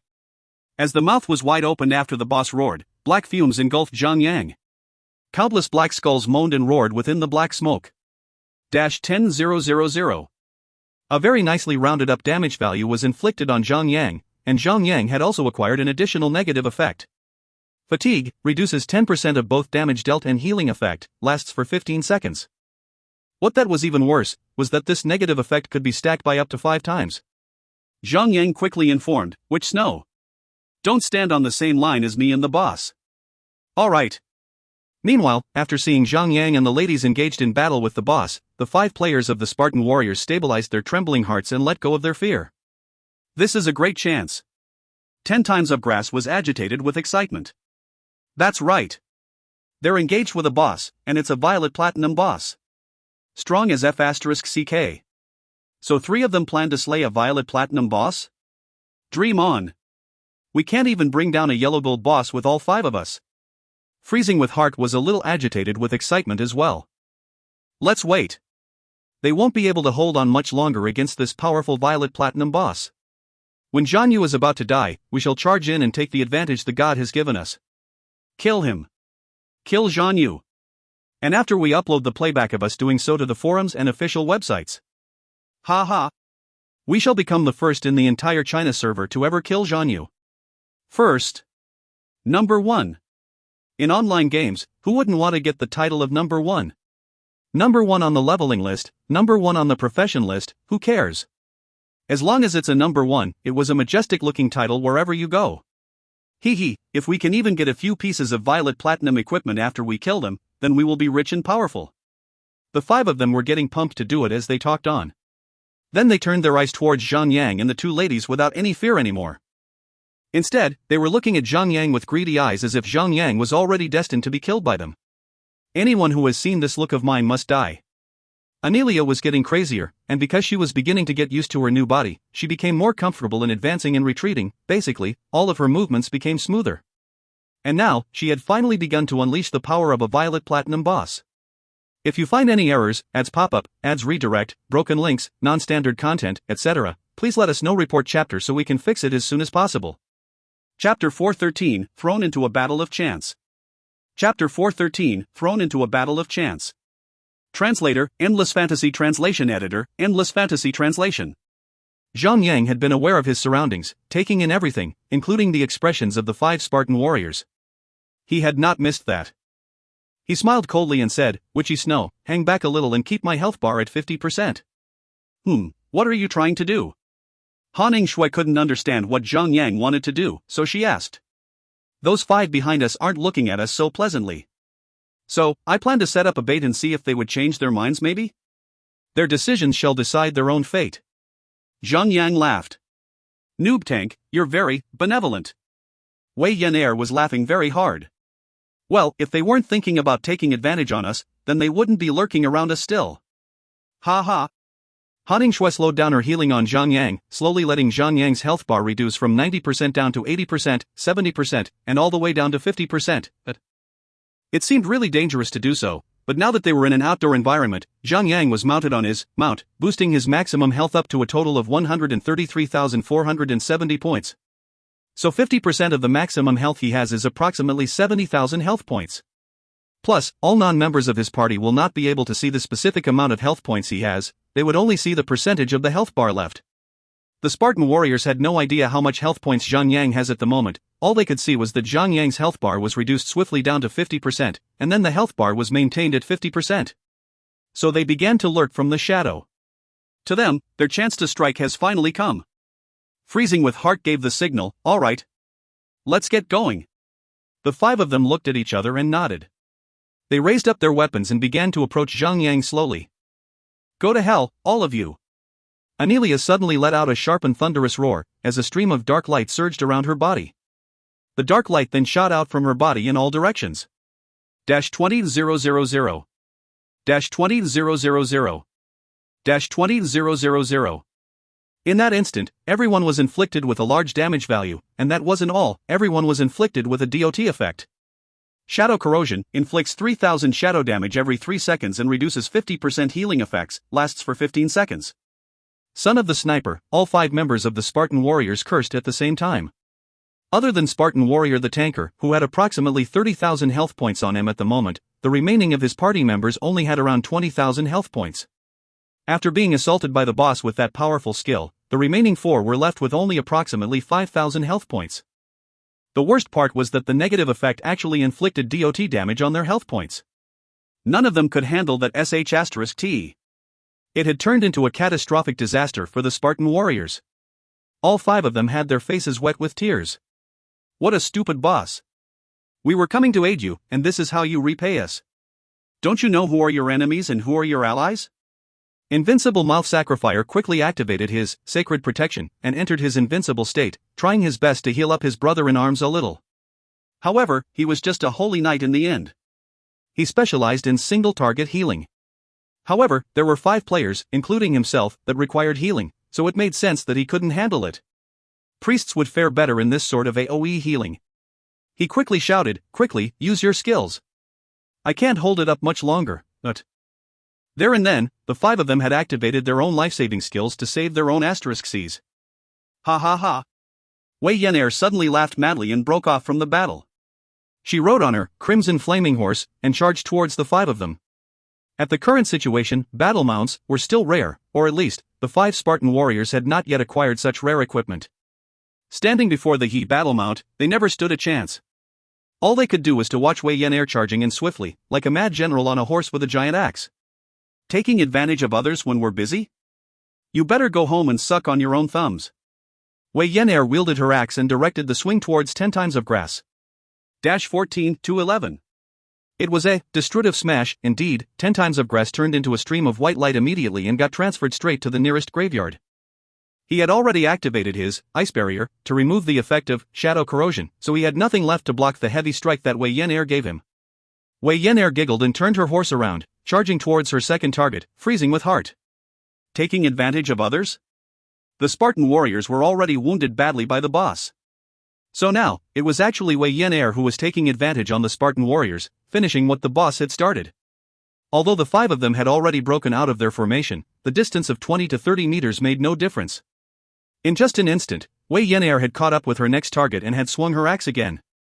9-12. Freezing with heart had also let out a sad scream and disappeared into a stream of white light, joining his pal, 10 times of grass. Wei Yan'er turned her horse towards her next target, Invincible Mouth Sacrificer, and she began to charge again, terrifying Invincible Mouth Sacrificer until he almost pissed his pants. His face turned pale the moment he saw her charging towards him, because he never expected the little girl to come at him first. He had healed Spartan Warrior first, but Wei Yan'er did not charge at him firstly, even though she knew he was the healer. Instead, she went on killing his other 2 brother-in-arms on her horse mount. As his sacred protection had already been activated previously, it's futile to even think about running away. So all he can do at that moment was to focus healing himself. 15-789. Tornado Cleave, activated. Wei Yan'er swung her axe through and instant-killed Invincible Mouth Sacrificer. 4-21. Zhang Yang also turned around and threw a Spear of Obliteration at Sloppy Sloth, taking away the health points that he had just recovered from a red potion. Wei Yan'er had already arrived at where Sloppy Sloth was, right after Zhang Yang had damaged him, and with a powerful swung, she struck Sloppy Sloth without holding back. 9-284. Sloppy Sloth let out a miserable cry and collapsed in his own pool of blood. There was only one left on the Spartan Warriors party, Spartan Warrior himself. What a tragic day. They were supposed to wait for the boss to wound Zhang Yang and the ladies before they could cut in and finish the job, but instead, they were the ones who were wounded badly. Left near dead, and having expended their life-saving skills, it was no wonder that they were so easily slaughtered by Wei Yan'er. It was really a tragedy that would make people fill their faces with their own tears. Zhang Yang did bother much about the Spartan warriors, because he knew that Wei Yan'er alone was enough to take care of all of them. A Violet Platinum boss was so much more intimidating and threatening, but... Pitiful humans, why are you still alive? Just die already. Amelia let out a hissing scream while reaching out with her arms. Clouds of black shrouds were surging around one of her arms, and she clawed her arm towards Zhang Yang. Block. Shay. Although the blue block was effective in blocking the attack, the Titan wall was covered with a black shroud. Zhang Yang took a look and he cursed, "What the F***ck? The attack of this boss has a corrosive effect on equipment. My shield lost 29 points of durability just by touching her hand. As long as the durability of equipment did not hit 0, the effect and function of the equipment would still be there, even if there was just 1 point of durability left. But once it hits 0, then wearing the equipment will mean nothing, it will be just like being naked. To get the equipment functional again, one would have to take the equipment to a blacksmith to repair it. Fortunate for Zhang, the Titan Wall was a violet platinum that he used very often, so he knew the exact durability of the shield to be 1920. Although he had engaged the boss with his shield at 1600 durability points, it would still take a very long time to whittle away those durability points, even for a boss. Arg on the other hand, Spartan warrior could only struggle for a bit before he was chopped down by the giant axe of Wei Yan'er. There, he was transferred to the graveyard to join his brothers. Newbie, the tragic hero Spartan warrior heard Wei Yan'er looking down upon him as he was being transferred to the nearest graveyard. He had never felt so humiliated in his entire life, that he felt like killing himself with a piece of soft tofu. Obviously, he was on the brink of losing his mind. Wei Yan'er took up her giant axe and spun it to make herself look cool, and then she patted her horse and ran back to the boss. Without the need to worry about being stabbed in the back by the 5 newbies, Zhang and the ladies began to unleash all their power onto the boss, without a single sign of holding back. However, Zhang was inflicted with the negative effect, fatigue, so his attacks had been reduced by 50%, causing him to be able to inflict only about 2000 damage onto the boss with each hit. If it weren't for his eagle eye, that ignored 50% of the target's defense, and also having 5 layers of crippled defense, he would have been affected even more, having his damage output lowered even further. Zhang had already dismounted from the turtle. Although he could boost his maximum health points a lot higher by mounting, it would expose mythical turtle to the effect of fatigue. After waiting out the fatigue effect, Zhang quickly activated turtle's spirit of the flame. All attacks of the turtle had turned into fire-type attacks in that instant, and the attack of turtle had been boosted up to another level. Although the damage output of Zhang had been reduced steeply, Wei Yan'er and turtle were still inflicting damages to the boss as steadily as usual. On the other hand, the 5 members of the Spartan warriors were running in their soul state. Are we still doing this? Forget about it, after we revive ourselves, we'll just wait until those Godslayers finish off the boss, before we get the quest done. Gosh, she was really worthy of the title one of the strongest core players in Lone Desert Smoke, look at her. How fierce she can be when in battle. What kind of axe do you think she's wielding? That berserker can inflict me with about 9000 damage with a regular attack. It only took her 3 slashes to kill me. Better don't provoke them ever again. Let's just hide from them whenever we see them. When the 5 of them were running around in their soul state, Zhang and the ladies were engaging the boss in a fierce battle. The boss had many different patterns and styles of attacks. She would switch between applying, fatigue, and shadow corrosion effects, depend on her mood. The negative effect, fatigue, only affected Zhang alone, but the shadow corrosion was very horrifying. Not only could it inflict 20,000 shadow damage directly, but also inflict a total damage of 15,000 points, adding up to a total damage of 35,000. Even Han Shui would choke on it. Fortunately, Zhang had crafted a large number of high-grade transmuted potions and had seen to it that the 2 ladies had an abundant supply as well. They were able to enjoy the perks of spamming the potions without worry. And thanks to this large number of mana potions, with extra effects, Han Shui could heal more comfortably. I'm the master of the undead. Spectres, awaken from your slumber, and fight for your master. Anelia's humanity was beginning to slip away, as she was transforming into a true Aster of the undead. She raised her hands up and sent black shrouds across the air, over to the 6 corpses on the ground. Right after that, a series of violent cracking sounds could be heard, and those corpses started to shuffle on their feet. The eye sockets of these corpses were ignited with green flames of the undead, clear and bright. The corpses then opened up their arms and roared into the sky in rage. New raised skeleton soldier, elite, undead. Level, 85. HP, 85,000. Defense, 450. At that exact moment, the 5 players of Spartan warriors had finally arrived at the locations of their own corpses and selected revive. Shoof shoof shoof shoof shoof. 5 of them revived and stood on their feet in the middle of the battlefield. Rock, the 6 elite skeleton soldiers had empty aggro bars, the moment they were raised from the dead.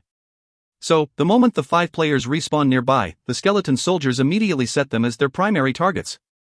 Growling all the way, other than the 1 skeleton soldier raised from the dead Kyle Dillon close to where Han Shui was, which charged straight for her, the remaining 5 skeleton soldiers went on to slaughter the 5 players of the Spartan warriors. These 5 poor souls had just respawned, and they had only 20% health points on them.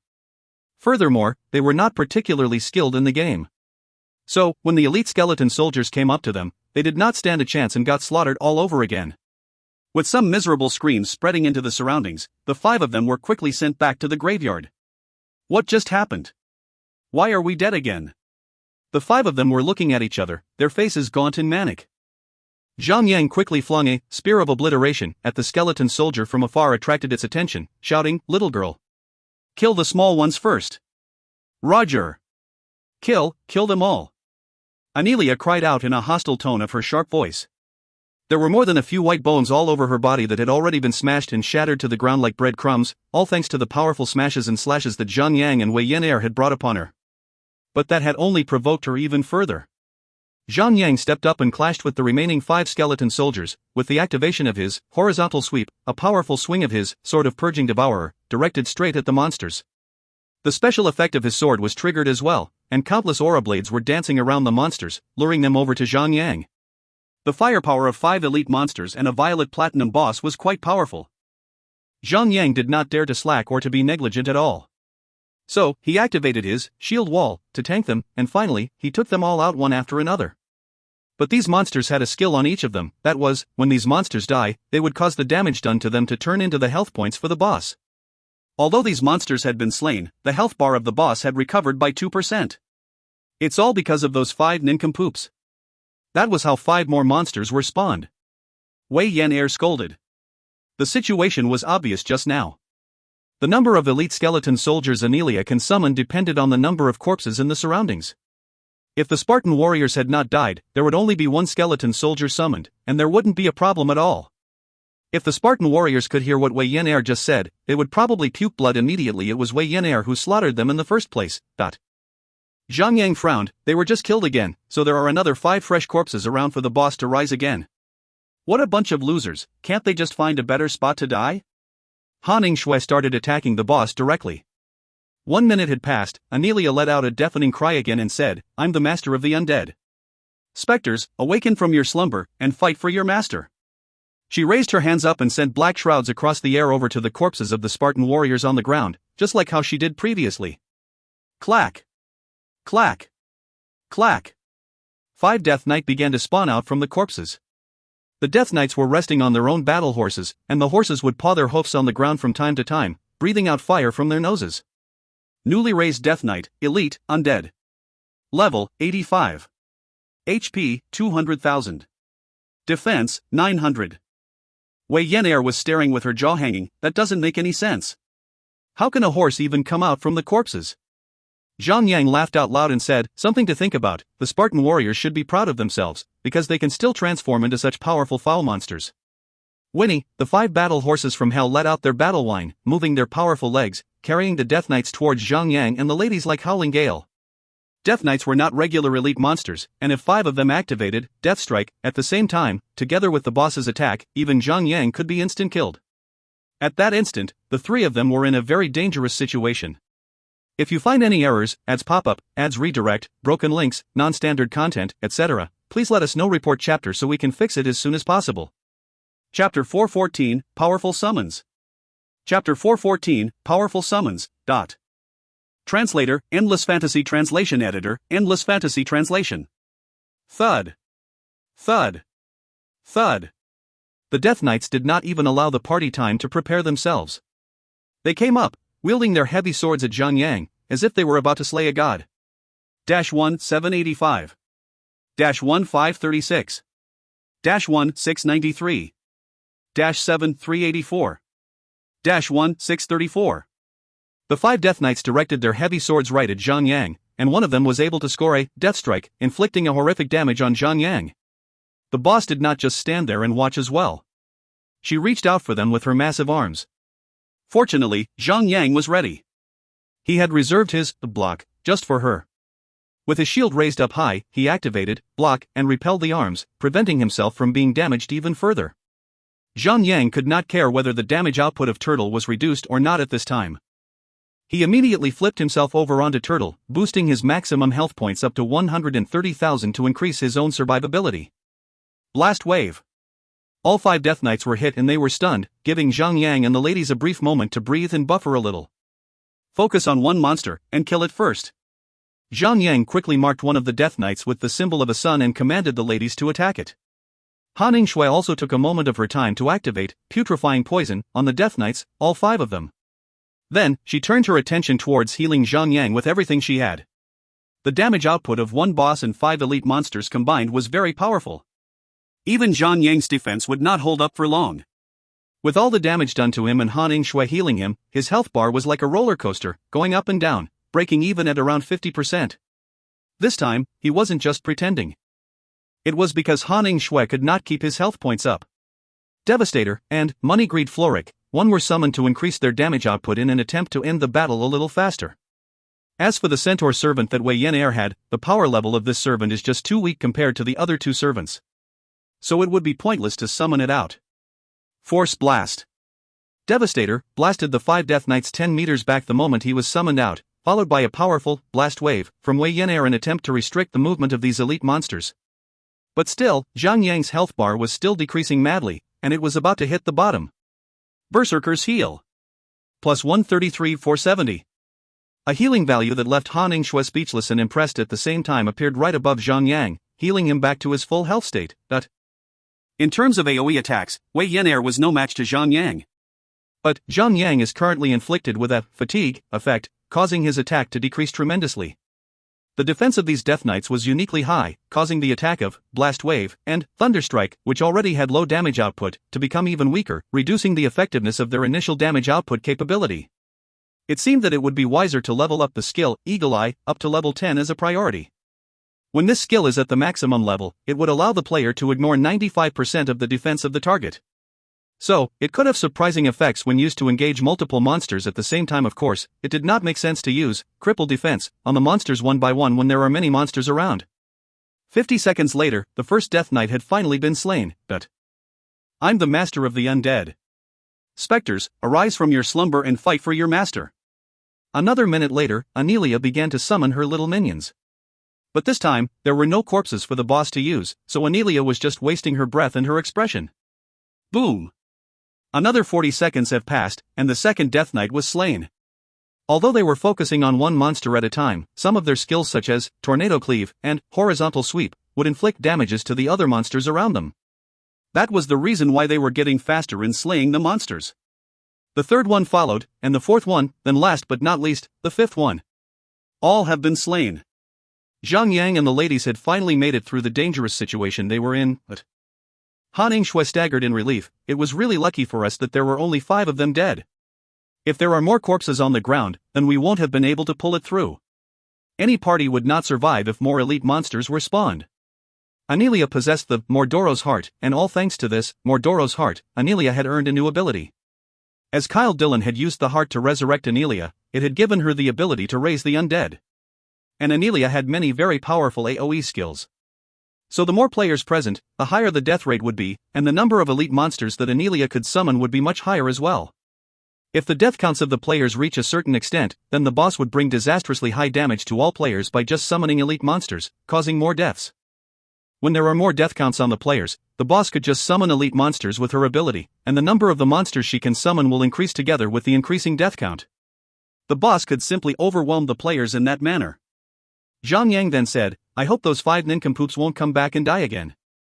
After clearing the 5 monsters, Zhang Yang dismounted from Mythical Turtle once again, allowing the mighty and powerful turtle to unleash its best potential in battle, channeling the highest damage output it could. 70%, 60%, the health bar of the boss was constantly reducing. For every 1 minute, Anelia would attempt to summon something. But, unfortunate for her, there were only Zhang Yang and the 2 ladies breathing with life. So the strongest special ability of the boss had become totally useless. Pack. Plack. The bones on Anelia were clashing violently against the sword and axe, causing them to fracture bit by bit. The fracture lines were beginning to form deeper cracks, as pieces of bones were beginning to fall from her body as if she was oppressed. As the boss's health bar was around 50%, one of her leg was actually hacked off by Wei Yan with a powerful blow, literally. Boom! The body of the boss collapsed as she lost balance, and the impact of her falling trembled across the ground, leaving a wave of rumble and a stir of dust into the air. Goddamn human! Insolent living souls! Anelia could not stop cursing, trying to support her large body with her other leg that was still attached to her body. She repeatedly slammed at Zhang Yang in rage and hatred, but in this game, there is no such thing as a wounded or weakened status, meaning that, as long as one is still alive, it would not matter if the health bar is full, or if there is only one health point left, the attack of a monster or a boss would not undergo any difference unless they are affected by status effects from skills such as stuns or movement speed reduction. Although Anelia was only left with one leg, but she could still jump around as if she had both legs. Ha ha ha. This boss is like a kangaroo now. Wei Yan'er could not help but to laugh out loud. But this kangaroo is definitely the deadliest one there is in the entire world. As her body was badly wounded, the boss was enraged even more. Although it had not yet increased her damage, but it would likely trigger some sort of skill or effect that she had yet to use, red visible lights were flashed violently across the eyes of the boss, as her right arm suddenly turned bloody red, and it looked like her hand was covered with endless blood, flowing around like armor, up her entire arm. Zhang felt a chill down his spine. It had been a while since he felt fear. As his shield wall was still under cooldown period, he activated his Heart of the Death Knight without hesitation, entering a 10-second state of invincibility. Boom! The right arm of Anelia extended far out and stabbed straight into the chest of Zhang like a long spear. Ding! Anelia has unleashed Fatal Bone Spear. Immune. After the boss stabbed him in his chest with the skill, he suddenly realized that the boss had acquired a negative effect on her. Overstressed, suffers 20% additional damage when being hit, lasts for 15 seconds. Although Zhang was not aware of how powerful the Fatal Bone Spear was, as he was invincible at the moment, but after realizing the new added negative effect on the boss, he knew that the moment had finally come. With the boss having the negative effect to receive 20% additional damage, it was a great chance for Zhang and the ladies to hustle up. Time to strike violently. 40%, 30%, 20%, the health bar of Anelia had almost hit the bottom, but Han Yingshui's mana bar was almost depleted as well. After all, the boss has many means in her AoE attacks. To have her healing Zhang and Wei Yan'er with higher skills of healing, even with her Divine Soul activated, which reduces 75% of mana consumption, she would not be able to hold up so long as well. And she had also been taking Mana Potion, Grade 10 Transmutation, or else she would have been done for, since the beginning, and forced to stare from aside, doing nothing, but... When the health bar of Anelia was reduced down to 10%, the right arm of the boss turned bloody red again. Shield Wall has completely cooled down, so Zhang did not hesitate at all and activated it right away. 37,554. That was really terrifying. Zhang was still inflicted with almost 40,000 damage even with his Shield Wall activated. Fortunately, he still had about 80,000 health points on him at the moment, or he would have been instant killed. Zhang brought up the battle log to check. Anelia's Fatal Bone Spear has inflicted 37,554 physical damage on you, 160,456 damage immune, 1,990 damage absorbed. This is just outrageous. A basic damage of 200,000. Without activating skills, no tanker at the current stage of the game could sustain that amount of damage and survive. This was just domineering. No wonder the boss became weak for the next 15 seconds, so this was her end game plan. A total damage of 200,000. It would still be worth it, even if the boss stayed weak for another 1 minute. Even a level 80 tanker with a full set of yellow gold equipment would have only about 30,000 health points. Without a pet mount to boost the maximum health points, the tanker would still die without activating Shield Wall, without a doubt. So the future was very tough on those tankers without pet mounts. They will definitely be struggling a lot. During the first hit of Fatal Bone Spear, as Zhang was invincible due to his activation of Heart of the Death Knight, Han Yingshui and Wei Yan'er were not aware of how powerful the skill is. But this time around, the damage value appeared on Zhang took their breaths away, leaving them speechless. 54,264. While the boss was still under the influence of the negative effect, overstressed, Wei Yan'er quickly took a bottle of Power Potion, Grade 10 Transmutation, and swung her axe with full strength. Instantly, she inflicted the boss with a horrific value of damage. It felt really awesome. Wow! Wei Yan'er was agitated and she screamed in excitement. Zhang nodded and praised her. That value of damage is really a little overpowered. It can be compared to an attack of a boss. Too bad, the cooldown is a little too long as well. Humph. It's not just overpowered by a little, alright? It's overpowered to the max. Wei Yan'er was feeling flattered. This little girl really loved to show off. 18%, 16%, 14%, as Anelia was being weakened by overstressed, her health bar was reduced incredibly fast within the 15 seconds. What a waste that all our Dance of the Heaven and Earths are still on cooldown period. Han Yingshui sighed. If one could just activate Dance of the Heaven and Earth while the boss is in her weakened state, it could bring about 170,000 damage to the boss, a terrifying damage value indeed. But the unfortunate thing was that this skill had a 24-hour cooldown period, and they had just activated their Dance of the Heaven and Earth during the battle with the vengeful spirit Mordoro, so they would need to wait for another 20 hours before they can activate it again. Power of Darkness, please grant me unlimited power to exterminate these imbecile living souls. Amelia looked up into the sky and let out a sharp and yet thunderous cry. Her large body began to give off the cracking sound of bone joints as the body shrunk smaller and smaller by the moment. In just a brief while, Amelia had shrunk down to the size of a regular human person, and at the same time, she also gained a double-edged effect. The effect is beneficial and harmful to her at the same time. How so? Unholy Strength, damage increases by 30%, however, loses 10,000 health points every 3 seconds, last for 5 minutes. At that very moment, the boss still had 5% of health left, a total of 440,000 health points left. Theoretically, if Zhang Yang and the ladies could hold on for 132 seconds, then they did not have to hit the boss, they only had to wait for the effective, Unholy Strength, to reduce the health to 0 and kill the boss. But the key here now was that Han Ning-shui was already at her limit. Her mana bar was about to hit the bottom already. Now that the boss had somehow gone berserk and the boss's attack had increased substantially, this final stage of the battle where the 5% health must be reduced to 0 will become very difficult and dangerous. Titan's Shield. Zhang Yang had finally activated his final trump card. He activated his Titan set armor's additional effect skill, Titan's Shield, giving him the ability to absorb 300,000 damage. Let's slay this thing fast. After going into berserk mode, the boss could inflict a damage of 16,000 in a single hit. Even the Titan's Shield can only withstand 19 hits from the boss. With everything they got, Zhang Yang and the ladies unleashed every single possible hit onto the boss. 3%. 2%. 1%. Pack. The Titan's Shield was broken at last.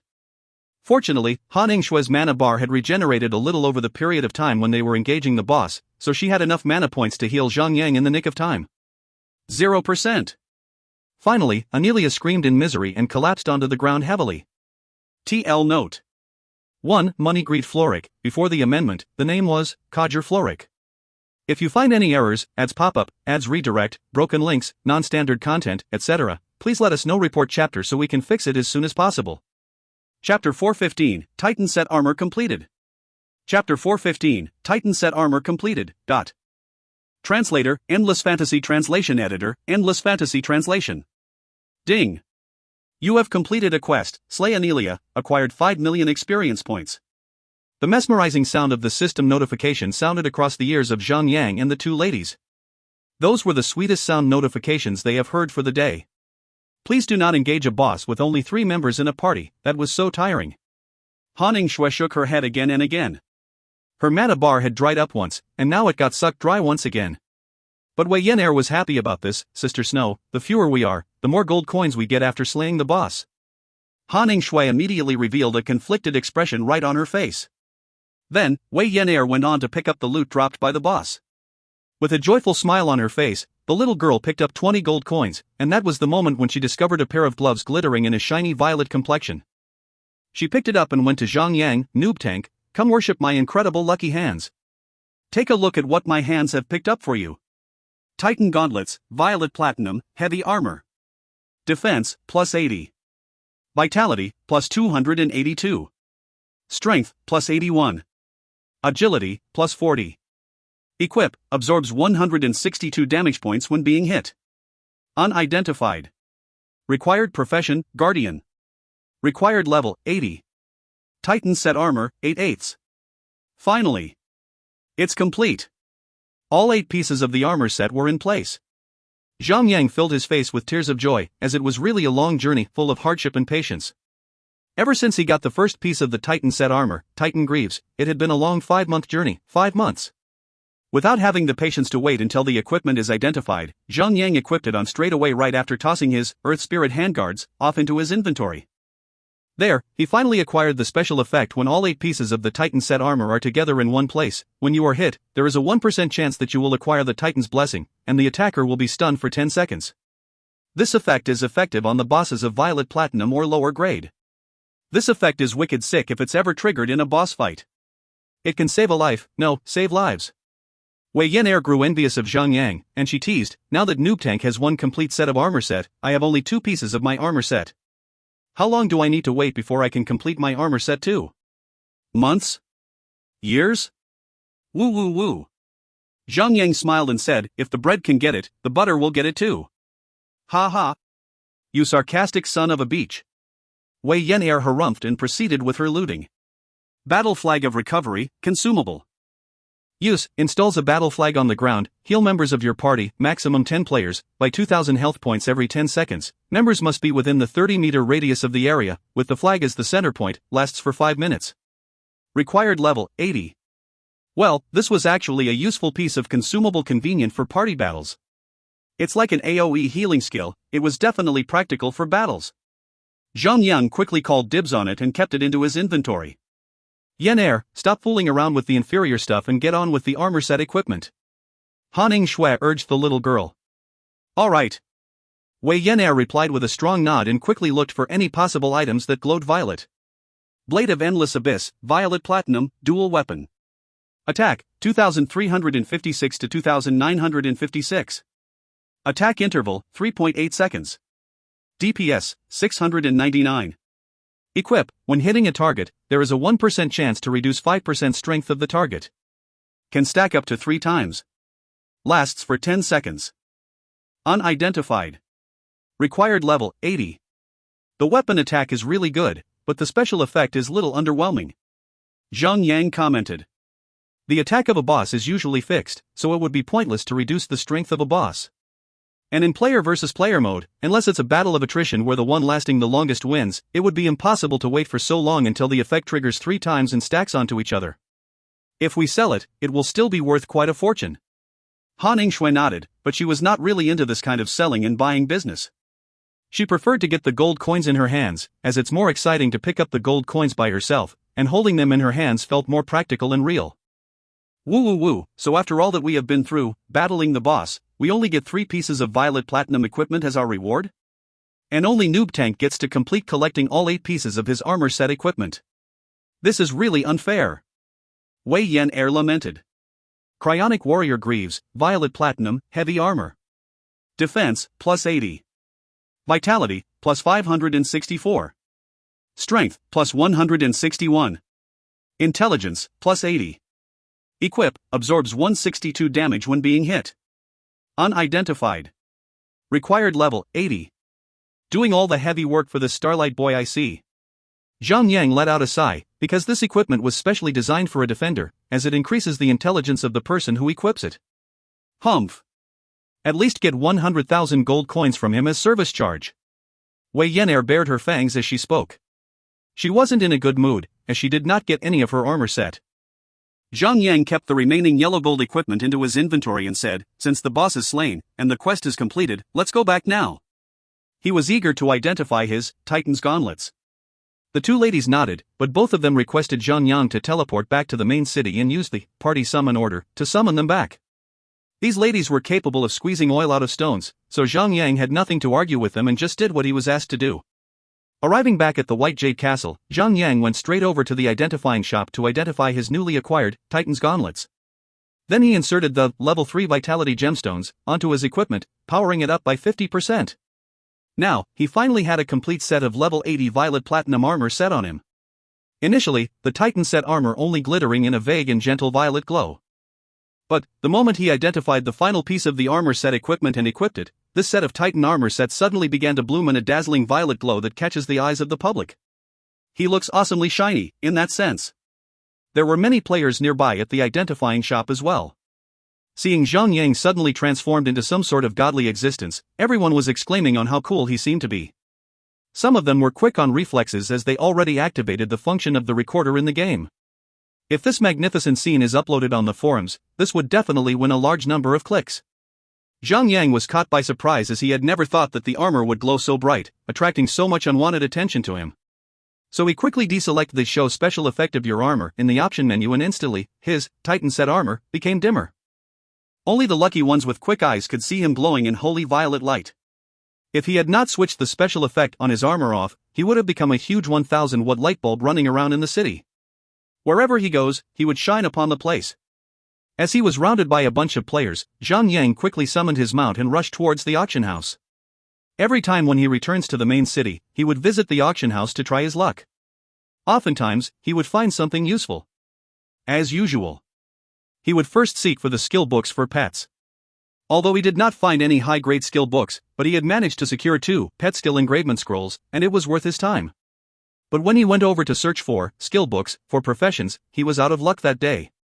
Now that he had acquired a full set of Titan set armor, he did not have much equipment needs for his next 20 levels journey. The only need he had left was to switch the 2 rings and 2 accessories with better ones.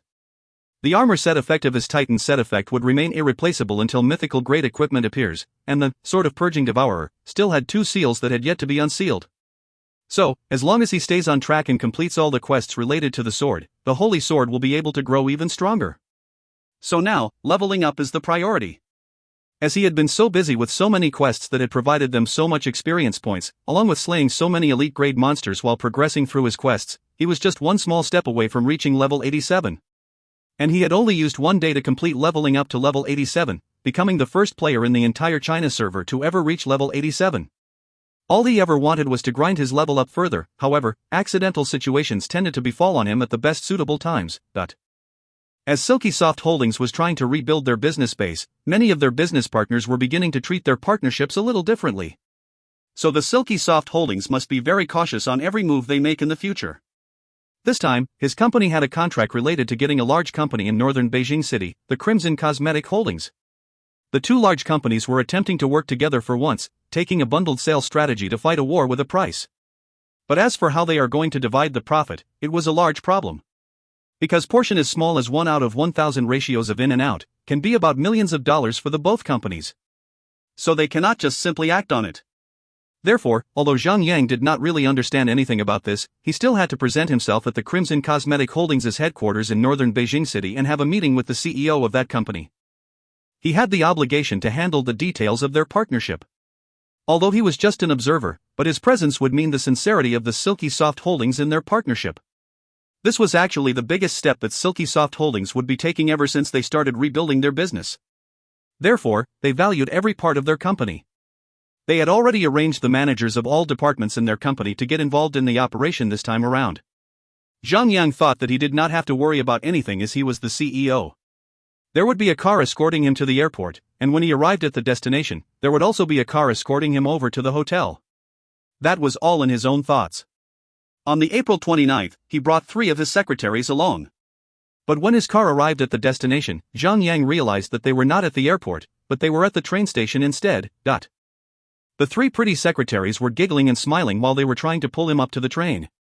They informed him that the negotiations would only take place on the day after tomorrow, and they would have plenty of time to be sentimental and have fun shaking on the train. Now that he was surrounded by 3 young and sexy women who kept on luring him in, who knew how many men on the train, being envious of him, quietly to the point that they were drooling to themselves. The secretaries had booked their very own soft sleeper seats, and the decoration for the coach of the train was very luxurious. The bathroom even had a bathtub in it. The standard of the coach was comparable to a 5-star hotel. No wonder one ticket was worth more than 3 times of the price of a plane ticket. It was all worth the money, just by looking at the coach now. At first, all 6 of Zhang Yang's secretaries wanted to tag along. But Zhang Yang thought that it would be way beyond exaggeration for a mere contract meeting, so after picking his troops more carefully, he finally managed to reduce the number of people following him down to only 3, and it was actually still too many. 1 secretary was all he needed. These 3 pretty women were giggling all the time. All 3 of them went into the bathroom of the coach to take a bath, and had come out with only bras and panties on them, walking around, shaking their boobies right in front of Zhang Yang, trying to get on his nerves. It was really fortunate that he had brought along his game helmet. So, after Zhang Yang put on his helmet and lay down on his bed, he went on and played his own game. All the while on the coach, the 3 secretaries pampered him to the point that he only needed to hold out his hand to be dressed, and open his mouth to be fed. They were about to turn him into a lazy person. But the duration of the journey from Jiusu City to northern Beijing City was about 16 hours, add or take. So they arrived at the station in less than a day. So, they arrived at the designated hotel to meet the negotiation team of Crimson Cosmetic Holdings.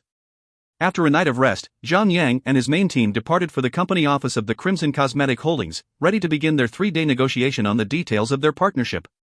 The CEO of the Crimson Cosmetic Holdings was a charming lady, with an outstanding appearance and personality.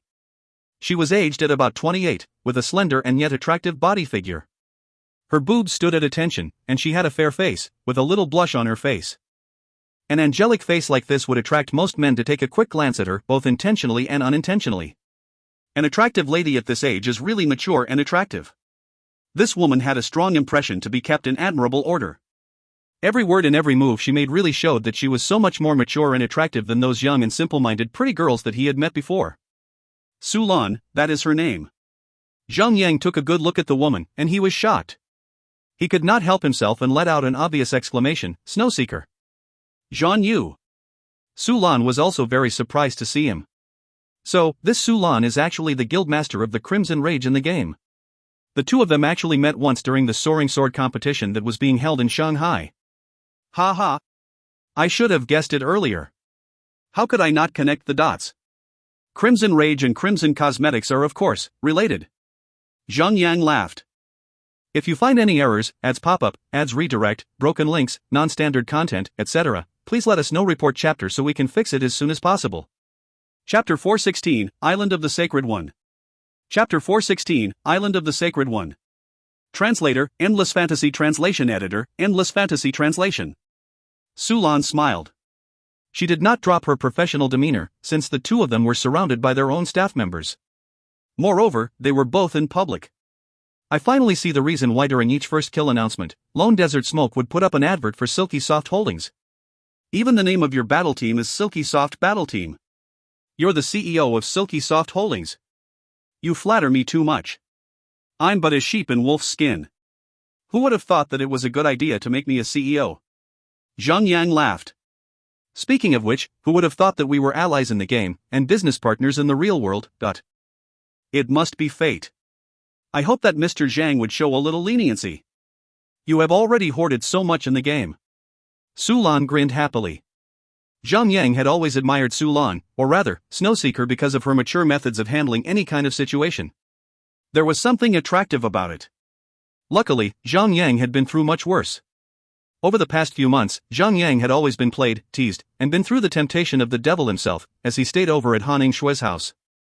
That woman would always find some method to sexually trigger the poor man. Case in point, Han Ningshue had always worn thinly layered clothing that would reveal her voluptuous curves. That, and the 6 super hot and sexy secretaries in his office who would always try their best to bring their A game for Zhang Yang. Zhang Yang had been through so much that it was even possible for him to walk through the valley of shadow and death, and he would fear no temptation from anyone. A simple skip of his heart would suffice to satisfy his lust, which would only calm down after that one beat. That's a manner of etiquette. Business is business, private is private. What I do in my own free time is a whole other matter. Still, I'm just a man wearing the title. Silky Soft Holdings is not mine to throw about. But, if I did have my own company, I wouldn't mind giving you the company itself. You sneaky fox. Su Lan snickered shyly. Everyone in the company was shocked to see how the timid little woman had become so friendly with another in their own ground. It seemed like Su Lan had never been seen behaving in such a manner, that everyone had thought her to be the typical workaholic. The business meeting went off smoothly since there were 2 higher-ranking officers on the table who were allied guild masters in a highly regarded game. Even though there were slight conflicts in the agenda, both sides had come to an agreement easily, without the need of slamming the tabletop or flipping it. Zhang Yang was completely oblivious of the content of the minutes of the meeting. Out of habit, Zhang Yang had invited Su Lan for a one-day fun trip in Jingtian City. Since she had already come over, and that the meeting was already over, might as well spend the rest of the day leisurely. Even though they had plenty of opportunities of adventuring in the game, the experience of walking in town with someone was a whole different experience. The 3 other secretaries who had accompanied him had not left his side. They had joined the fray and had made the entire situation rather awkward. Su Lan had been throwing weird glares at Zhang Yang. The meeting agenda was unsurprisingly dragged out longer than planned. From 3 days, it was extended to 6 days. However, the discussion was fruitful and had ended with a final decision that led to them collaborating together to produce a new line of products. At the end of the meeting, after discussing and arguing for 6 days, both companies had finally reached a final agreement and left, satisfied with each other. The fruitful meeting had ended with a decision to have a celebration at a hotel where Zhang Yang was forced to drink to a point where he was taken into uncharted waters in terms of drunkenness. In the morning, with a throbbing skull, Zhang Yang found himself buried under a pile of half-naked women. Luckily, after crawling out of the steaming heap of womanly flesh, Zhang Yang had checked out Zhang Yang. Junior and was delighted to see that he had not been inside any woman. Or rather, no one had taken a chance to taste Junior. After hanging out for a few days with Su Lan, Zhang Yang had gotten a clearer understanding of what kind of person Snowseeker was. The beautiful dame was still, surprisingly, without a partner. It was not that she was asexual or something like that. Contrary to popular belief, Su Lan had a love interest back when she was still in university. She had made a move and even got to discuss marriage. However, right after graduation, the boyfriend was involved in a freak car accident which took his life. If there was anything odd about Su Lan, it was her extreme loyalty. After the accident, she had never searched for a new life partner, which had ended up with her placing all her attention on work. Normally, she did not have the tendency of going out or hanging out with what normal girls of her age would. Inversely, she had gotten hooked up in online gaming, which had also poisoned most of the top-rated product models into playing the game as well. As such, Su Lan was rather proud of her doing. From what she heard from her peers, the life of a model in the entertainment world was extremely unfair. If they wished to be on the news, they would have to make a deal with the photographers, with their own bodies. If they wished to have a good position in the company, they would have to deal with the company's top brass. Compared to that sort of life, all the models had to do to get to Su Lan's good side was to behave nicely, and perform admirably in the game. Zhang Yang understood why there were so many rotten female players in the guild. They had been involved in the entertainment circle for a while, and were well versed in the ropes. Even their speech patterns.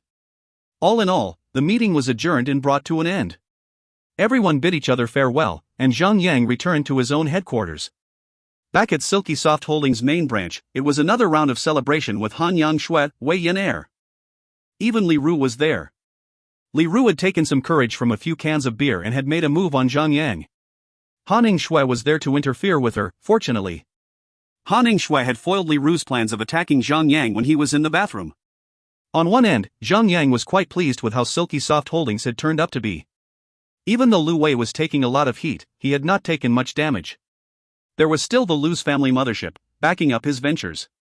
For the past 2 months, as God's miracle progressed, the Lius had pushed their business module in the game. Judging on how much has Zhang Yang amassed, he was still far from where Lu Wei was standing. Although he may earn much more than he could in the game, there were still things that could not be settled with money. It had to be either power and position. As much as he could admit it, Silky Soft Holdings had become his stronghold, allowing him to interact with the business world and engage in monetary battle with Lu Wei. Zhang Yang went back to his usual lifestyle and started to madly grind. As swiftly as he could, he had successfully become the first player in China to reach level 90. Zhenyu, I have to say. Among all the warriors under the stars in the sky, you sure have grown fast, said warrior instructor Ani. As usual, her attractive body had permanently drawn in many perverted men. Sigh. Ani sighed sadly. Looks like I can no longer instruct you. You have grown so strong that I have nothing left to teach you. After paying 200 gold coins, Zhang Yang had picked up a level 90 warrior class skill, which was also the last skill available from Ani. Last Vigor, increase your HP limit by 30% and heals 30% of your maximum HP. Extended HP limit will last for 15 seconds. Cooldown time, 5 minutes. For a tank, this skill worked as the name suggested. A final push to determine the outcome of the match. Be it a boss fight or a PvP battle, it would serve as a lifesaver. The mythical turtle had also reached level 90. The HP of the pet, after receiving the Vitality Aura, would push the turtle's HP to 65,790. With the both of them combined, the HP limit would reach 144,460. It did not stop there. With the activation of the skill, Last Vigor, the HP limit would be boosted up to 187,790. Besides that, there was a healing effect of 56,337. It was a powerful life-saving skill. Like warriors, other classes would stop learning new skills after level 90. Adversely, after the level 100 threshold, players could only get new skills through skill books. Moreover, Zhang Yang had reached level 90. He could finally finish the quest in search of the last dimensional key fragment. With a long sigh of relief, Zhang Yang stretched his body and summoned the bear. Brimming with great excitement to finally finish the quest, Zhang Yang rode to the only level 90 map in the region of China, the 10 Barren Seas. Although it was the only level 90 map in the entire region, it was much bigger and wider than all 3 level 80 maps combined together. As the name suggested, 10 Barren Seas was an ocean. The entire map region was considered to be mostly ocean waters, with plenty of islands scattered all over the ocean. The islands themselves were huge, as vast as a level 60 maps. It's safe to say that the entire map was like the stars in the night sky, an endless sea, with countless big islands. Among all the islands in this biome was an extremely small piece of land which housed a gateway to the Chaos Realms, only usable for players who have reached level 100. The person Zhang was supposed to look for was called Madron. In the quest log, it was mentioned that the NPC was living in the 10 Barren Seas, Island of the Sacred One. Again, the most annoying part was the fact that the quest description never revealed the NPC's location. As such, Zhang hoped that the island in which the NPC resided in would be smaller than the usual big asterisk SS ones. If not, God knows how long it would take him to find that one NPC. Zhang rode through the darkness in the Grand Canyon of Eternal Night and ventured towards the 10 Barren Sea. As he slowly left the canyon, the dark, gloomy clouds had started to scatter wider, away from each other. Rays of light seeped through the clouds and onto Zhang skin. Zhang felt a new warmth like never before, as if he had just transcended into a new realm. The map changed drastically. From the hard, lifeless dirt on the ground, to soft sandy beaches that sunk beneath the paws of the bear. One vast sunny beach appeared in his sight. Everything about it screamed about summer. The blue emerald water of the sea, gushing onto the golden sands of the beach. The big looping waves that rolled themselves up like blankets. Sun, sand, sea. Zhang felt like he could just sit back on a recliner and enjoy a sip of red wine by the seaside, as if he was on a holiday. That was, not accounting for the huge lobster monsters walking around the beach. Zhang walked closer to the sandy ground and tried to find someone to ask for the exact location of the Island of the Sacred One. Within a few kilometers, he found a small fisherman's village, with more than 10 houses around. The number of people around this small village was scarce, but enough to set sail on the seas. Zhang rode to the edge of the village and approached a middle-aged man who was smoking a pipe. "Excuse me, sir, I'd like to ask about the whereabouts of the island called Island of the Sacred One." "Ho ho! Now aren't you a religious lad?" The man put down the pipe and turned to Zhang. "Religious, dot." Zhang smiled and continued, "No sir, I'm just a messenger, seeking a man named Madron." "Stop right there," the man yelled abruptly. He quickly turned sideways rapidly to search for something that would suddenly jump out and kill him. "What's wrong?" Zhang was genuinely surprised at the man's reaction. "Are you daft? If those God-loving good-for-nothing fanatics heard you speak of the Sacred One's name directly like that, they would hang your head off like a tuna," the middle-aged man warned. "Madron? The Sacred One?"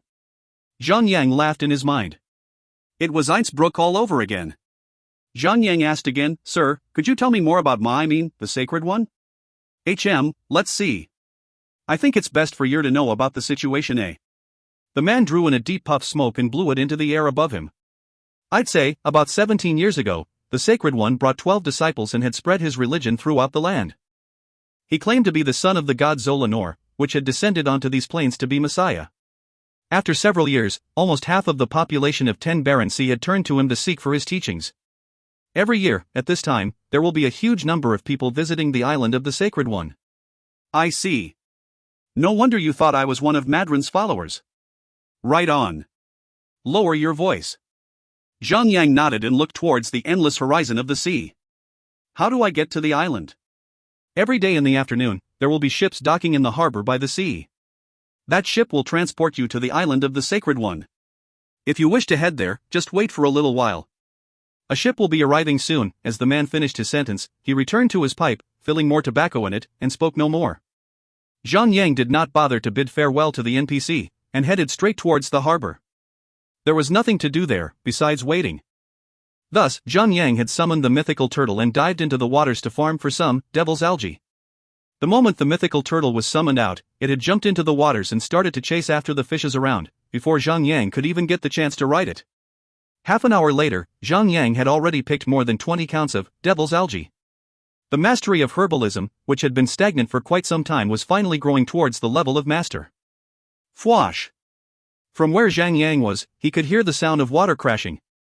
He looked up and saw a huge turtle-shaped like boat sprinting on the surface of the water at the speed of a torpedo. Within a few moments, the boat slowed down and docked at the harbor. Zhang stopped his actions and carefully observed the boat. There were more than 10 elite guards with weapons, stationed at the head of the ship, as well as the rear end. They were all level 92, and were guarding a few weirdly dressed humans in the middle of the ship, with name tags saying loyal followers. Zhang immediately shot up to the surface and swam back to land, and onto the boat. The elite guards did not even glance at Zhang and allowed him to walk past them, and onto the ship. On the other hand, it was the followers on the ship who had greeted Zhang Yang by cheering, "Hail the Sacred One!" Zhang Yang had said nothing else but replied the exact same words. The ship docked for just a few moments before it started to take off. Instead of heading directly to the island of the Sacred One, the ship traveled along the land and circled around the coastline. After it had picked close to 100 more followers, the ship finally left the shore and headed into the deep sea. Zhang Yang was greatly impressed at the speed of which the ship traveled on water. If Zhang Yang had right, the ship would be at the same speed as a flying mount. After only half an hour of traveling on waters, the ship started approaching an island. At first, Zhang Yang did not know that the island was the island of the Sacred One, until all the followers on the ship started to stare at it, as if they were finally returning home after 10 years of separation. Just as they were about to reach the coast, something happened. Boom! Boom! Boom! Waters around the ship had exploded as if someone had detonated a bomb. The explosion of water was not an attack, but the surfacing of a 3-story tall lobster monsters. Close to 10 of them surrounded the ship. Riding on top of the lobster monster were Naga warriors. They had human bodies but a snake's lower half, with a menacing look on their face that clearly spelled hostility. They were all level 92 elite monsters, except for the one that was blocking the huge ship up front. The Naga that was riding the lobster monster was a yellow god tier Naga. Ankdoria, yellow gold, humanoid. Level, 93. HP, 1,860,000. Defense, 1,700. One of the elite guards on the ship had immediately rushed to the front and had pointed his sword at the Naga and had screamed from the top of his lungs. "Curse you, seaman! The island of the Sacred One is just right ahead, you dare to show your blasphemous faces here." "Ha ha ha!" Ankdoria laughed. His voice gargled as if there was still water in his mouth. "You, humans of the land, we Naga thrive where there is water. If not for island of the Sacred One being there, I would be glad to deliver damnation to where hope is just around the corner. Seaman! If the Sacred One finds out about your attack on his beloved followers, the wrath of his holiness shall befall on you. Heed my words, wretched ones. For the wrath of the Sacred One shall be the end of you, seaman," said the guard with confidence. "Piss off. Do not mention the Sacred One. He is nothing but a slaughterer who has killed many of my brethren. Now, we will return the favor. A bloodbath is what he delivered to us, and a bloodbath is what we shall return to him. All you people here best pray that Madron will tame his raging heart." Ankdoria brandished his trident and bellowed, "Killed him. Spare not one." It did not take long for the Nagas and their lobster monsters to capsize the ship and kill everyone. Be it the followers or the elite guards, all of them were screaming helplessly as they drowned in the water. The Naga initiated the bloodbath quickly and efficiently. They were indeed stronger at sea, as they killed the people with such speed and agility. As easily as a human could move on dry land, the Naga had done the same with the humans in the water. In an instant, the emerald water of the sea was dyed crimson red. Right after the ship was overturned, Zhang Yang was dragged away by the raging waves and was sent violently to a nearby land. Zhang Yang had no chance to swim, the water current was just too strong.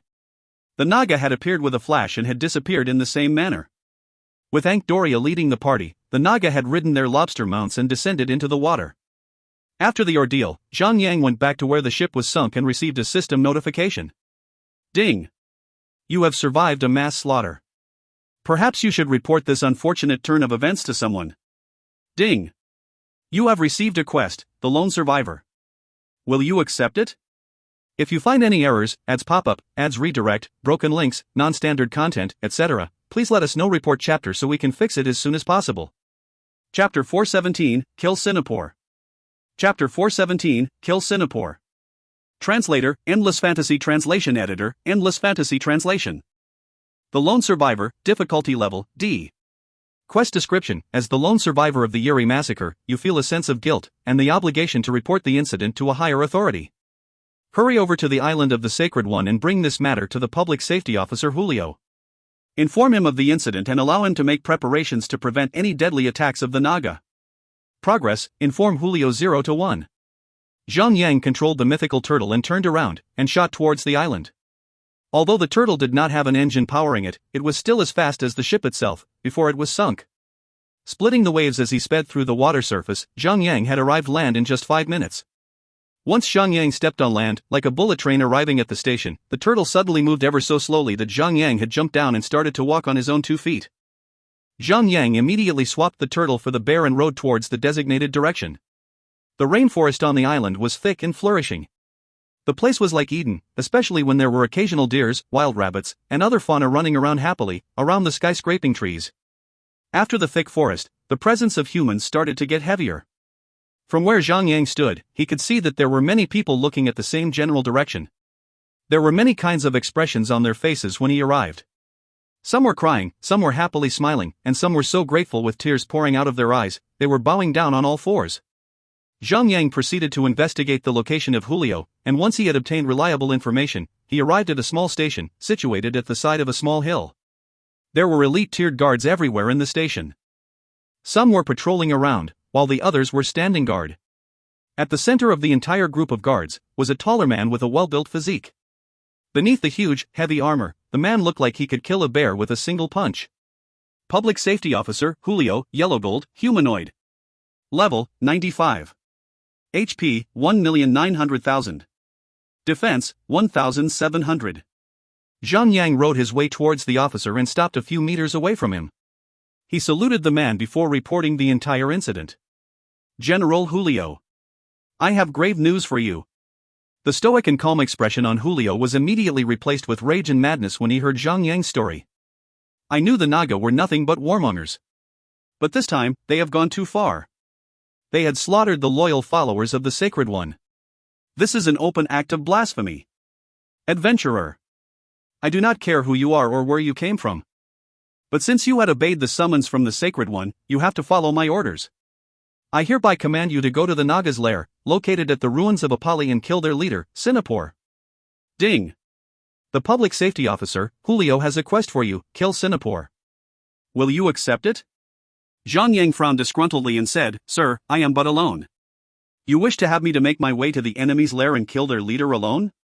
Excellent. You seem to have a perfect hearing. Julio nodded his head. Perfect hearing? You won't need to have a perfect hearing when you hear me screaming in your ears. Zhang was so angry that he could just jump on him and take his head instead. With great effort, Zhang calmed down and proceeded on with the quest. At least there should be a reward which would make it worth his while. Kill Singapore, difficulty level, A. Quest description: the Public Safety Officer Julio has commanded you to invade the Naga's lair and kill their leader, Singapore. You must bring his head back as proof. The wretched Naga's lair is situated at the ruins of Apali, 500 kilometers west of the island of the Sacred One, under the sea. Progress: severed head of Singapore 0 to 1. Quest reward: Julio's appraisal. Julio's appraisal, gray silver, ring. Vitality, plus 120. Use, increases 50 points all attributes. Last for 30 seconds. Cooldown time, 5 minutes. Level requirement, 90. Zhang slowly read through the quest description and closed the quest window with a sulky face. What AF * cat up quest. Although Zhang had never seen or heard of Singapore, he knew that when even his subordinate was already a yellow gold tier, would not Singapore himself be someone of a higher tier? It had to be a violet platinum boss, at least. Furthermore, being the leader of the Naga race, Singapore would definitely be heavily guarded by all the elite forces of his races. To kill the leader, he would have to go through countless of obstacles and strong bosses. It would be a waste of time. Such a troublesome quest should only be rewarded with a violet platinum. Not some cheap gray-silver piece of crap. Who would be willing to do it? If not for the dimensional key fragment, Zhang would not have even care about the Dusha bag. But having gone so far, it was simply something he had to do for the fragment. After thinking about it for some time, Zhang finally decided to put this quest on the sidelines. Since each player could receive as many as 100 quests at the same time, Zhang was better off trying to complete a few better ones around the island before attempting the troublesome one. Zhang had ventured through the entire island and found many different types of the most down-to-earth kinds of quests. There were extermination quests, collection quests, guarding quests, and much more similar kinds. In his ventures, he had found that he was unable to enter the palace, like buildings centered on the island. There was some kind of magical seal protecting it, that even Burrow and Shadow of the Void could not penetrate the shield. Alas, Zhang had no choice but to take on the stupid quest and kill What's-His-Face. Zhang sighed heavily and stomped the ground like a pampered kid. He then rode the bear and came to the west side of the island. There, he switched to the mythical turtle and sped through the water, towards the west. Since the mythical turtle granted underwater breathing, Zhang had taken the opportunity to harvest some devil's algae. Back on the island, Zhang had taken a quest that required him to farm some materials. Zhang Yang swam close to the monsters that were guarding the herbs and killed them for their drops. The ingredients gathered could be traded to the cooks in the islands and they would whip up something for Zhang Yang to eat. After swimming for 2 hours or so, Zhang Yang found the place where he had intended to be. It was an old, underwater castle, which was surrounded in ruins. The castle was obviously created by humans at a glance, since there were many statues that were made to look like regular humans. There were statues of warriors, hunters, and even spellcasters. Perhaps, this castle had once belonged to an actual island. Perhaps, a war had erupted at some point in the past, that had caused the entire island to be destroyed and lost in the deep sea. Outside the castle were many Nagas patrolling. The males were holding spears, while the females were carrying bows and arrows. None of them looked friendly to begin with. They were all level 94 elite-tiered monsters, with HP bars reaching as high as 94,000. There was no other way to enter the castle, other than the front door which was heavily guarded. Looks like Zhang Yang would have to dye the water red in order to breach the door. Zhang Yang swam close to the nearest male mage and threw a spear of obliteration the moment he was 30 meters away from him. -4-423. SSSSS. Filthy human, cried the warrior Naga. With a quick swing of its tail, the Naga rose from the ocean floor and swam like a torpedo towards Zhang Yang. -7902. -9613. The devastating attack was purely from the mythical turtle. The attack was one normal attack and one tear. After reaching level 90, Zhang Yang merely gained a new skill and some skill points to use. Since there were no changes in terms of equipment, Zhang Yang had not gained any improvements to his HP limit or his attack power. On the other hand, the battle mount was different. It would receive an upgrade with every 10 levels gained. At level 89, the mythical turtle's average attack power was only 7,579. After reaching level 90, the average attack power of the mythical turtle had reached 8,428. An 11% gain in attack power. It's futile to fight us. The water is our realm. You're powerless here, cried the warrior as he thrust his spear to attack Zhang Yang. It was true that the Naga thrived in water. They were moving beyond the speeds of a human on land. It was a pity that, as they were fighting Zhang Yang, be it on land or water, an elite tier monster would only be treated as a normal tier. Together with the mythical turtle, Zhang Yang had practically butchered the poor Naga. Zhang Yang had ended the battle quickly and proceeded to loot the battle drops. He picked up a clamshell and when he opened it, there was only meat, but no pearl. Though it was unfortunate, Zhang Yang felt nothing about it and continued to kill his way towards the royal palace. After some time, Wei Yenair, Fatty Han and the rest of the team had entered the level 90 map. Every one of them cried out to join him in his fights. Zhang Yang had no choice but to allow them. He had asked them to visit the guild storage and bring along underwater potions. When everyone had made their preparations, Zhang Yang had used the party summon order to teleport them to his side. Since Zhang Yang had only procured one mermaid's lung, which was forcefully taken away by Wei Yenair, the rest of the team had to use the underwater breathing potion to breathe underwater. Since Zhang Yang had the skill alchemist's intuition, some of his potions were transmuted, granting a bonus ranging from a 10% to a 100% increase in swimming speed. The little brat, even though she was already wearing the mermaid's lung, she had still consumed a grade 10 transmuted underwater breathing potion to increase her swimming speed to 100%. However, even with the speed buff on them, Zhang Yang's and Han Yingshua's battle mounts were still faster. Everyone was envious, yet they enjoyed their time underwater. Zhang Yang tried sharing the quest to everyone and succeeded. However, every one of them immediately complained about the quest when they saw the reward. The 10-man party was gathered and had punctured through the barricade of Naga like a nail and hammer, and entered the palace's compound. At first glance, the first area they had entered was supposed to be a garden. Now, instead of flowers, many types of seaweeds were thriving in the area. There were many different kinds of small fishes swimming around freely. Tempted, the turtle turned its head left and right as it saw the fishes swimming past it. Finally, after it could take it anymore, the turtle turned its head up to Zhang Yang, trying to ask for a brief moment for it to have a feeding frenzy. Zhang Yang sighed and patted the turtle's head, saying, "Let's finish things up here first. I'll let you have your feast after."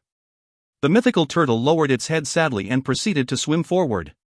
With the entire elite team with him, Zhang Yang easily cleared the monsters in the garden area and had stumbled upon the first boss without a hitch. Group Captain Zhu was Yellow Gold, humanoid. Level 92. HP 1,840,000. Defense 1,700. Once they had taken a good look at the boss HP, the party snickered. Lost Dream said, "Man, the bosses these days sure are easy as pie. Come on. Not even 2 million there. We could kill it in 2 to 3 hits. Yeah, easy for you to say. Without a tank, let's see you manage that, said Endless Starlight. He hated Papa Sprats and have never found peace with Lost Dream. Lost Dream scoffed lightly and replied disgruntledly. Give me 10 well-equipped thieves, and we could take turns to use, blur, and vanish to erase aggro. I'm sure we could defeat the boss easily. If you find any errors, ads pop-up, ads redirect, broken links, non-standard content, etc., please let us know. Report chapter so we can fix it as soon as possible. Chapter 418, The King of Naga. Chapter 418, The King of Naga. Translator, Endless Fantasy Translation Editor, Endless Fantasy Translation.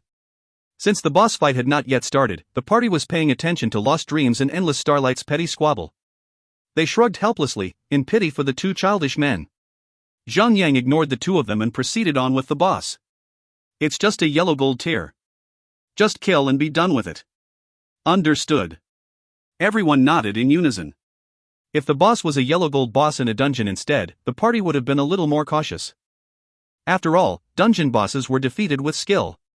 No amount of high-tiered equipment would save you from being a dumb meathead. But an open-world boss was different. Their difficulties were just based on their tiers. It's true that they may have skills which required skills to defeat, but when the team is strong as F***CK, there's nothing to it anymore. TCH. It's the despicable subordinates of Madron. Joe was clicked his tongue and brandished a long metal pole. With quick movement underwater, the first person Joe targeted was Zhang. I shall be honored to send you to meet your god. Foom. Cling. The metal pole was swung at incredible speed, but was immediately blocked by Zhang equally fast shield block. However, since there was no ground to stop the sheer momentum of the spear, both Zhou and Zhang was sent backward. However, the mythical turtle had immediately paddled its flaps and forcefully stopped its movements to charge back at the boss. Zhou was, being a Naga of the sea, was able to stop himself from being pushed too far. With a quick swing of his massive tail, Zhou shot back towards Zhang and prepared himself for another godly smash. He looks so proud wielding the pole. Does he think himself as the monkey god Sun Wukong? Said Wei Yan'er as she swam towards the boss. Without waiting for an answer, Wei Yan'er swam close to the effective range and activated charge and started to swing her own axe at the boss. Unlike Wei Yan'er, who was a melee-type attacker, the ranged attackers had no need to swim around. They could start attacking, as long as they were 30 meters away from the boss. Fatty Han laughed and said, Sun Wukong huh? Now that you mention it, did you know that when he trashed the entire Heaven Palace, he was all-powerful, and was able to destroy most of it? But when he was sent to retrieve the scroll in A Journey to the West, he was unable to defeat most of the demons and had to ask for help, thought. Lost Dream laughed and said, that's simple.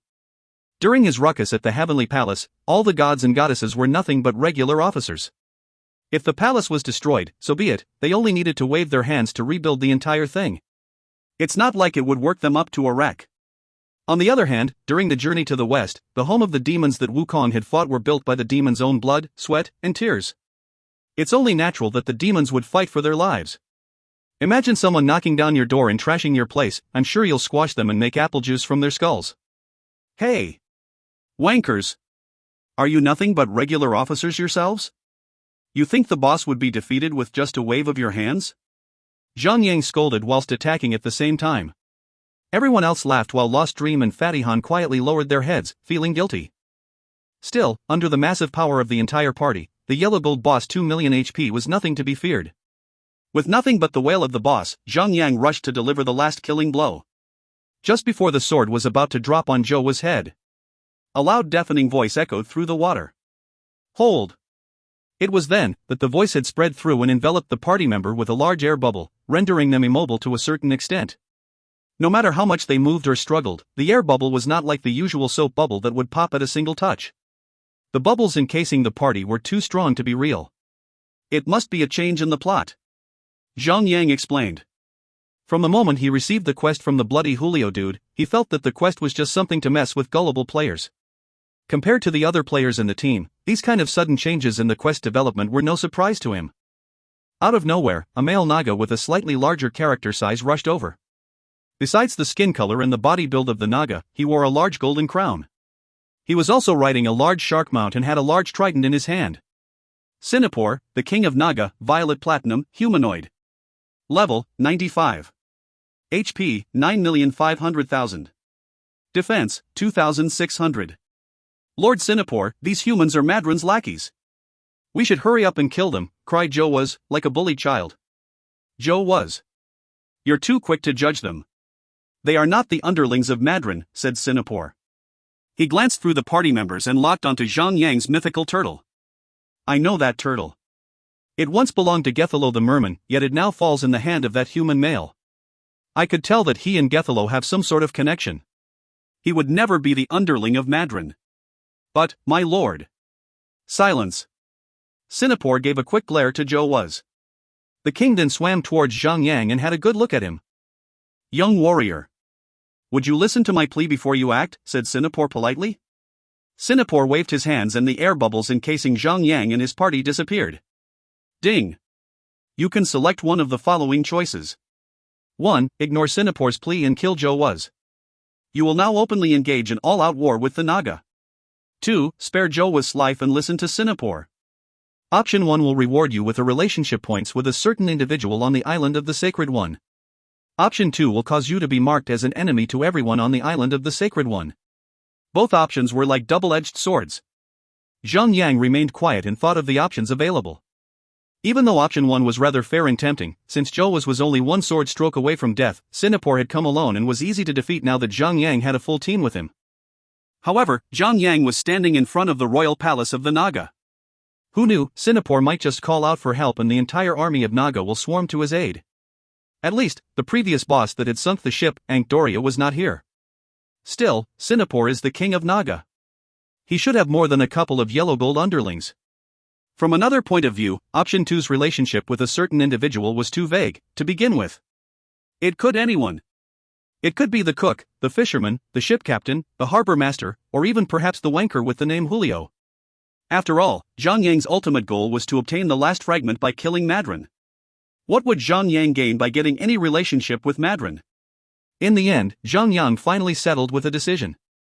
Option 2. Everyone in the party followed Zhang Yang without any objection. Zhang Yang sheathed his sword to display his cooperation and said, Naga King, I think, a discussion is way overdue. Humph. I only have to discuss crushing your head, said Zhou was. Singapore laughed and turned his back. Please follow me to the royal palace. With Singapore leading the way, the other warriors that were patrolling the palace had formed a line to welcome the king and his guests. Singapore had led the party inside one of the buildings still stood. Inside, Zhang Yang had noticed that there were no one inside the building. Unlike how humans behaved and ruled, a royal palace like this should have many maids and servants stationed inside the palace to serve their king. Besides the guards outside the palace, the building was completely empty. Please sit, said the king as he sat down on the throne. Everyone was troubled. How do they sit in water? Everyone was literally in a hovering status. Sitting down would not make any difference. However, since the king had decreed it, it would be best to sit down on the chairs provided, or it would be unpolite not to do so. Adventurers, why are you here? Asked Singapore. Because you called us here, was what Zhang Yang wanted to say, but if he did, it would be massively disrespectful to the king. Instead, Zhang Yang explained the events chronologically. I am an adventurer who was headed to the island of the Sacred One. In the middle of the journey to the island, the ship that was ferrying the followers of Madron was attacked by your kind. Everyone died, and I was the sole survivor. I then reported it to a person named Julio, on the island. He had, in turn, sent me here to have your head. The crowd went silent. Besides the sound of the ocean waters, there was no one making noise until Zhou was opened his mouth. I know that person. Julio. He is a greedy and sneaky bastard. If he is not hiding on the island, I would have sliced his head off. Singapore nodded and asked Zhang Yan. Adventurer, I believe that there is a misunderstanding here. You might have come to believe that the Naga are attacking your brethren. However, I feel obligated to inform you of the truth. Madron is an evil man. He plans to revive an ancient demonic statue. If he succeeds, it would spell doom for the entire world. Demonic statue? You heard right. There was a legend that spoke of the war demonic statue. It was one of the demon artifacts from the War of the Gods. It contained unimaginable power. I have no idea where did Madron acquire the artifact. But I do know this. He had also obtained the means of reviving the statue. The reason behind why he had amassed so many followers is to select the most suitable person and offer them up as a sacrifice to the demonic statue. That is his plan. To trade human life for the power of the demonic statue. Zhang Yang nodded. He understood what was happening with the quest storyline. That is why you had sent out your soldiers to attack the ship that was ferrying the followers. It was to prevent Madron from collecting enough sacrifices? You are correct, Earth Dweller. However, we do not know accurately which of them was the real sacrifice. That is why we killed them all. Zhang had no feelings for the people who had died in the capsized ship. Nothing. Yet, he felt that as a human, he should be. Especially when Singapore had confessed that he had commanded the kill for those people. The tone that he used was as if they had killed nothing but rodents in the drain. Since they, humans, were not their kin, their death meant nothing to the Naga. Luckily, it was all but a game storyline. If he had listened to his words in real life, Zhang would have sprung into action and beat the living hell out of them. Singapore had not noticed the change in Zhang glare, and continued to speak his mind about Madron. In the end, destroying the ship was nothing but to slow Madron down. Eventually, the man will get what he wants. Unless we are able to completely rid him of this world, he will prevail. When that day comes, it is not only us, the Naga, who will perish, but the entire world, including you, humans, shall be thrown into the flames of hell. Singapore made a sad expression and sighed heavily. What is wrong with you humans? Why is it that you can kill one of your own so easily? Such a thing would never happen to the Naga. That, my lord, is why I said, the humans are the lowest of all races. Zhou was spits his saliva, which was dissolved immediately in the water. Besides Zhang, the rest of the party members were ready to leap on him at any moment. Zhang sighed heavily in response to Singapore. He had no interest in arguing about the virtue among the humans. Naga King, is that what you wish for? The death of Madron? Will that truly solve all problems? Singapore nodded his head without a trace of hesitation. Madron, and his 12 disciples. When that deed is done, the secrets of reviving the demonic statue will be forever lost. Ding! You have received a choice. Give up the quest, kill Singapore, and accept a new quest, to bury the secret. Will you proceed with the change? Zhang glanced at his team, and they all nodded in unison. Zhang nodded back to acknowledge, and accepted the quest. It was pretty obvious why he would do so. The main reason was the quest only had a stupid reward in the first place. Secondly, Zhang wanted to kill the NPC in that way, he could easily obtain the last piece of the dimensional key. To bury the secret, difficulty level, S. Quest description, Madron has been secretly preparing the revival of the demonic statue. Once he succeeds, the entire realm will be blanketed in a dark shadow. Warrior, you have to kill Madron and his 12 disciples to prevent this catastrophe. Make haste, for Madron is one step to victory. Progress, kill Madram 0112 disciples 0/12. Singapore was extremely happy. He nodded when he saw the glint of determination in Zhang eye. Madron and his 12 disciples are always hiding in the magic seal that is protecting the palace in the center of the island. I can tell you this with great confidence. If you want to destroy the magic seal right now, it would take a lot of effort and sacrifice to do so. However, now that you are here, I'd say, there's a good chance of things being much simpler. In truth, right after accepting the quest to kill Madron, Zhang was having a massive headache, thinking of a way to penetrate the shield. If you find any errors, ads pop up, ads redirect, broken links, non-standard content, etc., please let us know. Report chapter so we can fix it as soon as possible. Chapter 419, Breaking the Cages. Chapter 419, Breaking the Cages. Translator, Endless Fantasy Translation Editor, Endless Fantasy Translation. Zhang replied immediately, Naga King. I assume that you have a brilliant idea? Singapore laughed. Brilliant? Wrong there. I'd called it the last measure. That idiot Julio is our answer. Didn't he want my head? Then, a head he shall get. I'd bet the trident of Poseidon that he would take the head to meet Madron. When he does, I want you to follow him. That is how you can sneak past the magic seal. Zhou suddenly grew anxious. There was a glint of panic in his eyes. My king, you are our king. The king of Naga. Without your leadership, we would be nothing but wandering soldiers. Singapore sighed and smacked Zhou lightly at the back of his head. You fool. Do you think that I would take my own head off for the death of a simple human? I never said that I would give him my head. I will use magic to create a head. The human warrior could take the fake one and trick the idiot Julio. Phew. That freaked me out. Zhou was calmed down. What's up with those naming, Zhou was? Wei Yen cocked her head. It's just a name, get over it, said Zhang. Sinapor clapped his hands together. A faint light glowed around his hands, which grew larger and brighter in a green hue. The light formed a ball and flew a few centimeters away from him and started to form a human-sized ball.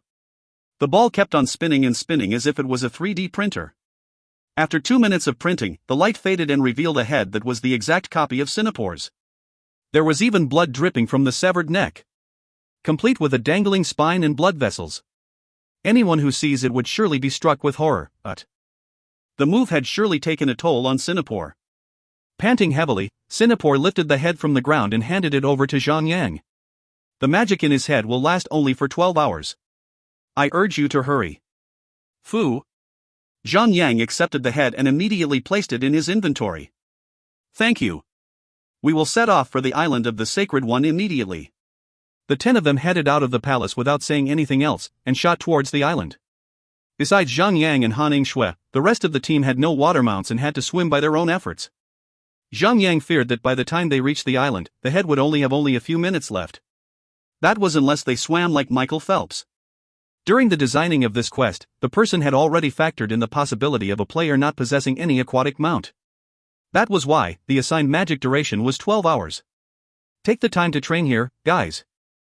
I'll reach the island first, and I will summon you guys there with the order. Everyone nodded and turned around to start killing underwater monsters. The party summon order, only 1 hour of cooldown time. Zhang had taken close to 2 hours to travel from the island to the place in the beginning, which left him plenty of time to use the party summon order. Since he was in a hurry, Zhang had summoned the turtle and used all its strength to get into the island as fast as possible. He had not even had the spare time to harvest the herbs. In return for his efforts, the turtle had only taken half an hour to reach the island. He quickly used the party summon order and called the 9 other members who were left behind. Let's go! Everyone summoned their mounts and galloped towards the location of Julio. With haste, the team had reached Hillside, leaving a trail of dust behind them. Lord Julio. I have completed my mission. Zhang jumped down from his bear and handed the bloody head to him. Julio turned and checked the head that he had just received. After a short duration of skepticism, the man smiled sinisterly and laughed manically. This is it. This is wonderful. Magnificent. The bloody seaman is dead. With this head, Lord Madron will finally have an audience with me. I will be one of his trusted men. After laughing for a good minute, Julio stopped promptly when he realized that he was completely out of character. Good job in completing the mission. Well done, said Julio, back in his usual stern voice. Since the quest, Kill Sinapor, was deleted, the party had not received any rewards. Just when Julio was about to turn away, Zhang placed a hand on his shoulder and put up the best fake smile. Lord Julio. We are loyal believers of the Sacred One. We wish to have an audience with the Lord himself. Would that be too much to ask? Zhang could physically throw up right away, if he ever heard himself saying that out loud. Imbecile. Do you think I do not know what are you up to? You wish to take all the credit away from me. Julio started to get all aggressive and raised his voice. Scram! Be gone! Wei Yan'er frowned angrily. With her finger tapping on the handle of her axe, she asked Zhang, newbie tank, can I skill this douche now? Hold your horse, sweetheart. Let him disable the magic seal first. Zhang grabbed her shoulder and pulled her back. The party left, but not for long. They went into hiding in the bushes, near the station where Julio was. After a while, Julio was spotted leaving the station with a horse. Zhang gave the signal to his team and tailed him until Julio reached the center of the island, where the palace was. After a short gallop, Julio had arrived at a magic circle. He got down the horse rather sloppily and took out a piece of crystal. He walked to the magic barrier and pressed the crystal against the magical wall. The barrier wall absorbed the crystal and formed countless of bright lines which formed the hologram of a human head. Why are you disturbing me, Julio? Lord Marvados. Julio kneeled down and unwrapped small cloth to reveal the head of Sinapor. Your humble servant has killed the king of Naga, Sinapor, and wishes to deliver his head to the Lord. The hologram looked down on Julio and glared at the head. You have done well, Julio. You shall bring the head of Sinapor and come to me. The Sacred One will be pleased. BZZ. The head hologram dispersed. The barrier that Julio was facing suddenly made a loud, thunderous crack. A tear in the barrier seal was seen opening up. Pleased, Julio wrapped the head and walked into the barrier. This is it. Jump him. Zhang Yang cried. All the party members kicked their mounts and dashed towards the crack in the barrier. Hidden behind the opaque barrier was a huge circular magical altar, surrounded by many stone figures. Each of the statues was anomaly huge and were made to be positioned to look at other stone statues at the center of the circle. Zhang Yang had immediately recognized one of the statues at the 1 o'clock direction. It had the same face as the man who had appeared as the hologram earlier on. If that was the case, these 13 stone statues would represent the 12 disciples and Madrin himself. You! Julio turned back and found that Zhang Yang had successfully breached the barrier. With rage in his eyes, Julio bellowed angrily. I'll crush you! I'd do anything to prevent you from grabbing the right to meet Lord Madrin. What a stuck-up boss. I'd say, he might be as stuck-up as the fatty, said Han Shui with a sinister grin. Yo, what did I do to you, said Fatty Han with a sad, close-to-crying kind of expression. In his defense, Fatty Han felt that he was indeed a little more perverted than a regular man. But being a pervert had nothing to do with being an asterisk shoal like Julio. Julio puffed out angry steam from his nostrils and jumped down his horse. He unsheathed the sword from his waist and attacked Zhang Yang, who was the closest to him. Little brat. You can now kill the man. Go wild. Zhang Yang received the attack and grabbed onto the boss aggro firmly. From the moment she saw the NPC, she already had insatiable urge to beat the crap out of him. Now that she had received the green light from Zhang Yang, she yelled her battle cry and leaped into the battle axe first. The rest of the party did not stand to watch and moved to their attack positions. It did not take long for the party to kill a mere yellow gold boss. In the end, they had killed the boss and obtained a yellow gold and 2 gray silver equipment from Julio. Sinister ambush chestplate, yellow gold, leather armor. Defense, plus 24. Vitality, plus 302. Strength, plus 121. Dexterity, plus 274. Level requirement, 90. Without the shine of a violet platinum light, the best they got was a shiny gold luster. The 4 leather armor class players rolled for the item, which was 1 by 100 shot, rolling 87 points. As for the gray silvers, there was a silent agreement that it should be sent, packaged, and delivered to the little merchandise shop. There were no violet platinum drops, since the boss was nothing but a small minion. It was already fortunate of them to obtain some loot in the first place. There's a door there, cried Daffodil Daydream. The young lady pointed at the direction of the statue at the 1 o'clock direction. Beneath the statue was a secret passage, with a staircase that led down to the underground. It was probably opened for Julio. Looks like the master is welcoming us directly. Well, might as well make ourselves at home. Everyone walked down the stairs and was greeted with nothing but darkness. With a quick thought, Zhang Yang had reactivated the equipment effect and it had lit up the pathway like a megawatt lantern. Wan Yenair suddenly laughed out of control and had to stop walking. Newbie tank. Put. Are you wait for it, a Firefly? Ha ha ha ha. Wait. He's not some bug. I'd say, he like the sun in the sky. Shining brightly, said Endless Starlight, kissing Zhang Yang's butt. Everyone laughed and immediately understood the underlying meaning behind Endless Starlight's sudden cries. However, it was indeed helpful. With Zhang Yang leading down the staircase, it was much easier to see. After 5 minutes of walking, they had walked out of the narrow pathway and had arrived at a large, empty hall. The hall was much brighter now, and the party had just realized that it was extremely huge. The ceiling was at least 100 meters tall, and the hall was at least the size of 3 football stadiums. In this massive empty hall, there was an indented area, which revealed itself as a pool of blood when the party had gotten close. No one knew how deep it went, but one thing was sure, it was blood, and it was boiling. Right behind the massive, Olympic-sized pool, were cages with a human in each cage. Despair, dread, and hopelessness were in their eyes. From afar, Zhang Yang could see 3 soldiers doing something. One of the soldiers had opened a cage up and pulled out a man. The 2 other soldiers dragged the man by his feet towards the pool. With nothing but the screams of horror, the soldier had pulled out a long broadsword and had cleaved the man's head off, clean.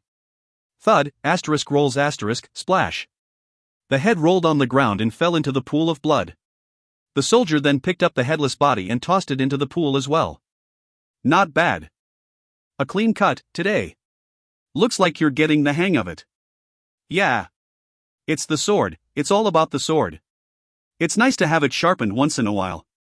Don't sweat it. We'll be given a new blade soon enough when this is over. Ha ha ha. You're absolutely right. I swear that. The chattering of the soldier dissipated into the darkness as they left the pool. Zhang Yang saw what had happened and felt the dread of it. I think Singapore was wrong after all. It's not a special sacrifice that Madron needed to retrieve. It's blood. A lot of blood. That looks more like a human goulash. The party moved around the pool and tried to follow the soldiers. As they walked closer to the scene, they found more markings on the stone slab where the most recent parting of a head from its shoulders had just occurred. It appeared that countless heads had rolled into the pool and had stained the flood with so much blood that it had dried and formed a thick layer of blood plaster. Rage burned in their hearts, and the urge to seek revenge boiled like the pool of blood. When Zhang Yang had gotten closer to the cages, one of the women in cages reached out her extremely thin arms, begging for Zhang Yang and his party to save her. Help, me, PLPLESE. Her voice was so frail. Her face, especially, told of the days or even weeks she had not been fed. She was so skinny that she was practically skin and bones left. Sun Xinu was the first person to react to her plea. With quick movements, she jumped to the cage and busted the lock, releasing the poor woman from her captivity. You're safe now, said Sun Xinu with the softest voice that Zhang Yang had ever heard. It was extremely soothing to hear her voice when she was not putting up a cold act. The woman cried and hugged Sun Xinu. Why, I don't understand. Why would the Sacred One do these to us? We believed him. We worshipped him. The Sacred One, no, his is not the Sacred One. He is the damned. The damned one. Hush now. It's all right. I will make this right, said Sun Xinu as she wiped away the tears from the poor woman's eyes. After stroking her hair and face for a while, the poor woman calmed down and said, Brave ones, I beg of you. Please save everyone here. Ding. Lena has a quest for you, breaking free. Will you accept it? Accept. Breaking free, difficulty level, A. Quest description: Lena had requested that you rescue all of the captive prisoners. Note, there are 12 places such as this. They are all guarded by Madron's 12 disciples. Every 5 minutes, each blood pool will claim one prisoner. To complete the quest, you must prevent the deaths of 500 prisoners. The quest will be deemed failure when the death toll had surpassed 500. Each rescued prisoner will increase the reward experience points by 1%. Progress: rescue all the prisoners 0/1. Zhang Yang then unsheathed the blade and swung it forcefully, causing the metal cage in front of him to collapse, freeing the prisoner inside. With a loud voice, he yelled, "We will free all of you. Please, find a way outside this place and inform everyone of the truth of Madron." One by one, the prisoners were freed by Zhang Yang with the help of everyone in the party. All of the prisoners had mixed feelings. Some were extremely grateful for Zhang Yang and his party while the others were burning with rage, even though there were little to no life force to them. From their perspective, they had traveled a great distance just to worship the person who they thought was the Sacred One. Who would have known that they were captured and treated as livestock instead? Something's wrong. A voice came from the far side of the pool. It was the 3 soldiers who had killed a person from before. The soldiers had found out the prisoner had escaped their cages and had alerted more soldiers to come into the hall. Close to 10 or more soldiers had mysteriously spawned out of nowhere and had joined the fight. Some of the prisoners who had just been sprung from their cages ran back to the broken cages in fear. Zhang Yang had dashed to the front and called out to Endless Starlight. "Starlight. Come. Let's wrap this up quick." "You got it, boss." With the battle hammer in his hands, Endless Starlight did not wait for Zhang Yang, and rushed at the incoming soldiers. The enemies were only level 93 monsters. There was a total of 15 of them. For other parties with average equipment, this situation might be a little too much for them to handle. But for Zhang Yang and Endless Starlight, it was just a regular grinding session. The soldiers could not break through the line of defense and could only throw insults at them. "Heretics! The wrath of the Sacred One shall befall upon you. The judgment of God is absolute," cried the soldiers. "TCH. Sacred One? Don't make me laugh." "He is nothing but the devil himself," said Endless Starlight. Zhang Yang activated Blast Wave and stunned the soldiers. The sword of Purging Devourer glowed and repeated the skill over and over again. Sun Xinu and the rest started their attack. Like hungry tigers, the team devoured the soldiers in just 2 minutes. Among the loot that they had picked up, there was a new cloth material, the inscribed cloth. Besides using the cloth in the profession of tailoring, it could be used to create inscribed bandages, which could heal 20,000 HP over the period of 10 seconds. Zhang Yang had picked up a set of keys from the fallen soldiers, and had given the keys to the freed prisoners and had released the other prisoners who were still in their cages. The party then left the place and searched for the door of which the soldiers had come through. Rate translation quality. No comments. Be the first. If you find any errors, ads pop up, ads redirect, broken links, non-standard content, etc., please let us know. Report chapter so we can fix it as soon as possible. Chapter 420, Marvados. Chapter 420, Marvados. Translator, Endless Fantasy Translation Editor, Endless Fantasy Translation. Zhang found the door which the soldiers had through. Proceed inside. The place behind the door was like a dormitory for the soldiers. It was a narrow passageway, with doors on either side of the place. The first few rooms had their doors open wide with no one inside but messy beds. It looked like the rooms belonged to the soldiers who had just rushed out to attack Zhang. As Zhang and the party proceeded further down the pathway, more soldiers had rushed out and had attacked them. Without much trouble, the lot hacked their way through the mess and proceeded on through the mess. After covering a short distance at a slow pace, the team arrived at a dome-shaped room. The room was clearly big, since it housed a similar pool of blood like before. There was a man cloaked in a white long robe that was sitting in a chair at one side. There were two other beautiful females who were clinging rather intimately onto him. Behind the three bizarre characters were 12 soldiers in perfect formation. They were all well equipped, with metal cuirasses and long spears in their hands.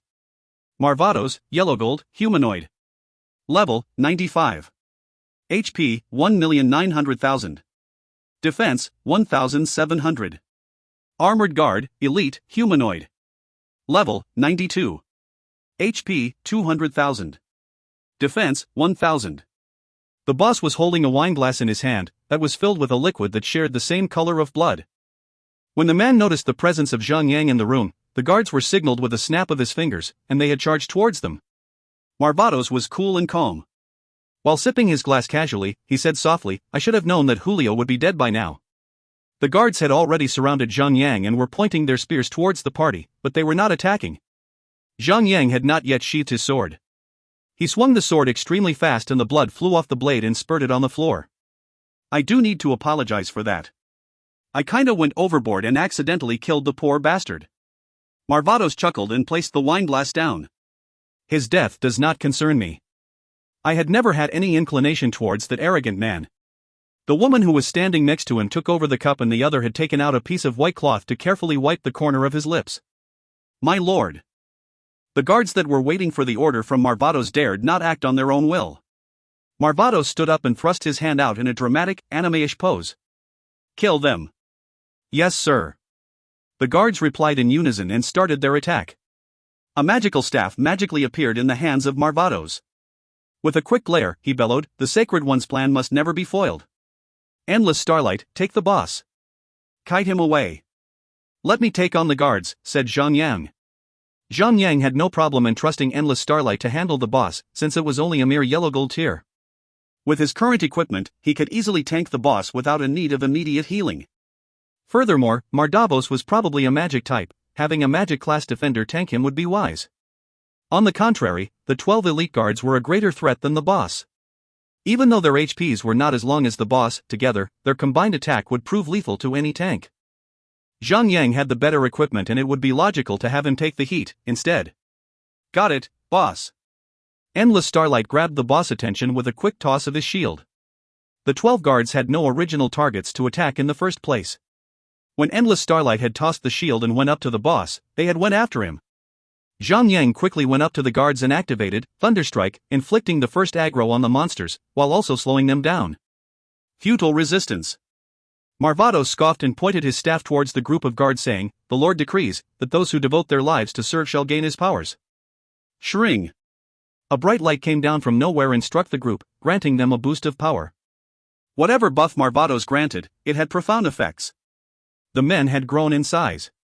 The original breastplates they wore suddenly burst off as the buckles gave way. Marvados' blessing, 30% increase in attack power. Lasts for 5 minutes. Zhang frowned worriedly. If one of them gained a 30% power boost, it would not matter to Zhang. But now, all 12 soldiers had gained power. The overall damage gained would prove to be too much for Zhang to endure. We need to kill these guys off, quickly. Without delay, the group had rushed forward and unleashed all their AoE skills. Zhang joined the fight as well. All his AoE skills were used. Blast Wave, Thunderstrike, Heroic Leap, Brutal Smash, all status effect skills were used mostly to prevent damage from inflicting him. However, when those proved to be insufficient, Shield Wall, Berserker's Heal, and even the new skill, Last Vigor, had to be used to save himself. In this boss fight, Marvados was nothing but a side character. The main problem was his 12 guards. One by one, the party targeted one monster and proceed to the next when the first was killed. This way, they could kill the monsters more efficiently when their AoE skills were on cooldown, and they could switch to single target skills instead. Just when the party had killed every single elite guard and were ready to switch their target to the boss, Marvados pointed his staff at the dead guards and said, "The Lord decrees that eternal life shall be granted to his servants." Whoosh! This time, a blast of dark light came down from nowhere and seeped inside the lifeless bodies of the dead guards. Ugh, ORH. Slowly, the dead soldiers started to make some eerie noises. One by one, their muscle twitched and moved in a disgusting manner. They scrambled up and started to dash towards Zhang. Revived Guard, Elite, Spectre. Level, 92. HP, 200,000. Defense, 1,000. Sigh, there's no end to this. Zhang immediately cried, "Stop attacking the monsters. Kill the boss. Or else these critters will keep on coming back to life." Zhang changed his battle strategy. Instead of tanking the guards head-on, he blasted them with Thunderstrike and kite them around. However, Zhang had never expected the undead minions to have such fast movement speeds, that even after the slow debuff, they were still running faster than Zhang could. Ding! Revived Guard has received the effect, God Titan's Wrath. Stunned for 10 seconds. Ding! Revived Guard had received the effect, God Titan's Wrath. Stunned for 10 seconds. Since Zhang had received a barrage of attacks from a group of monsters, the Titan equipment set had finally shown its prowess. A holographic image of a metallic, godlike character hovered behind him for a brief second when the equipment set effect was triggered. With a snap of his fingers, the monster was stunned for 10 seconds. On the other side of the battle, even though Zhang was not participating in the battle against Marvados, the elite fighting party of 9 was able to quickly hack away at the boss HP till he was close to death. For the Lord has decreed eternal life and happiness for those who worshipped his name. Marvados pointed his staff at one of the soldiers who was chasing after Zhang. At first, Zhang felt something was off. Perhaps, the skill was going to be used on the monsters and made them stronger. However, to his surprise, one of the guards had burst into dust, leaving its empty armor falling down to the floor. A light ray glowed around the area for a while before it flew from the place where the soldier had fallen, towards Marvados. The light surrounded Marvados and fully restored his life. Wei Yenair had inflicted destructive smash on the boss. But even with the 50% reduced healing rate, the boss was still able to recover to its original, unharmed state. *T. IBD** met if the boss could still revive the dead guy there. "He'd be invincible then," said Endless Starlight. "Why do you always go for the worst case scenario? Will you be satisfied if that really happens?" Zhang scolded. Luckily, it did not happen.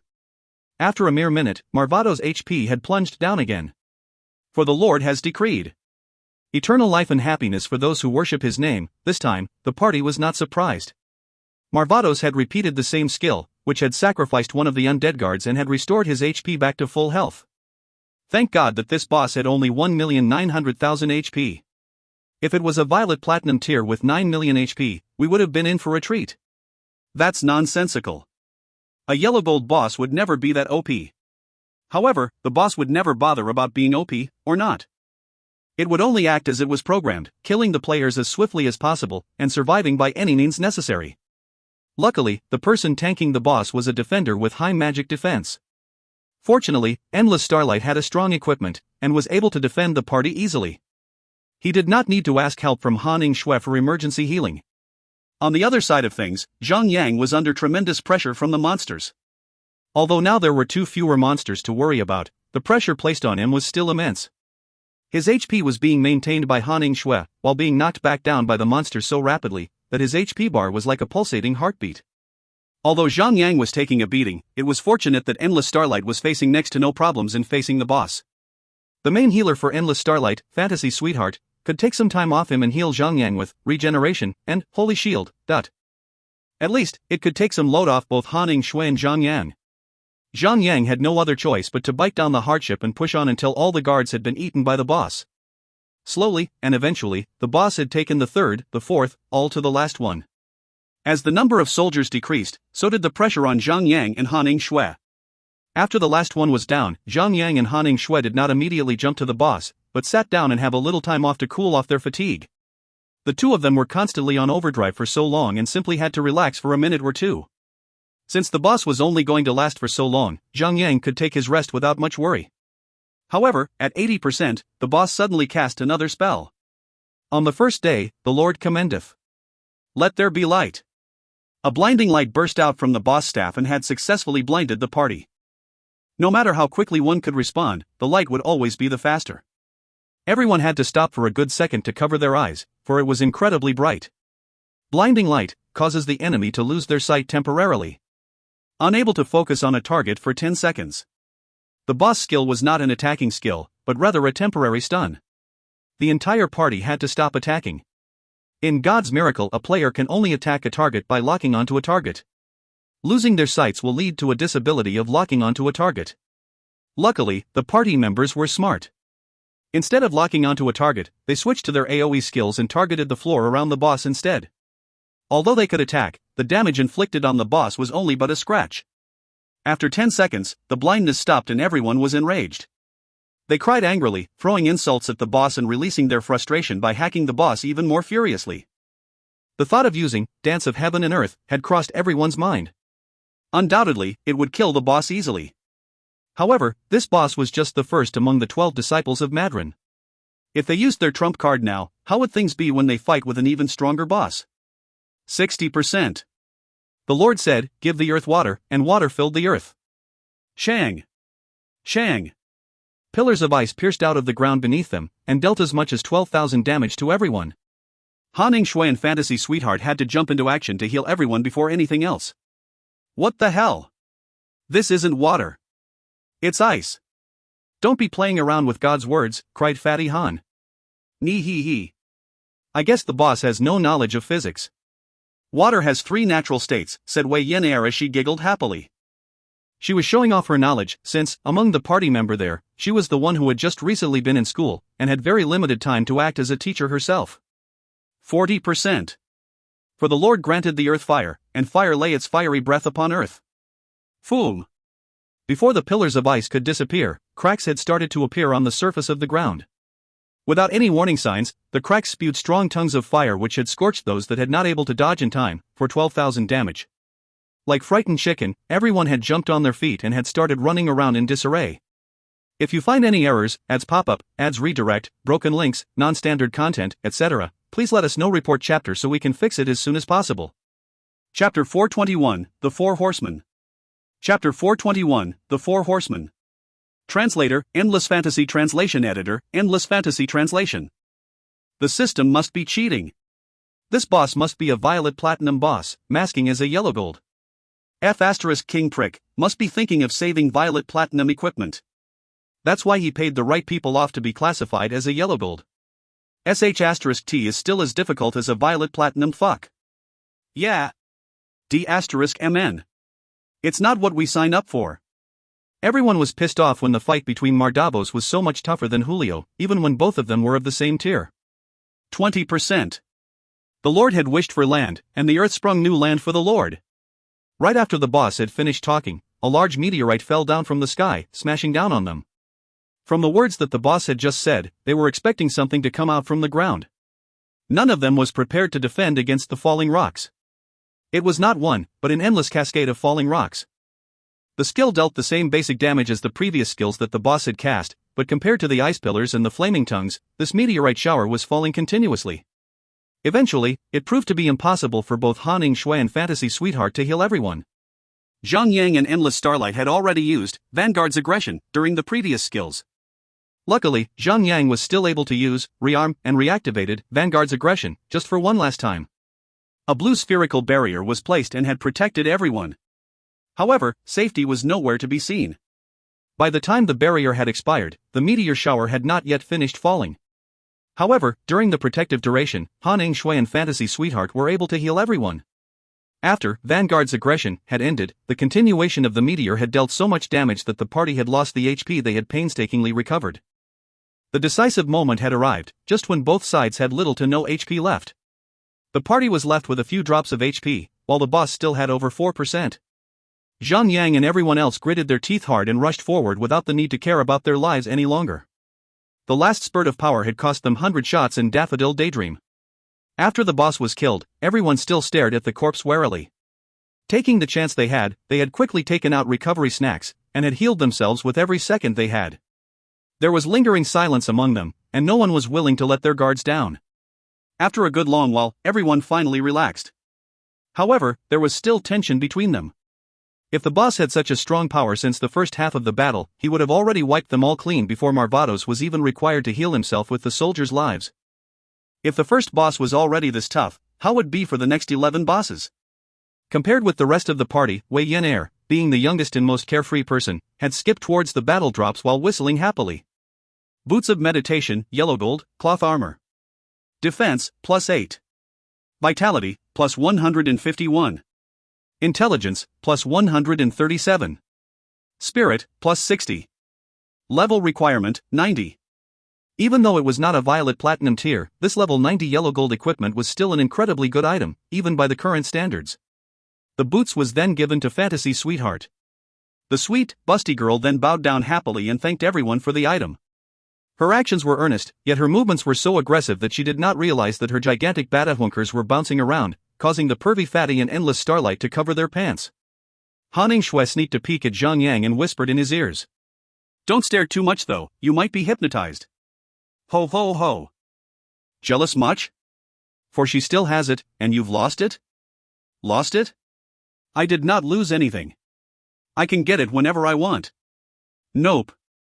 You've clearly lost it. She's got the charm. You've got nothing. Please. I could steamroll over her with one of these, said Han Shui as she grabbed hold of her left mountain of delightful flesh and jiggled it at him. Zhang Yang fell silent. He had completely regretted about taunting the jealous little woman. Fragment of Hammer of Sanction, yellow gold, weapon fragment. Use, combines 12 fragments of Hammer of Sanction, and 1 hammer's hilt of Hammer of Sanction to form a complete Hammer of Sanction. Level requirement, 90. Another assembled weapon, cried the party. The previously assembled weapon that Zhang Yang had wielded for a long time now had made everyone drool for it. Who would not want to own such a powerful killing tool? Since violet platinum weapons were available for level 80 players could be farmed in level 80 maps, there were assembled weapon there as well, but they were mostly gray-silver tier. The end result would only be at the same level as a yellow gold tier. None of the party members were interested in owning such a weapon. However, the level 90 area was different. A drop of assembled weapon would automatically be one of the yellow gold tiers, which inevitably meant that the end result would create a violet platinum tier weapon. What? It's a hammer fragment. Awesome. Hell yeah, cried Endless Starlight happily, since his class had the Hammer Mastery passive skill, which granted the player a boost of strength when using a hammer-type weapon. Zhang Yang laughed and gave the fragment to Endless Starlight. There are 12 disciples in this fight, and a final boss. I'm guessing that each of the disciples will drop a piece of the hammer fragment, and the final boss would drop the hammer's hilt. Oh man. This is just too great. It's like a dream come true. While everyone was happy for Endless Starlight, Lost Dream muttered something disgruntledly. Oof. Just hope that it's not a two-handed hammer. A defender could only use a one-handed hammer. Although Lost Dream was muttering softly, his voice was able to reach Endless Starlight's ears, slightly annoying him. Alright guys. We've had our rest.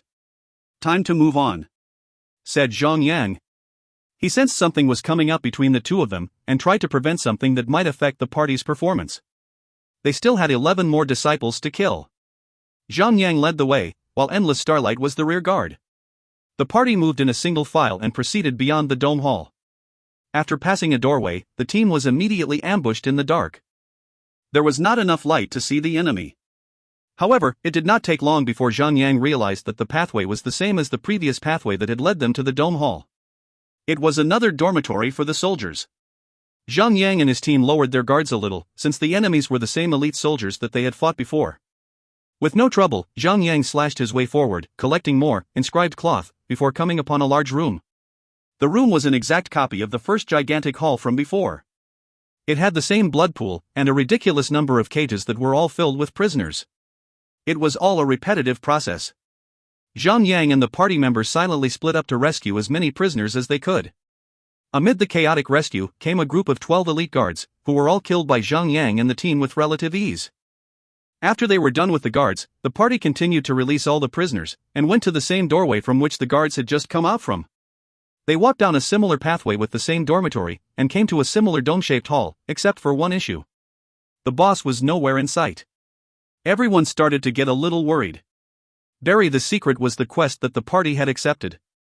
The quest had required them to kill Madrin and his 12 disciples. If any one of them was not killed, the quest would never be completed. This was bad. Among them, Endless Starlight was trembling in fear. The hammer fragment that he was carrying needed to have a total of 12 pieces. If either one of the bosses were missing, he would never form a complete hammer. Did someone come before us and kill the boss? Asked Daffodil Daydream. Zhang looked up and down, before answering her. I don't think so. In fact, I know so. Currently, I am the only level 90 player in China. There is little no chance that other players would have come to this island before us. Besides, we have just walked through the only pathway. How do you explain the first boss being there? It must be another reason. How could it be? Perhaps the boss got lonely and decided to move to the neighbor's hall for company, said Fantasy Sweetheart, giggling. Zhang cried, it could be that. Wait a second, does that mean that we have to fight 2 bosses at the same time? Cried Hanning Shui as if she was about to bawl. The woman hated working hard. I'm afraid it could be that. Everyone left the empty hall and proceeded through a doorway which Wei Yan had found. The party repeated the same thing over again. They walked through the pathway, killed more elite guards, came into a large hall, rescued more prisoners, killed more elite guards, and finally arrived at the next boss room. Except that the third boss was not present. What is the meaning of this? Cried Fatty Han. I'd say, we'll be fighting 3 bosses in the next hall. I bet that the next boss will not be there as well, cried Wei Yan. Zhang frowned worriedly. Words that came out of Wei Yan's mouth always came true, especially when it was something bad. Zhang signaled the party to move forward, and they had killed and rescued their way to the next boss room. Lo and behold, Wei Yan's premonition had come true. The 4th boss was not around as well. Ha ha. Perhaps we could fight 4 bosses at the same time. The system must be thinking highly of us, said 100 Shots laughing. There was a hint of annoyance buried shallowly beneath his laughter. Keh. I knew it. Perhaps, the next boss would also be Miss HMM. HM. Before the little brat could finish talking, Hanning Shui had already pushed her jaw back up and sealed it firmly with a headlock. The boss will be in the next room. Everyone prayed out loud. Even though everyone had wished for the best, having the thought of fighting just one Marvados had made them tremble in fear, thinking that the next foe they would be fighting were 4 bosses. The party moved on and proceeded after the 5th blood pool. After completing the same repetitive process, the party had reached the 5th doorway that led them to the boss hall. Come on. May the bosses be there, cried Fatty Han as he squeezed his eyes shut and pressed both his palms together. Zhang turned back and glared worriedly at Fatty Han. In his previous life, 1 month from now, Fatty Han would get involved in a series of fights which had ended with a metal baton striking his skull hard. The strike had cost him his life. This time, in this lifetime, Zhang had made many changes which had led Fatty Han completely off the previous life's route. Still, who knew what destiny called for? Zhang swore to protect him.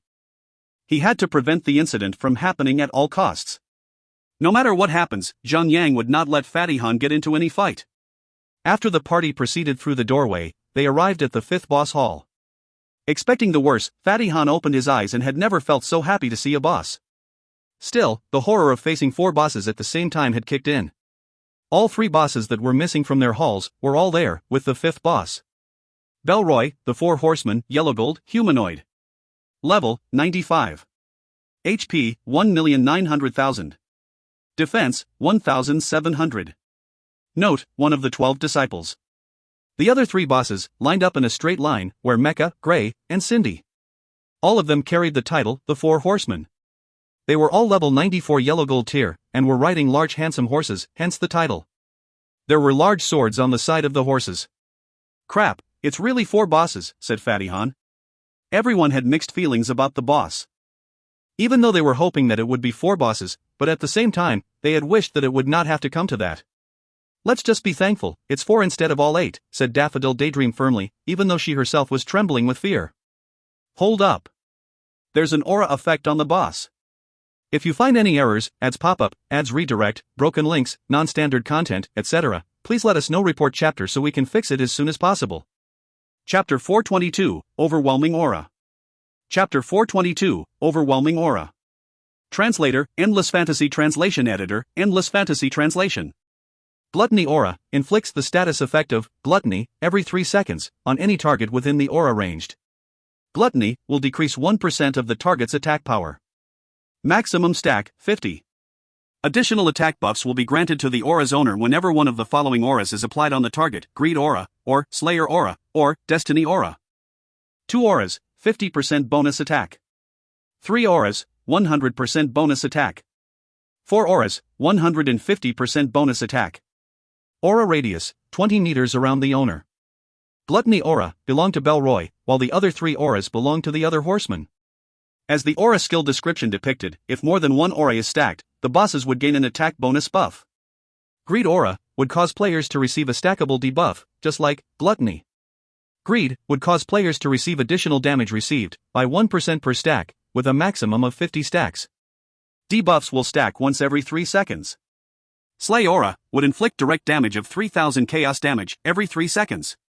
Destiny Aura would create a field where players will be stunned for 3 seconds, at a certain chance, every 3 seconds. Zhang practically threw in the towel when he had read the description of the auras on each of the bosses. To make things worse, he just realized that the bosses were sharing the same HP bar. That meant they could not kill the bosses one by one to slowly terminate the threat of the auras. All 7,600,000 HP had to be dealt with before all the bosses could die. Boss, how you want to split it?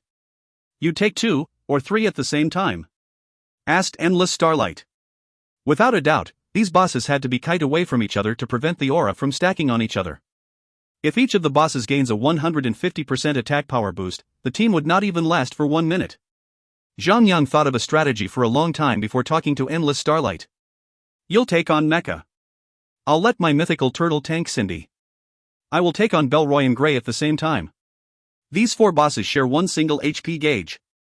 That means we have no need to fight them all. Just focus only on one at a time, and that is Mecha. This was a last resort. Endless Starlight might have a strong equipment, but he would never be as powerful as Zhang. The battle would be over in a flash for Endless Starlight if Zhang had allowed Endless Starlight to tank 2 bosses at the same time. Furthermore, Mecha's Greed Aura was able to increase the damage taken. If Endless Starlight had more than one boss on his asterisk SS, the auras would stack atop each other, and would further increase the overall difficulty. Besides Mecha, the other boss's aura effects could lower a player's damage output, damage them over time, and inflict a group status effect skill. If everyone were to fight within the aura range of the bosses, the team could not deal much damage, while taking damage over time, and risk getting stunned every 3 seconds. If the attacking players did their jobs well without taking much damage, and Endless Starlight properly tanked the damage, it would not greatly affect the team's overall performance. Zhang summoned the mythical turtle and got it ready for the attack. 100 shots, when the fight starts, I need you to kite Cindy to the turtle. Can't ready depend on the turtle's movement speed to move to Cindy. Endless Starlight, you'll position the boss to the left, and I'll position my own bosses to the right. Remember to keep the distance between us as far as 40 meters. Got it, boss. Understood. Any questions? Fatty, follow me. When I fight Belroy, I want you to attack Grey. When Grey chases you, I'll draw his attention, said Zhang. Leave it to me. Zhang gazed at Fantasy Sweetheart and said, Sweetheart, I want you to focus on Endless Starlight. However, at the same time, you'll need to heal the mythical turtle once in a while. Okay, squeaked the busty dullard. Lastly, Zhang turned to Han Shui and laughed. I guess you'll be healing me then. It's all up to you now. You'll be focusing on me, and you'll also have to make sure that the mythical turtle does not die. Han Shui glared at Zhang for a long time, until Zhang was extremely afraid that she might just jump in and hump his brains out. That woman might actually do that. She walked closer and said, Dinner's on you. Fine. Without a doubt, Zhang was glad that she had just demanded dinner and nothing else. Right when he turned his back to face the boss, he could feel a sudden shiver down in his spine. Zhang could have guessed that it was because of a certain frost snow giving him the death stare. ****. Let's get ready. Zhang charged up to the boss with 100 shots, Endless Starlight, and Fatty Han following him. Spear of Obliteration, Finger of Justice, take aim. 4 attacks flew out in the air and landed on all 4 of the bosses. With a great battle cry, the four foes charged at their attackers. Criminals will be punished. The Sacred One does not tolerate evil. Kneel down before the Lord. Judgment shall be on you. With their short opening speeches delivered, the horses neighed furiously and galloped towards their targets. 100 shots leaped back and ran towards the turtle. Although it was slow, the turtle was still able to snap its jaw and add a tear on Cindy. The mythical turtle had easily taken over the minimal aggro generated by 100 shots. Endless Starlight had kite mecha for as far as 50 meters away from the turtle, maintaining a good distance to prevent the auras from stacking with each other. Zhang had started his attack and grabbed hold of both Belroy's and Gray's attention firmly. Ding! You have gained the effect, Glutton, 1 stack. Attack power reduced by 1%. Zhang had received the first stack of debuff on him, which had lowered his basic damage by 1%. Although he had received the dot effect of the other boss aura, it was as low as 294 damage every 3 seconds, which was close to Light Caress. Sun Xinu and the other of party members had started to attack Mecha as furiously as they could. They knew that this slugfest was a matter of speed. Healers were extremely important in this kind of fight since their speed and power of healing would definitely affect the outcome of the battle. Back to Zhang Yang's battle, he clearly felt the power of the aura stacking effects when both Gray and Belroy were on his radar. Each of the bosses had gained an additional 50% attack boost, causing their attack to pack quite the punch. 12,831. 13,042. Their huge sword swings had literally torn the air around them ever so violently that Zhang Yang could hear and feel the devastating blow from them. Each of the bosses had whacked him for close to 13,000 damage points each. Hanning Shui alone could not heal that much HP alone. From the first strike onward, Zhang Yang knew what he had to do. Speeding the fight up would be the very least he could do. On top of that, Zhang Yang had to utilize all his other defensive skills and various jugs of potions. Belroy attacked Zhang Yang without waiting. By the time the huge blade landed on Zhang Yang's shoulder, he could feel a faint flash of light behind him, and the boss was stunned in his place. The Titan set equipment set effect had triggered its skill and had stunned Belroy for 10 seconds. The 10-second stun was too good to be true. Not only had it greatly reduced the attack power, its aura was also deactivated. 7,328. As seen from Gray's diminished attacks, the aura stacking bonus attack was gone for 10 seconds. Hanning Shui was able to heal Zhang Yang back in time, and had even managed to spare some time to heal the turtle. Since all the bosses shared the same HP bar, all attacks on the boss had been averaged out and had caused the entire battle to be dragged on for a little longer. Still, they had only 7,600,000 HP, which was still lesser than a level 80 Violet Platinum. Sun Xinu and the rest of the party members could easily deplete the boss HP in less than 3 minutes. The problem was not the attack, but the endurance. Could the tanks and the turtle hold out for that long? 3 minutes later, the HP gauge had been hacked down, leaving all the boss with 20% HP and had allowed the usage of Killing Cleave. This was a new threshold for all players to attack. Almost all class had skills like a Berserker's, Indiscriminate, and Killing Cleave. Pyromancers had Rage of the Flame. There were other class skills which had not revealed themselves yet, but the important aspect was the fact that they could only be activated or used on a target with less than 20% HP. Sadly, during this crucial moment, the mythical turtle had drawn its last breath. Even though the Violet Platinum tier battle mount had a higher defense compared to Zhang Yang, and a strong defensive boost skill, it was only limited to a few seconds and had long cooldown. Although both Hanning Shui and Fantasy Sweetheart had managed to find some time to heal the turtle, they had their focus on Zhang Yang and Endless Starlight. It was already a miracle that the turtle was able to hold on for that long. Cindy's menacing attacks had crushed the turtle, and had turned the poor turtle into an empty shell.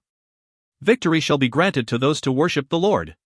Cindy raised her sword high, as she claimed victory. Without delay, Cindy shifted her horse and turned to attack the second aggro target, which was Hanning Shui. Although Hanning Shui had realized that she was being targeted, there was nothing she could do in time, as the boss had taken no time at all to reach to her side. A sword was swung and struck Hanning Shui. Transferred. With speed on par with lightning, Zhang Yang had cast Sacrifice on Hanning Shui. At the same time, Zhang Yang quickly made his way to Cindy and had attacked her. He had to draw all the aggro from Hanning Shui to him as soon as possible. Although the amount of aggro generated by healing was small, Hanning Shui had been healing for a full 3 minutes, so even Zhang Yang would have to work his *SS off to snatch her aggro. As expected, after 5 seconds, Cindy was still attacking Hanning Shui. Zhang Yang continued to attack Cindy and displayed an utmost prowess display of footwork. He stood in between Cindy and Hanning Shui, utilizing every possible move to physically block Cindy's attack. Curse you! Cindy growled madly and wanted to circle around Zhang Yang to get to Han Shui. This time, Zhang Yang performed faster and moved around like a fish in the water. With little but fast movements, Zhang Yang had anticipated every possible move that the boss was about to make, and blocked them without fail. "I'll be Ned. Dummy. You're one hell of a protector," said Han Shui after witnessing Zhang Yang's heroic actions. "Look at you, trying your very best to protect this lovely maiden. I've decided to accept your love." "What the hell, woman? Can you please choose the right time and place to say such things? We are fighting now." Zhang Yang cried out in frustration. He had no time nor the effort to spare for Han Shui's random rants or compliments. This time, she was spouting nothing but harassment. Belroy had long since recovered from the Titan stun and had rejoined the other two bosses, combining their aura. All bosses had gained a 200% attack boost and were capable of dealing as much as 18,000 damage per boss. Without any action taken, Zhang Yang would go down in mere seconds. "What about Dance of Heaven and Earth?" everyone asked. "No. Not here." Zhang Yang shot down their suggestions to use the ulti skill. Dance of Heaven and Earth was a skill with a 24-hour-long cooldown time. Undoubtedly, the skill could only be used once. If they were to use this skill and waited for the skill to be used again, the quest, Breaking Free, would definitely fail. On the other hand, the quest, Bury the Secret, was an S-tier quest. The time taken to complete the quest would surely be used to evaluate the final score. Zhang Yang had never wished to compromise that just to complete the quest. Perfect score, nothing else. With a steeled decision, Zhang Yang would not use Dance of Heaven and Earth here because he knew, from the bottom of his heart, that the other bosses up ahead would be even harder than this fight. After a good time moving around swiftly, Cindy's attack had finally been diverted to Zhang Yang. It was both good news and bad in the same time. Cindy has stopped targeting the healer. But now Zhang Yang was taking attacks from 3 bosses at the same time. It was not something that anyone, not even himself, could last against. In the depths of desperation, Zhang Yang used Shield Wall to protect and heal himself, thanks to the Titan Wall and the Titan Chestplate armor effect. In that 15 seconds, he had gained an immense defensive power and was able to heal himself back to full health. A 15 seconds, God of War effect. 14%. On the overall perspective, the 4 bosses were at the ends of their lifelines. 5%. After the 15 seconds, Shield Wall, Zhang Yang was once more plunged back into the mouth of the tiger. 87,000 HP was strong, but here, it was as weak as soft tofu being squashed into smithereens. Zhang Yang still had one last trump card, the Heart of the Death Knight, which granted him 10 seconds of true invincibility. 4%. 2%. 1%. 0%. The Lord shall bless his servant. One by one, the horsemen fell from their horses and left the world with one last speech at the tip of their tongues. They had done it. Even so, there was still a lingering fear in their hearts. If the bosses had slightly more HP, they would have killed Zhang Yang. Once the main pillar falls, so would everyone else in the party. Why are the bosses here so hard to defeat? It was natural that they would voice out their complaints.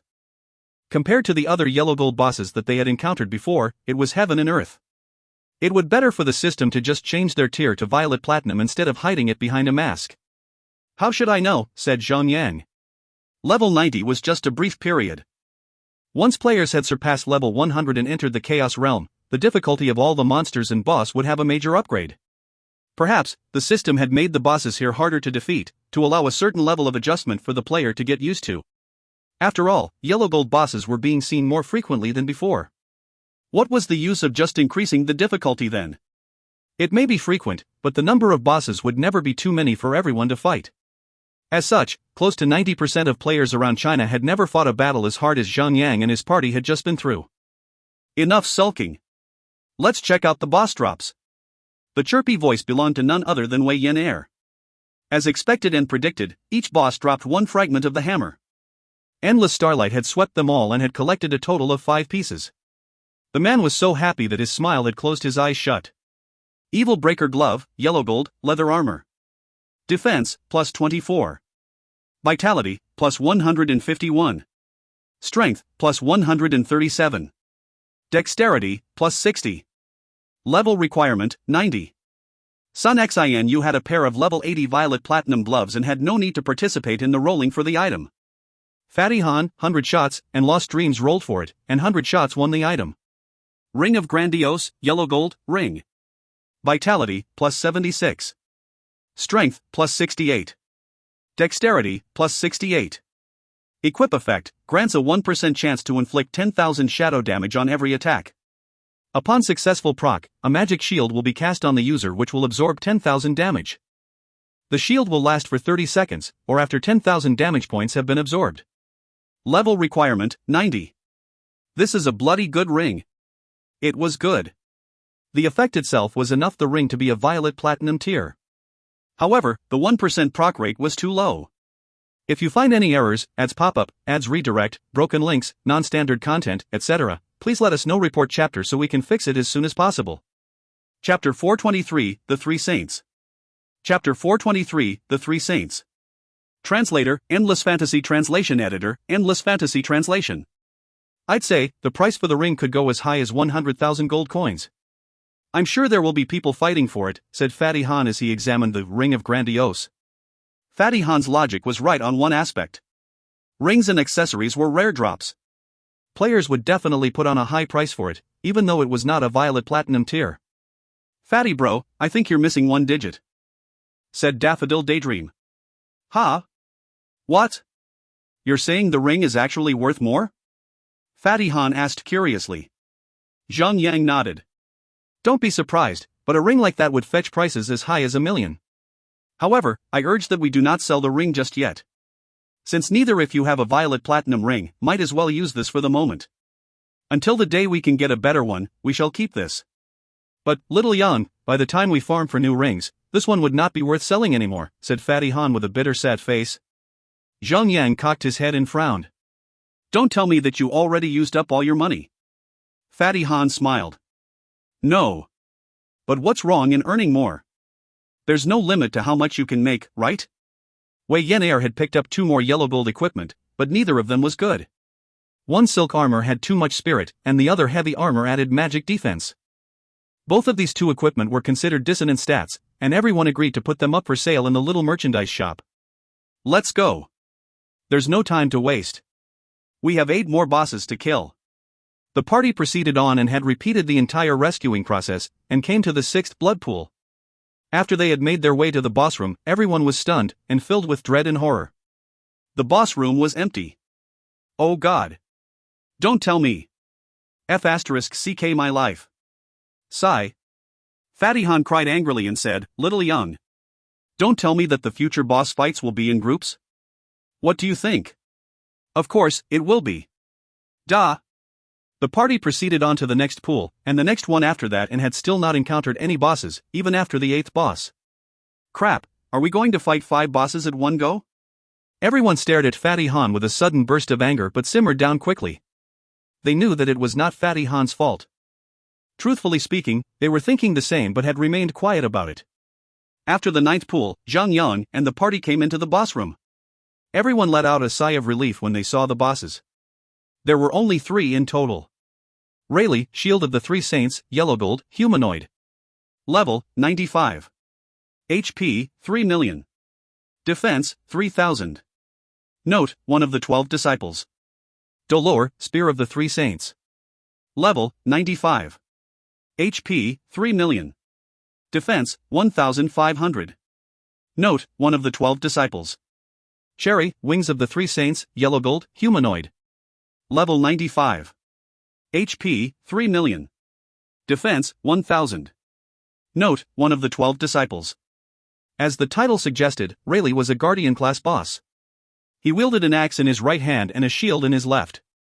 His shining armor, encasing his entire character, was all grand and scratch-free. Zhang Yang had one principle. That is, a knight in shining armor was not something to be respected, for he had never truly had his mettle tested in battle. The next boss was Dolor. The man had 2 gladiuses hanging behind his back. Zhang Yang had deduced the boss was a thief class, since warriors carried their weapons at the waist instead of on the back. That and the occasional fading presence of the boss. The last boss was a woman named Cherry. Despite her cute name, the woman was a full-grown adult. She carried long magician staff in her right hand and was wearing a long white robe which covered her body entirely, besides her chest. The hole in the middle of the chest was large enough to reveal half of her breasts to the world. The lower half of her robe had a gap at each side of her waist. The dressing style had reminded Zhang Yang of a qipao, the traditional clothing for women. However, unlike the qipao, her robe was just too revealing. The gap was extended up to close to her lower breast, which revealed quite a lot of flesh, emphasizing her voluptuous body and her long fair legs. Fatty Han snorted and smiled from ear to ear. Well, guys, count me out in this. It's my policy to never strike a woman. Especially when she is that hot. I mean, look at that. Zhang Yang smacked Fatty Han's head to shut the man up. Zhang Yang examined the bosses and found out that the bosses were sharing the same HP gauge. It was the same as the previous gang of 4. However, the biggest difference was that there were no annoying auras. I don't believe that the later bosses would be easy. They must be hiding something. Let's just hope it's not some ridiculous super killing skill. Zhang Yang nodded. That's true. Now listen to me. That boss is a tank class. Everyone could see the shield there. The one with the swords is a thief class.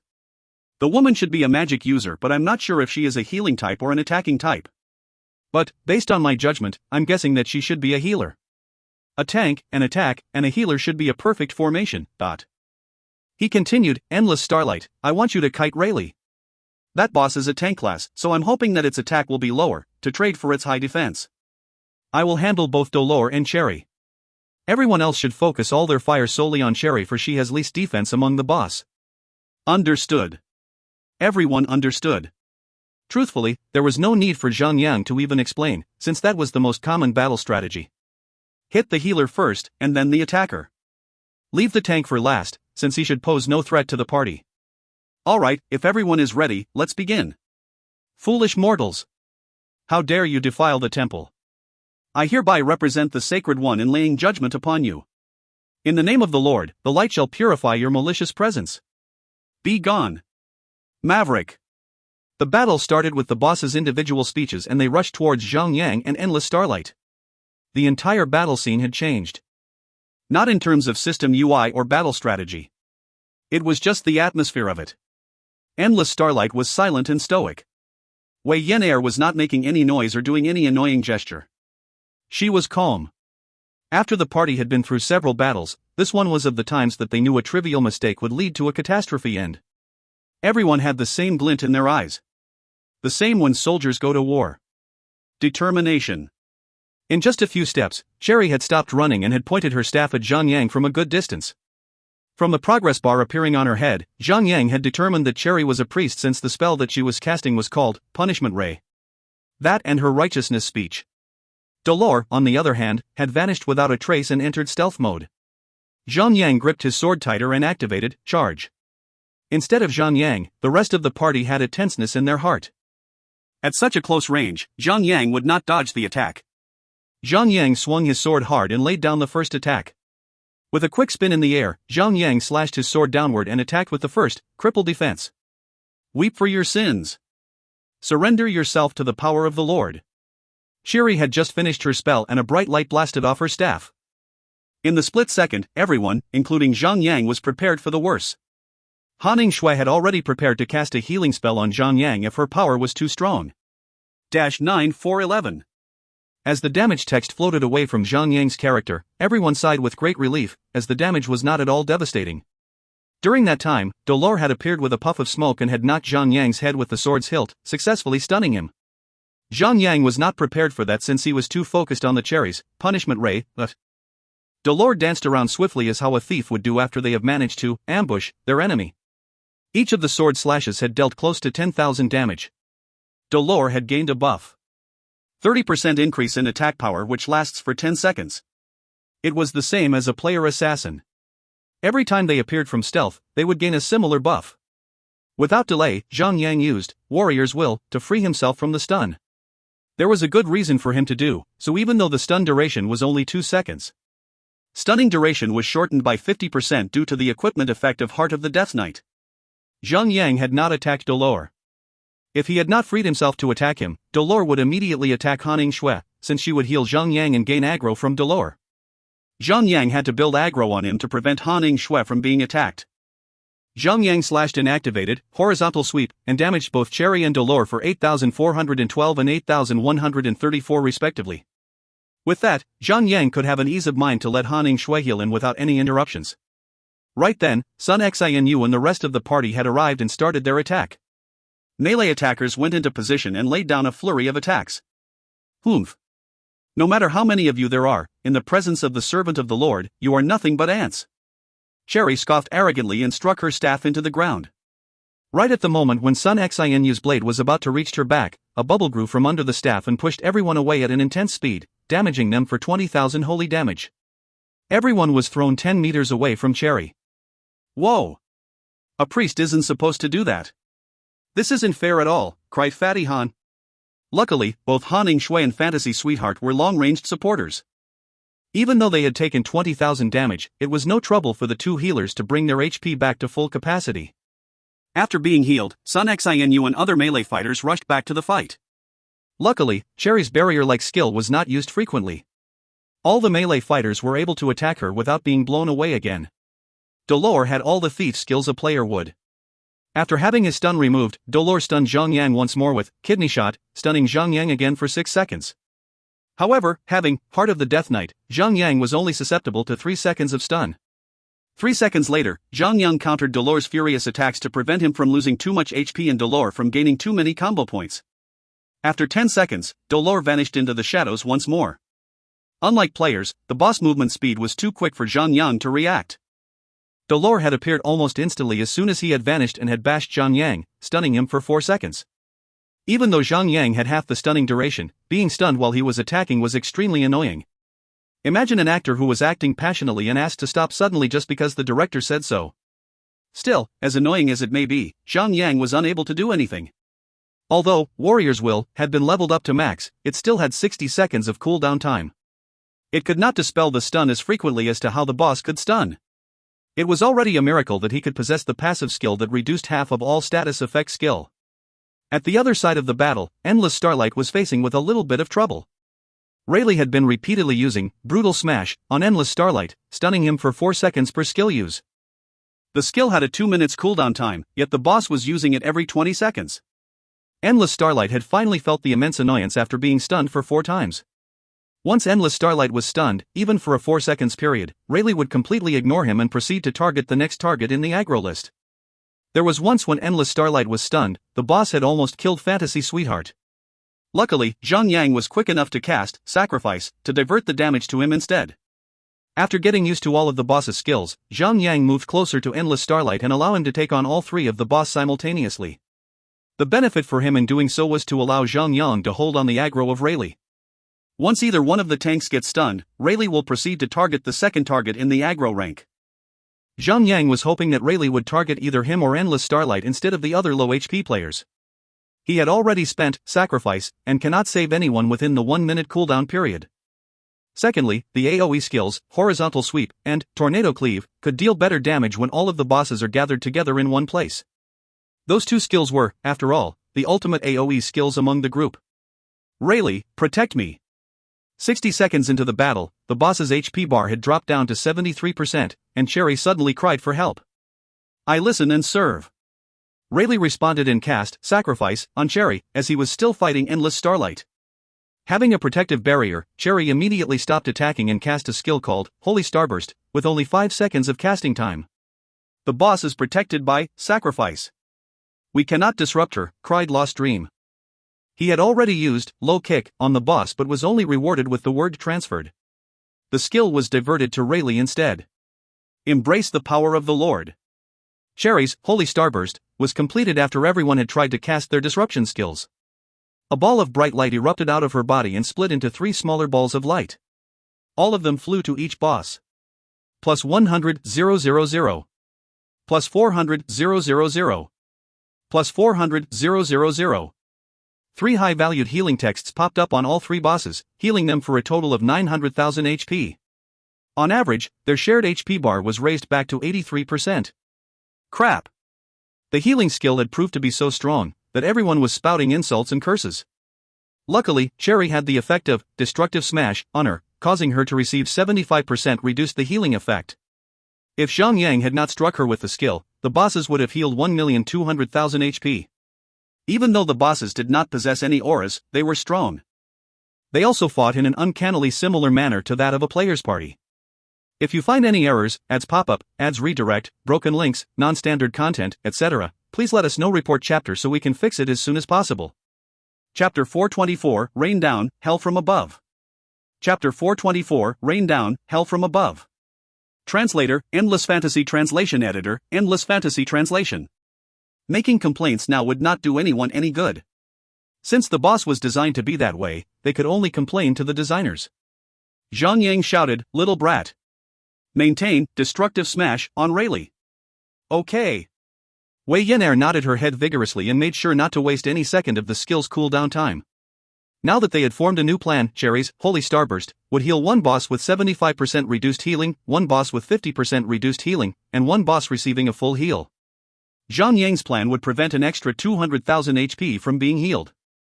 It was a real shame that Zhang Yang's party did not have one more player who could inflict Destructive Smash. Destructive Smash had a cooldown time of 8 seconds, and its effects would last for 10 seconds. In theory, they could inflict all 3 of the bosses with Destructive Smash. However, both of them only had 2 seconds to spare.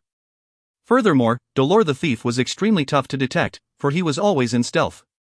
There was little to no room for them to make the strike. None of these bosses was a good fight. Rayleigh's defenses were too strong. Cherry was always using the area knockback skill. As for Dolor the Thief, he had been sneaking around and had been stunning players whenever and wherever he wanted to. There was no room for a perfect attack. Luckily, the party's attacking power was stronger than Cherry's healing power. The second, Holy Starburst, had only healed themselves for around 8%, while the team was able to take off 27% of the boss's HP. Comparing the damage to the healing ratio, it was nothing to be worried about. 50%. Foolish mortals! Pray to the Lord, and he shall deliver salvation. Rayleigh roared to the sky. Boom! Rayleigh stomped on the ground with his right leg and created a gold-colored aura beneath his feet. The light glowed brightest from where he stood and faded after 5 meters. "Hey, I think that's my sanction." Endless Starlight cried. "That can't be right. The boss is a guardian. How could he have a defender's sanction?" said Lost Dream sarcastically, as he attacked. Right then, Rayleigh struck Endless Starlight with Brutal Smash, stunning him for 4 seconds and headed straight to the second aggro rank. -10,000. -10,000. As the boss approached the group of melee attackers, the light around the boss had dealt 10,000 basic damage to everyone. *T. It's really sanction. They cried in surprise and quickly ran from the vicinity of the boss.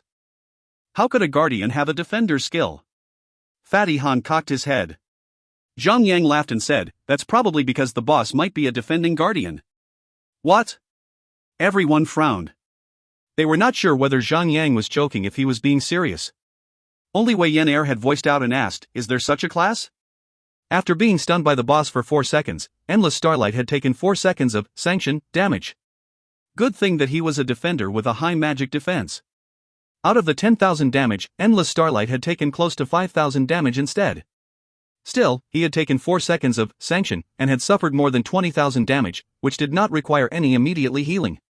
Rayleigh's sanction skill was complicated. Occasionally, he would use it once every 10 seconds, forcing the party to move around endlessly to escape the AoE skill. However, there was a trick in escaping the skill. There is a 1-second delay before the skill could inflict damage on a player. A player must be in the vicinity of the skill to receive the damage and will only continue receiving damage every second for a total of 10 seconds, if they continue to stand in the golden light. Once the light is seen beneath the boss, one could easily jump away to prevent any damage. Unfortunately for Endless Starlight, who had to tank the boss, under the effects of Brutal Smash, would be stunned for 4 seconds, and will take 4 seconds worth of damage from sanction. Running around like rats being chased by a cat, the party had managed to bring the boss HP down to 40%. Heretic will be destroyed. Snowstorm. Bury the sinners in your snow. Cherry cried. White clouds suddenly formed around the battlefield, and had hurled sharp and long icicles. Each of them dealt the same 10,000 basic damage. The problem was worse, the area of effect was as wide as 10 meters. Move away. Move away. Before any of them could even see where they were landing, Rayleigh's was there to attack, with his sanction still active. What the F***CK? First, the warrior has the knight skill. Now the priest has a spellcaster skill. What's next? The thief having hunter skill. F***ck this. Fatty Han madly yelled. D***mn. Don't jinx it.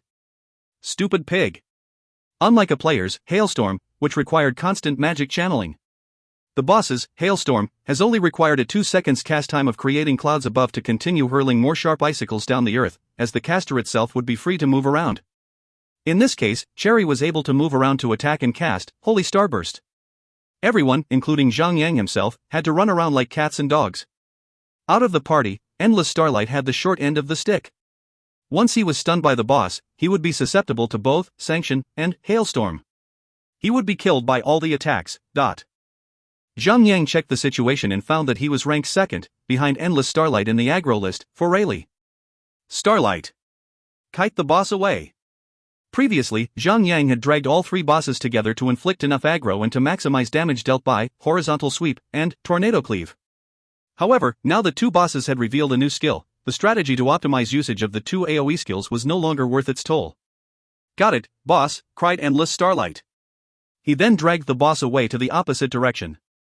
Now that he had kited him away from Cherry, he could reduce the chance of him getting hit by Cherry's Hailstorm, since Cherry had shown the tendency to cast Hailstorm on an area with the most concentration of players. 30%. Fear not, for the Lord has laid down his blessing upon his loyal followers. Dolor has finally come out of hiding. This time, as Fatty Han had speculated, Dolor had taken out a longbow and had fired one single arrow into the sky. The arrow then glowed with an intense radiance and burst into countless light arrows which fell back down to the earth, targeting the area with the most players. It was another barrage of attack which dealt the same 10,000 basic damage. Everyone started to run around, again. They were so mad and tired at the unfairness the bosses had displayed.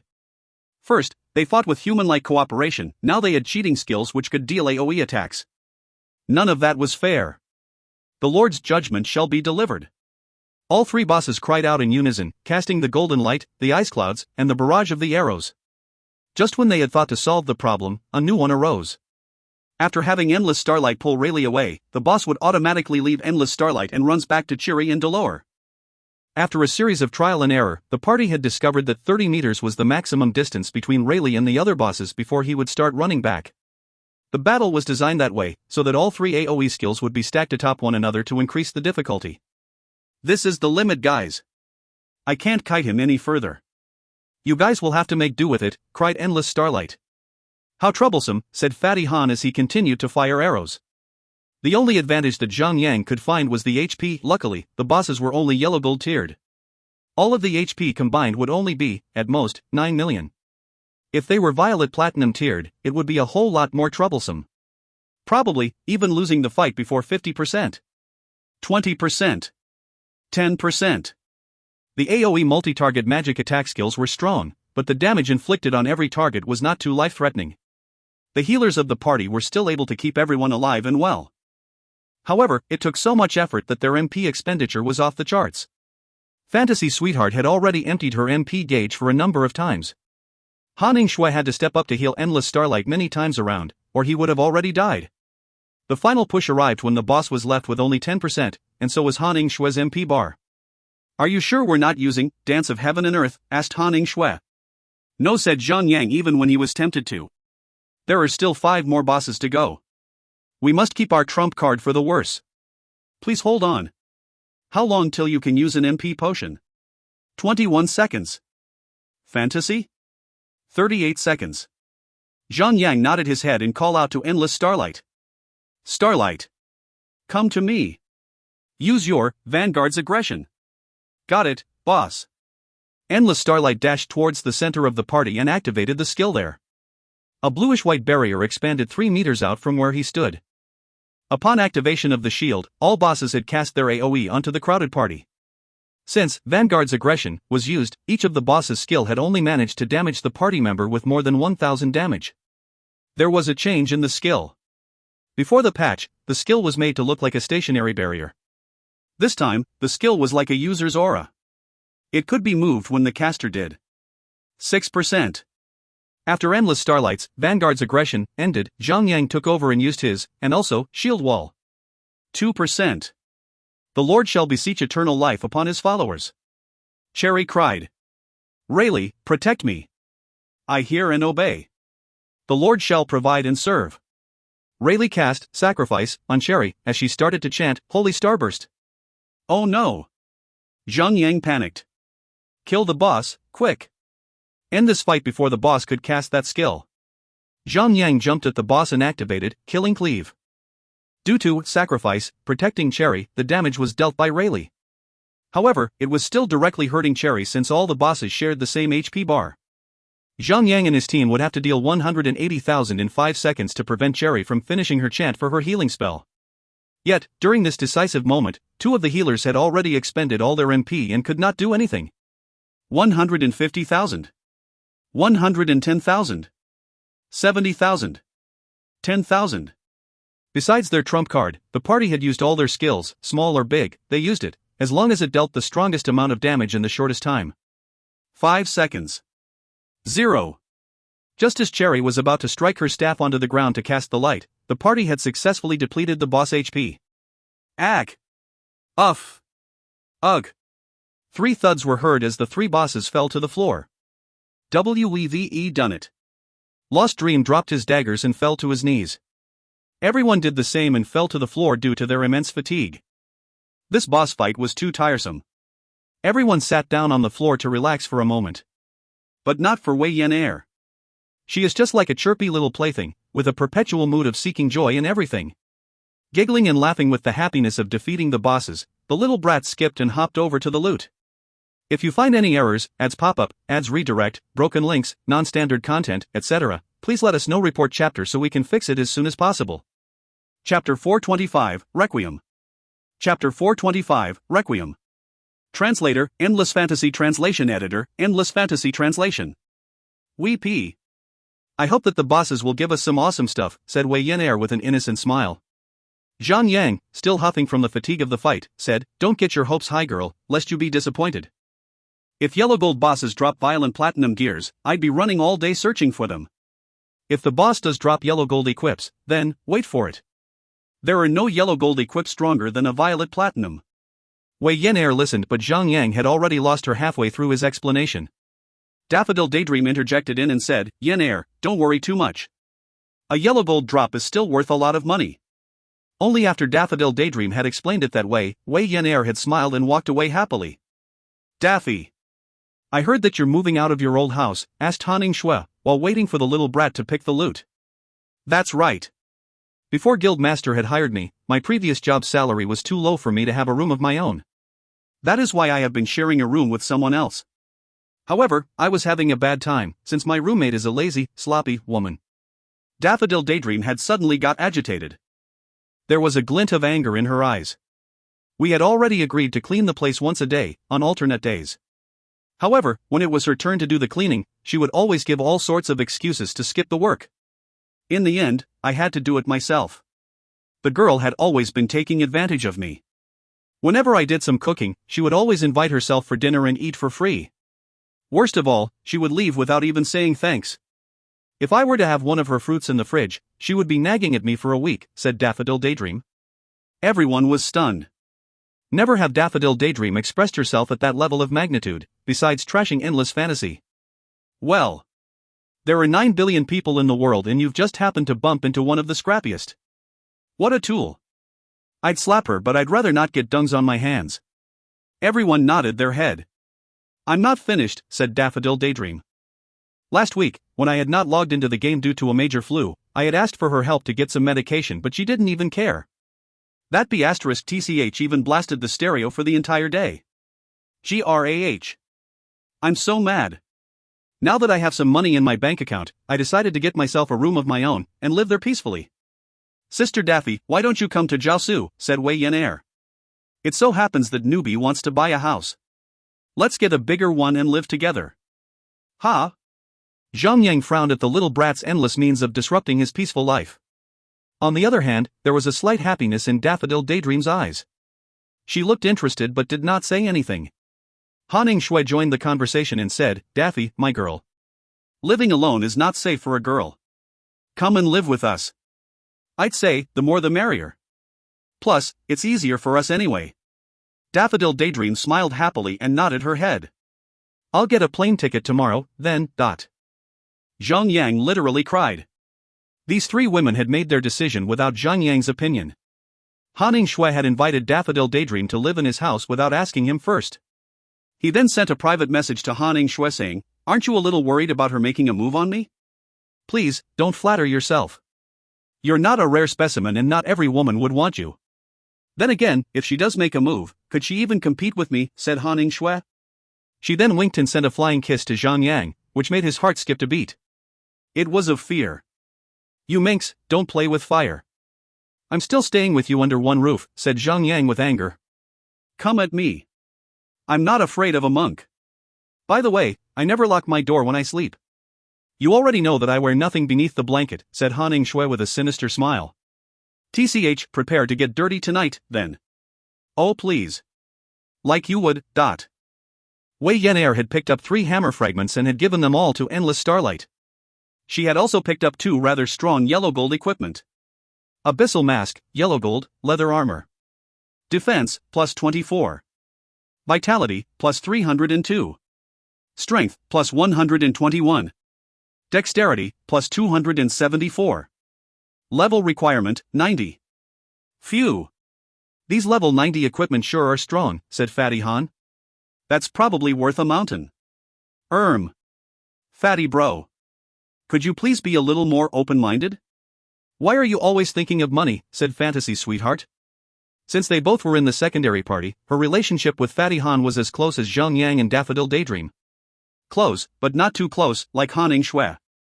Perhaps, he's trying to earn enough money to get a certain part of him enlarged. Ah, said Endless Starlight. What? I don't need to get it enlarged. I can prove it to you. Mine is the biggest. The biggest. Right then, Fatty Han proceeds to strip all his equipment. Stop. Please stop. All right. You have the biggest one. All right, said Endless Starlight. If anyone laid eyes on that Fatty Han's manly part, no one would have any appetite for a week. Everyone laughed it off. Hell's Lord chest plate, yellow gold, heavy armor. Defense, plus 40. Vitality, plus 312. Strength, plus 121. Dexterity, plus 60. Equip effect, absorb 115 damage on attack.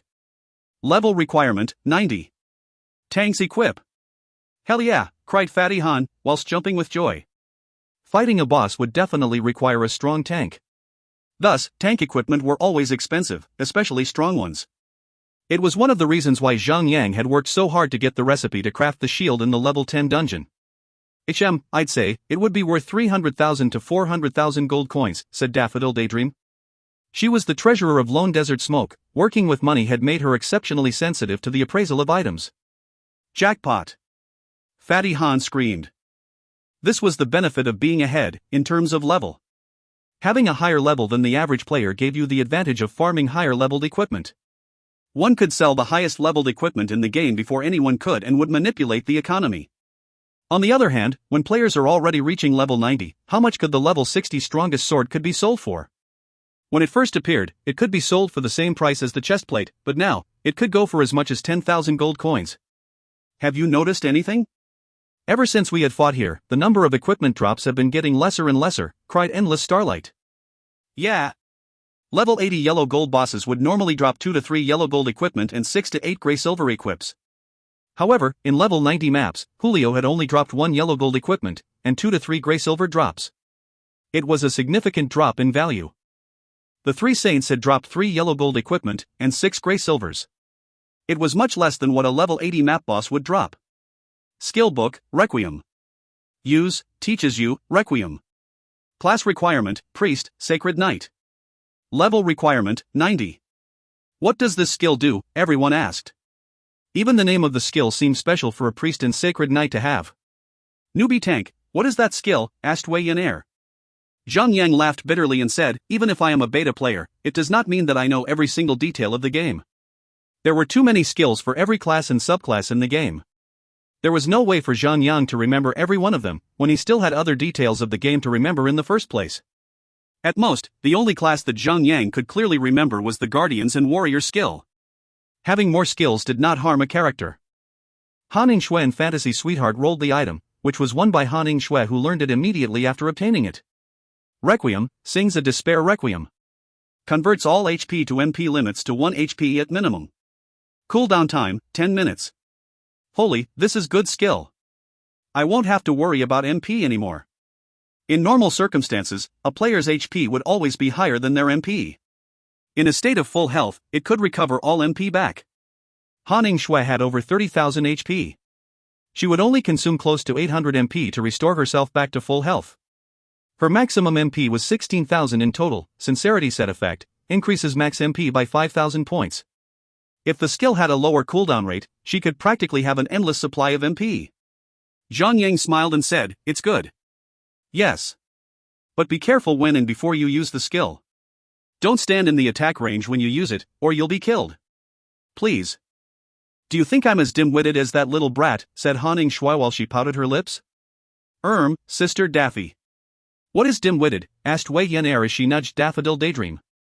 Well, it's a synonym for stupid, said Daffodil Daydream awkwardly.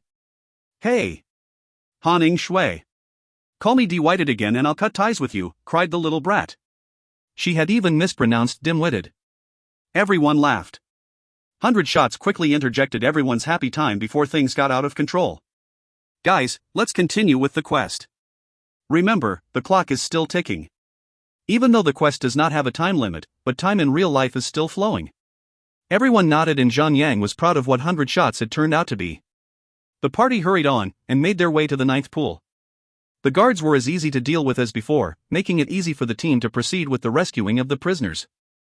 After releasing them from the cages, the party proceeded to the boss room only to find it empty again, for the 3rd time. Knowing that, the team had no reactions. Since it was already a norm, the team moved on to the next boss without hesitation.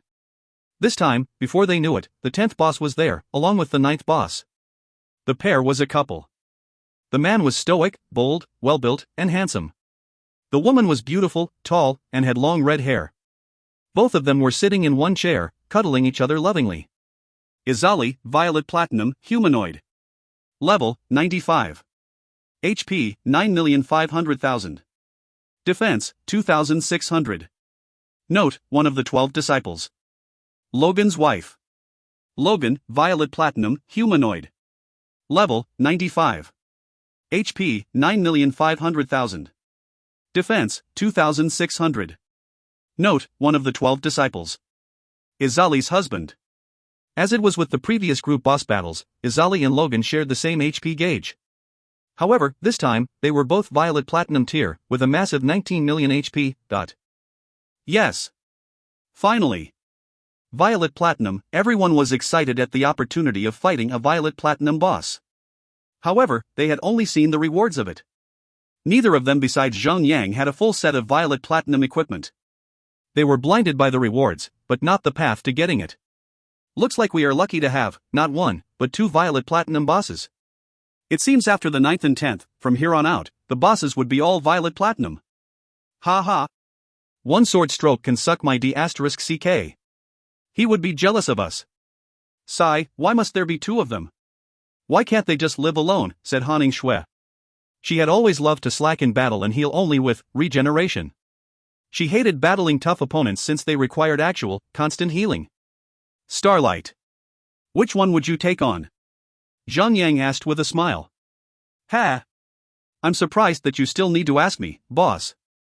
I'll take on the woman, . Ha ha. I like your style. Perverted fox, cried Fatty Han. Bro. You're calling me a pervert? It's like a pot calling a kettle black, said Endless Starlight. Oh, please shut it. Both of you have the brains of a tuna fish, said Daffodil Daydream. Could you at least think of a way to defeat the boss? We just had our butts served to us by 3 yellow gold bosses. Right now, there are 2 Violet Platinum that will, probably, be even tougher to defeat. Everyone agreed with Daffodil Daydream's angry statement. Especially when she had confessed about being smacked around by the previous bosses. No one knew how the 2 boss this round would kick their sorry butts. Zhang Yang laughed and calmed everyone down. Relax. Never try, never know. Starlight. Take on the woman. I'll handle the Logan. Yeah. Sorry about that. Alright. Drink up your potions and let's get started. Zhang Yang went ahead but waited for Endless Starlight to match his speed. At the same time, both Zhang Yang and Endless Starlight cast their first skills. Spear of Obliteration. Shield Toss. What is this bunch of rats? You dare to defile the holy grounds? The bosses were greatly annoyed at having their cuddling session disturbed by the party. Both of them stood up and growled loudly like a certain character from a certain Japanese animation film. There was a glow of light which seeped out of their body and soared upwards. At the beginning, the light shared the same color, but eventually, both Azali and Logan gained their own specific colors of light. Logan released light of snow white, while Azali emitted light of crimson red. Both lights expanded and shot out as far as 40 meters and remained there. Ding! You have received the effect, Icy Touch, Stack 1. Receive 500 ice damage every 3 seconds, for 10 seconds. Icy Touch can be dispelled by Burning Touch after 10 stacks. Ding! You have received the effect, Burning Touch, Stack 1. Receive 500 fire damage every 3 seconds, for 10 seconds. Burning Touch can be dispelled by Icy Touch after 10 stacks. Since both of the bosses stood together, both Zhang Yang and Endless Starlight had received both Icy Touch and Burning Touch at the same time. Sadly, the melee attackers who were following Zhang Yang closely behind had also received both the dot effects. Starlight. Kite your boss further away, cried Zhang Yang as he kite Logan away from Endless Starlight as he kite Azali in the opposite direction. Even though Icy Touch and Burning Touch repelled each other, they still required a certain condition. The dot effects had to be stacked by up to 10 stacks. Before the stack count reaches 10, none of the dot skills could be dispelled and will continue to stack further. 1 or 2 stacks posed no problem. But when the stack counts reach a dangerous number, it could prove fatal. Ding! You have received the effect, Icy Touch, Stack 2. Receive 1000 ice damage every 3 seconds for 10 seconds. Icy Touch can be dispelled by Burning Touch after 10 stacks. Even though Zhang Yang and Endless Starlight had retreated rapidly, the boss dot auras were triggered once every 6 seconds. On the second time, Zhang Yang had only taken the Icy Touch, while Endless Starlight had only taken the Burning Touch. Snowy B** TCH. Heal that boy. Fantasy. You're with me, said Zhang Yang. Since Zhang Yang's equipment was much stronger than Endless Fantasy Sweetheart's weaker healing could keep up with Zhang Yang. Vice versa, Haning Shui had the better healing power, which was suitable for Endless Starlight since his equipment was weaker, and would take more damage from the boss attack. If it was the other way around, it might be fatal for Endless Starlight. This matching was the best since it was to balance out the differences in both tanks and healers' capabilities. Fatty Han started laughing. Little Young. You can't behave like that. I know the number 1 rule is new is always better. But you can't always stick to that. What number 1 rule? I never said that. F*CKU, F*King Fatso. You could keep quiet in 1 hour and no one would call you a mute. That's right. Fatty bro always loves to make things up, said Fantasy Sweetheart, pouting her cheeks. If you find any errors, ads pop up, ads redirect, broken links, non-standard content, etc., please let us know. Report chapter so we can fix it as soon as possible. Chapter 426, A Tight Battle Spot. Chapter 426, A Tight Battle Spot. Translator, Endless Fantasy Translation Editor, Endless Fantasy Translation. Logan stomped down onto the ground thunderously, looking simply heroic. As he presented himself out like a prince battling evil dragons in a fairy tale, it had made him look more like the good guy, and Zhang Yang and his gang looked more like a bunch of evil goons who were trying to cause havoc. Intruders, this is as far as you can go. Logan spoke with a powerful voice. He then swung the long sword in his hand with brute force towards Zhang Yang. It was like a flash of lightning, flashing through. But Zhang Yang was even quicker. His shield was raised up high right before the sword could even touch him. Block.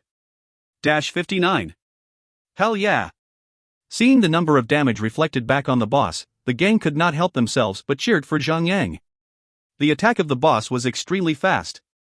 And to be able to react so fast, and to activate, block, at the very last moment, like 1 millisecond, or maybe 1 centisecond right before the attack hits, required extremely great reflexes and perfect timing for one to do that.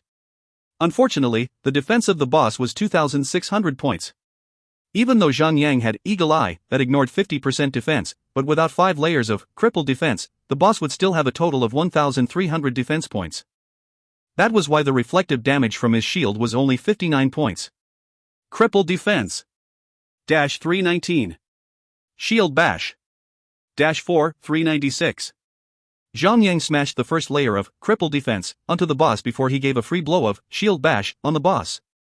That instant bash attack gave a satisfying damage.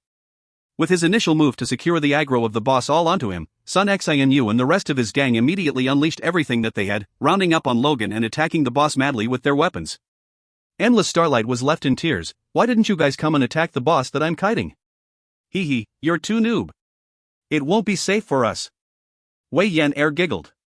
It actually wasn't because Endless Starlight was a noob or that he was not good enough for them. The main reason was that his equipment grade was a little weak compared to the equipment of the attackers on the party, like Sun Xianu and Wei Yan Air. Tankers do not only rely on their skills to pull the aggro of their targets, they also need good equipment to support them in doing so. Without good enough equipment to boost their damage output to a satisfactory value, the attackers will be bringing more damage to the targets, and when that happens, the targets will switch their aggro onto the players that unleash higher damage values. In this situation, Endless Starlight will only lose the aggro of the boss over to any of the hard-hitting attackers. Zhang Yang tried to comfort him, the main reason being, defenders do not have skills like cripple defense, so the physical damages that can be done to the boss will be reduced steeply. Endless Starlight immediately recovered to his complaining, self-righteous attitude. That's right. The system is biased. All the good and useful skills have been given to the warriors. Zhang Yang laughed out loud and said, you can't say that either because knights can also learn a skill similar to cripple defense later. However, the skill is aimed at the magic resistance of bosses, so knights will have to work closely with warriors. However, the bosses in God's Miracle have high defense, and very few of them have high magic resistance. 100 shots added in a hurry. Endless Starlight was excited to know that he could still learn a new skill regarding defense reduction, but his excitement was soon extinguished by 100 shots words. Everyone was laughing at him. Bunch of weak and pathetic humans, I can crush you all with only one of my fingers. Logan let out an outburst of raging roars and began to swing his long sword even more violently. The sharpness of the blade cut open the air as swirls of air were formed into masses of airballs, emitting out some intense sonic booms. But come at me. Come crush me with your fingers. Fatty Han tried to provoke the boss, as he took the time he had left after shooting the boss, turning around and shaking his big fat ass at the boss. He even slapped his booty a few times without any sense of rhythm. Logan was instantly enraged. Although there weren't any changes on the aggro list of the boss switched his target to Fatty Han all of a sudden and pointed one of his fingers towards Fatty Han. The fingertip of that finger of the boss seemed to have a bloody vague light glowing on it. Fatty Han laughed as he saw how the boss reacted, and then he showed the boss his middle finger. Who doesn't know how to pose? Ha ha! You imbecile! You must die! Logan shouted, and a stream of light radiating in the color of blood was shot out from his fingertip, straight at Fatty Han at a very unusually high speed. Switch. The attack landed on Fatty Han, but a damage value of 14,694 points appeared right on top of Zhang Yang instead. Fatty Han was very shocked. If it wasn't for Zhang Yang activating Vanguard's aggression on him in time, he would have to suffer the damage. Although he wouldn't die just yet, he still carried 6 layers of Touch of Frost that had placed him in a very dangerous situation.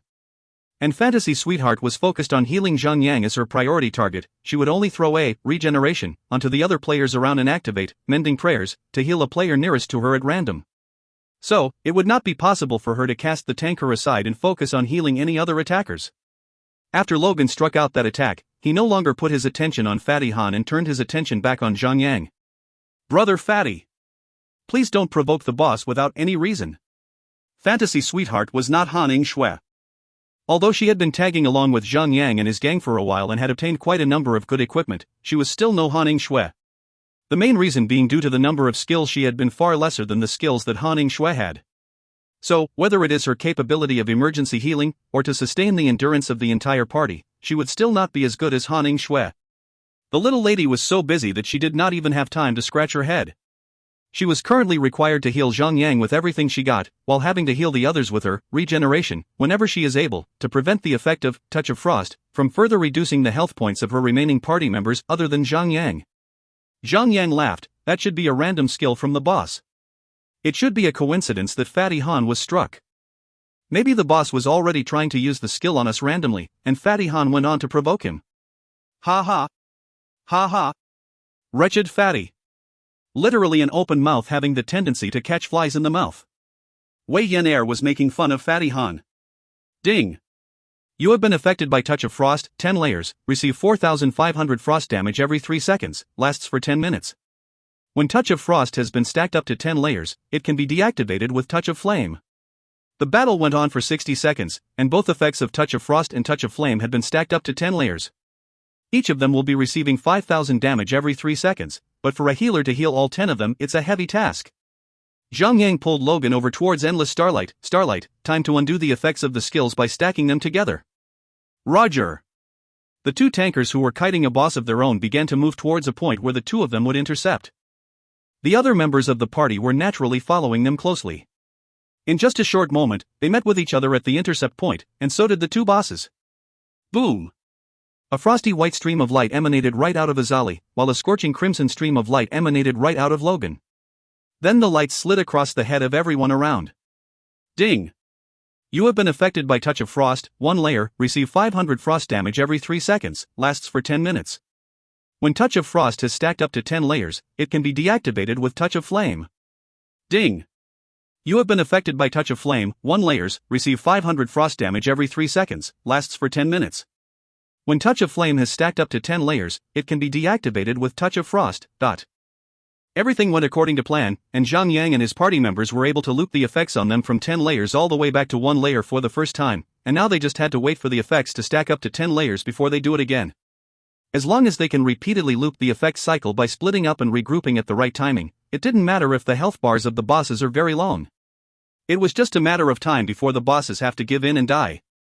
Phew! Finally, we have come across 2 bosses that are easier to fight. Fatty Han let out a breath of relief. However, Logan, hurry up and get rid of these useless pests. Azali was getting impatient. Yes, love, I shall follow everything you planned for. Logan replied her immediately.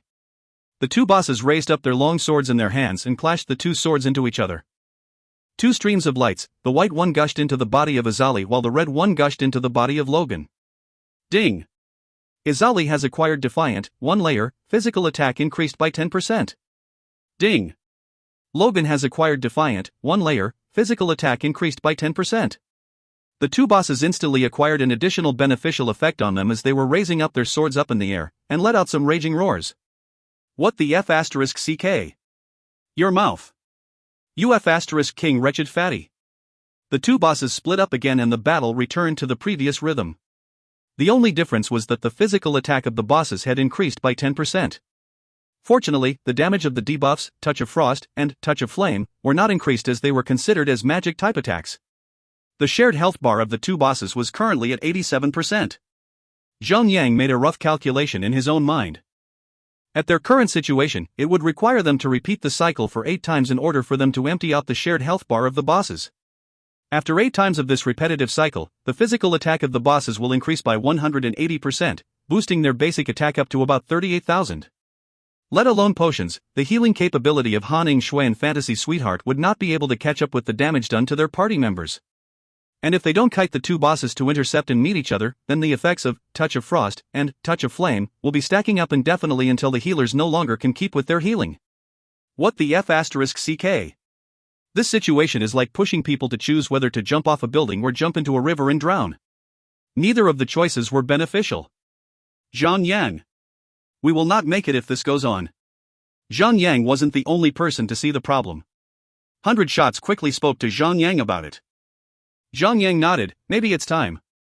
Everyone, take your power potion and get ready, it's time we hold nothing back and activate our Dance of the Heaven and Earth together.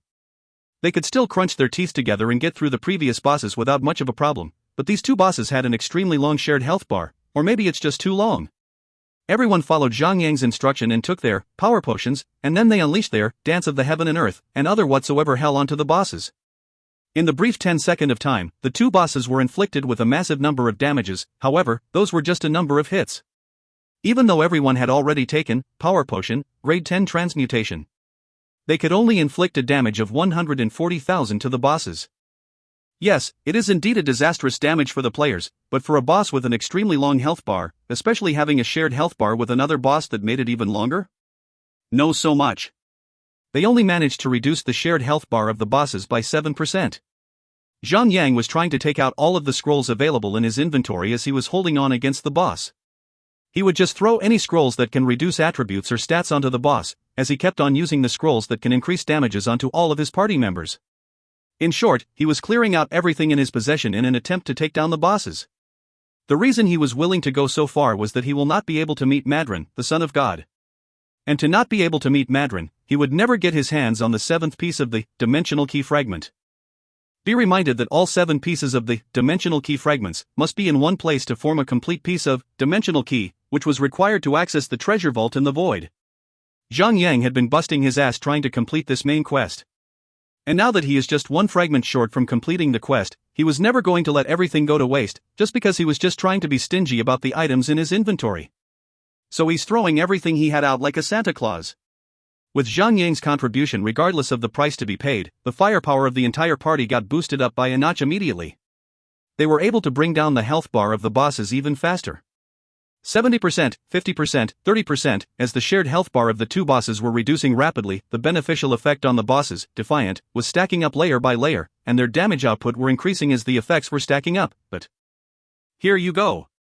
Zhang Yang tore the last piece of fatigue scroll on hand and threw it straight onto Azali as he had more life-saving skills and better equipment compared to Endless Starlight. He made the choice to throw the final piece of fatigue scroll that reduced the attack of the boss onto the boss Azali that Endless Starlight was engaging. If you find any errors, ads pop-up, ads redirect, broken links, non-standard content, etc., please let us know. Report chapter so we can fix it as soon as possible. Chapter 427, Knocked Down. Chapter 427, Knocked Down. Translator, Endless Fantasy Translation Editor, Endless Fantasy Translation. Boss, I'll love you for eternity for taking care of me so much. Endless Starlight let out a weird cry. Get lost. The effect of the Defiant had been stacked up to 6 layers, and the attack of the bosses had become a little too powerful for the players to handle. One single hit onto Zhang Yang could inflict about 20,000 to 30,000 damage. Fortunately, Block could immunize the user from any damage every 6 seconds, and it did not matter how strong the attack was. That reduced the DPS of the boss down to about 7,600 points. Although this amount of DPS was still beyond the healing capability of Fantasy Sweetheart, with appropriate timing, using life-saving skills and some potions on hand, Zhang Yang could still manage. On the other hand, since that the fatigue scroll had already reduced the attack of the boss by 10% and he had Han Shui the super healer to back him up, Endless Starlight could still manage to hold on. Brothers and sisters, increase your damage output even more. I've used up every single thing including the cost for marrying a wife and the cost of my own funeral. If we can't take out these bosses, I'm literally going to become naked poor. Zhang Yang roared out in tears, trying to inspire his members one more time. Everyone was laughing, as they already realized that it is already impossible to increase their damage output even more. They were already doing far more than they have ever done in the past. 20%. Enter the slaughtering state. Everyone suddenly got a leap on their firepower when they were supposed to not be able to perform even better already. Especially Wei Yin Air. As she was activating her skills without even thinking about the consequences, her damages were mostly critical attacks. Whenever she attacked, she inflicted the bosses with about 80,000 each hit with her giant axe. So there she went, elevating all the way to number 1 on the list of personal damage output. But the damage done by mounts and servants are calculated as part of the damage output of their owners. When the calculation goes that way, although the personal damage output of Zhang Yang was lower than that of Wei Yin Air and Sun Xinu, with the aid of a Violet Platinum, Mythical Turtle, and a Devastator, he became the number 1 on the list of total damage output.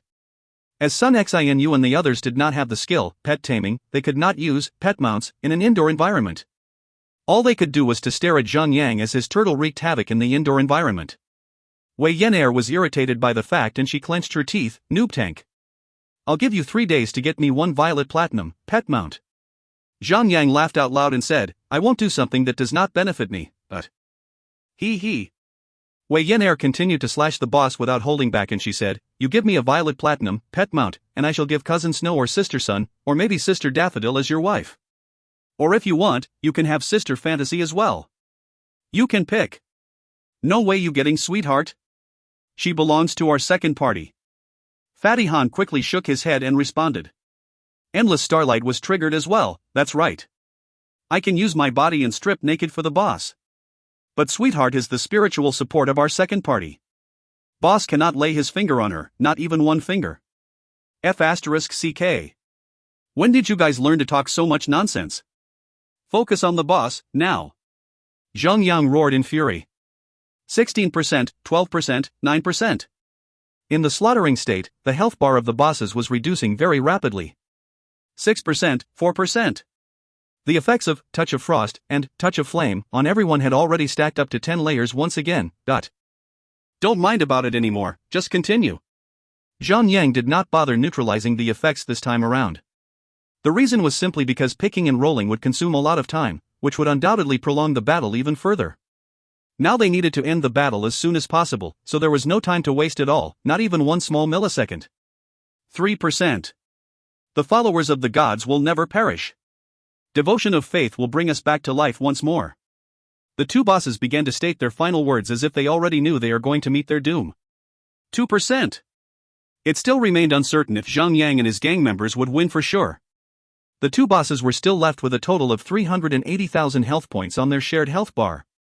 If any of the tankers suddenly fell and died, it would give Logan and Azali enough time to slaughter up everyone for a couple times over. 1%. As they are on the brink of tasting victory, everyone was even more focused on slashing and bringing the bosses down to their knees. There was once a wise man who said, "The last part of an endeavor is the hardest to finish." If they are to be wiped out by the bosses when their health bar is only left at 1% health points, everyone will surely sink into depression. 0%. Finally, the health bar of the two bosses had been emptied out. As the two bosses let out a miserable cry, both of them collapsed onto the ground at the same moment. The moment right after the bosses were dead, everyone quickly sat down and had their snacks to heal up. They were all carrying 12 layers of the negative effects on them. Half of them were carrying Touch of Frost, while the remainder were carrying Touch of Flame. Every single one of them was inflicted with 6,000 health points in every 3 seconds, and the effects would last for 10 minutes. What the F***ck, man? One snack costs 10 gold coins and it's more expensive than a meal of fast food already. Fatty Han revealed a very painful expression on his face, like he just felt a sting in his heart. So by the end of the day, he decided not to use any of his snacks. Because one death only reduces 10% durability of all equipment, and it only takes about 50 gold coins to repair them all. Although one snack seemed to be cheaper than the repair fee, the problem was that the DOT effects on them lasted for 10 minutes long. It meant that each of them had to take about 30 snacks to stay alive until then. So it would be wiser to just die and respawn later if a player ever wanted to save some money. The effect of these two negative effects cannot be deactivated with skills like Warrior's Will, Ice Barrier, and Sacred Protection as well. So, there are only two ways to stay alive while carrying these negative effects. One is by having snacks, and other than that, either players are being healed by healers, or they will have to report themselves back at the nearest graveyard. Sis, heal me up while I pick our loots up. Wei Yenair could not sit still anymore while knowing that their trophies were still lying on the ground. So, she quickly went up to pick up all the equipment and the items the two bosses had dropped. Frosty Freeze Boots, Yellow Gold, Cloth Armor. Defense, +8. Vitality, +151. Intelligence, +137. Spirit, +60. Unidentified. Required level, 90. This pair of boots is not bad at all, having no rubbish kind of attributes. Zhang nodded. Unfortunately, the 3 professions that required clothing armor have not yet reached level 90 yet. Although Daffodil Daydream called it and took it for herself, she would not be able to equip it for the moment. However, the player with the lowest level among them was Fantasy Sweetheart, and she had already reached level 87, while Sun Xinu had just been elevated up to level 89. That being said, everyone was not far from becoming level 90 already. Robe of Lividity, Yellow Gold, Cloth Armor. Defense, +8. Vitality, +302. Intelligence, +274. Agility, +121. Unidentified. Required level, 90. The attributes of the equipment are very good, but when everyone saw the shocking name of the equipment, everyone was looking at each other. They were all shocked by the special design of the equipment. At least pretty ladies will not be wearing this piece, I guess. Endless Starlight took up the robe and turned the robe around to take a closer look. In God's Miracle, it did not matter if it is a robe or a dress, the equipment will show out as a robe on its appearance when male players equip it, while the equipment will show out as a dress on its appearance when female players equip it. The robe seemed to be unclean as if it has not been washed for very long, and there are patches of plaque on the chest part, the back part and the butt part of the robe. There was an uncomfortable vibe just by the looks of it. Male players did not care so much about appearance, so they could just put it on. But for the ladies who worried about every single inch of makeup on their faces, they would definitely die first then put it on. Unquestionably, Han Shui and the ladies shook their heads, decisively refusing to take the robe. So, this robe could only be sold at the little merchandise. What a waste! Zhang kept the Robe of Lividity into his inventory. Judging by the attributes alone, this robe was definitely the best level 90 yellow gold cloth armor there is, in the current game. Crimson Blaze handguards, violet platinum, leather armor. Defense, plus 48. Vitality, plus 318. Strength, plus 91. Agility, plus 210. Unidentified. Required level, 90. After seeing the attributes of the handguards, Fatty Han widened his eyes and stared straight at it. What exaggerated attributes! In God's Miracle, equipment for the head, the chest, and the leg added the most value of attribute points to a player. The gloves and the boots, handguards, and greaves? Not so much. They only added half of the attribute values to a player even though they were the same grade, same level as the equipment of the head, the chest, and the leg. Next were the necklaces, capes, and rings.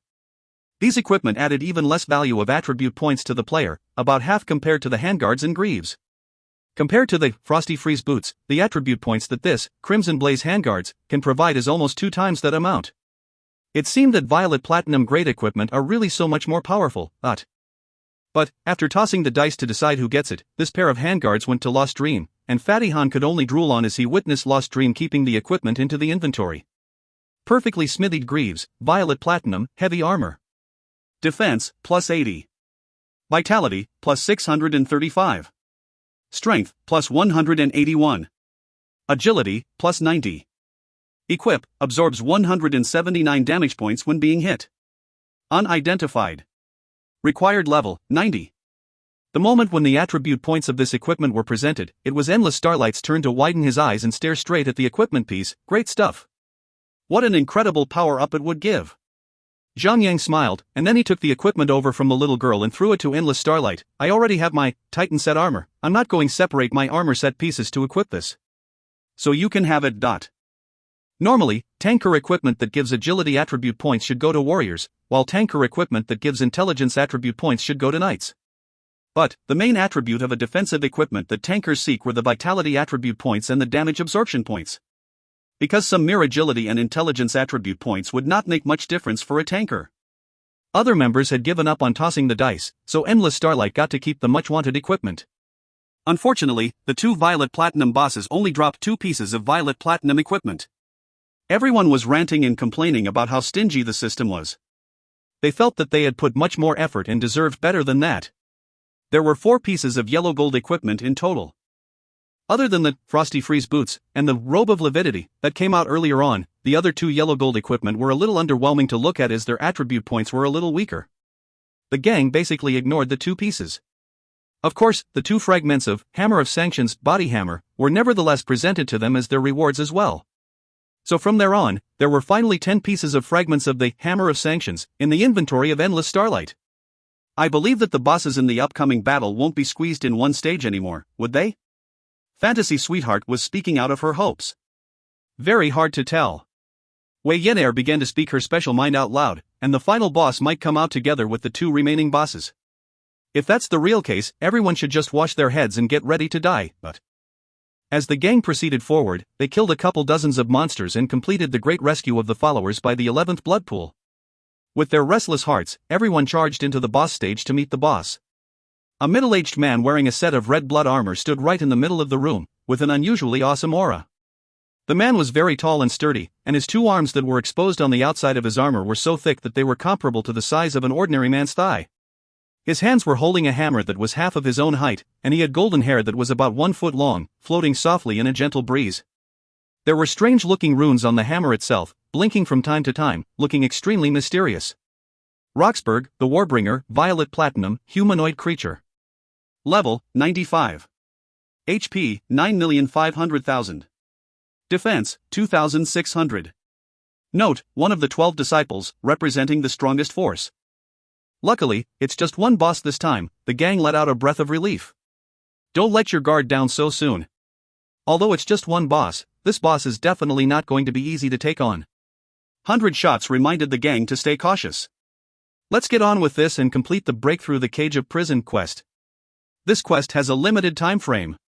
Right, and we have no idea what kind of skills or tricks this boss has on his sleeves. Let's test it out once and check it out. Zhang pulled out his sword and shield as he charged towards the boss with big steps. So, it began with a spear of obliteration that shot out straight from Zhang hands. If you find any errors, ads pop up, ads redirect, broken links, non-standard content, etc., please let us know. Report chapter so we can fix it as soon as possible. Chapter 428, The Warbringer. Chapter 428, The Warbringer. Translator, Endless Fantasy Translation Editor, Endless Fantasy Translation. Roxburgh, the Warbringer, let out a burst of thunderous roars as he lifted up the hammer backhandedly. Then, he charged towards Zhang Yang right after he took up his hammer. You insolent piece of sh*t, how dare you touch me? The deity of the divine servants shall not be offended. Intruders must be eliminated at once. Roxburgh had arrived in front of Zhang Yang with only a few steps, and he lifted up his heavy hammer up into the air and smashed it down with brute force. Boom! Although Zhang Yang had already raised his shield and blocked the attack of the boss, the strength of the boss is just too great. That smash actually staggered Zhang Yang back for about 7 to 8 steps back before Zhang Yang could regain his balance and stand firm. He could feel that his legs were numb, and it seemed that he could not even take another step at the moment. Ha ha ha. With that little strength in you, you dare to stir things up on my turf? What a bold move indeed. Roxburgh wielded up his hammer once again, and with a swift movement, he swung the hammer in the opposite direction and smashed at Zhang Yang again. 12S721. Zhang Yang was inflicted with a high damage, and a small little crack appeared on the Titan armor's spot where the hammer hit. He was being staggered backward once again to the point that he lost balance in his stance. What a fierce boss. The hammer is like a high-speed moving truck straight on the face. The gang was shocked to see Zhang Yang being pushed to a tight spot like this. A boss with such brute strength, although its attacks were not really that terrifying, but the brute force of the boss had the effect to stagger players and blast the players backward, forcing the players to lose their stance. And the automated attack function in this game required a lock-on for the attack to be precise. So, when a player is staggered, there was no way the player can hit the target, no way at all. Fortunately, Zhang Yang was already got used to handling these sorts of overbearing bosses in his previous life. Although he was being staggered about, but the sword in his hand would still land precisely on the body of the boss. He did not waste any single chance of attacking. Wow! My boss! You're doing awesome! Endless Starlight was praising Zhang Yang. This time, no one accused Endless Starlight of trying to butter up Zhang Yang, because what he said was the truth that lay before their own naked eyes. If they were in Zhang Yang's position right now, they knew that they couldn't have done as well as he was doing right now, but... You weak imbeciles, pests. I will crush every single bone you have in you. Roxburgh let out a coarse, mad laughter as the variety of runes on his hammerhead began to radiate in blinding light. An unintelligible, virtual shadow of a hammer suddenly swung towards Zhang Yang and landed solidly on him. 76038. Zhang Yang was inflicted with a very high value of damage. Although his maximum health points had already reached 87,670 points, but he had been wounded earlier and was left with only about 68,000 hit points when he was hit by this attack. He was instantly killed on spot. Ding! You are killed. Ding! You are resurrected by the Rise Anew effect. The main benefits of Rise Anew for the tankers was the ability to resurrect the tankers once, while still maintaining the aggro of their targets. Everyone was frightened by what they just witnessed. What did they boss just do? Is it some kind of skill? How is the damage so high and powerful? Zhang Yang still had about 80% of his health bar on him, and he was instantly killed in one single hit from the boss. Plus, Rise Anew can only be used once per hour. Zhang Yang quickly brought up the battle logs. Roxburgh used Heavy Assault and inflicted you with 76,038 physical damage, 21,856 damage points reduced, 2,106 damage points absorbed. The basic damage had reached over 100,000 points. Zhang Yang frowned for a bit and said, "Starlight, come stand by me." Alright. Endless Starlight was not stupid, he had already figured it out, so the damage of that hit from the boss can be shared?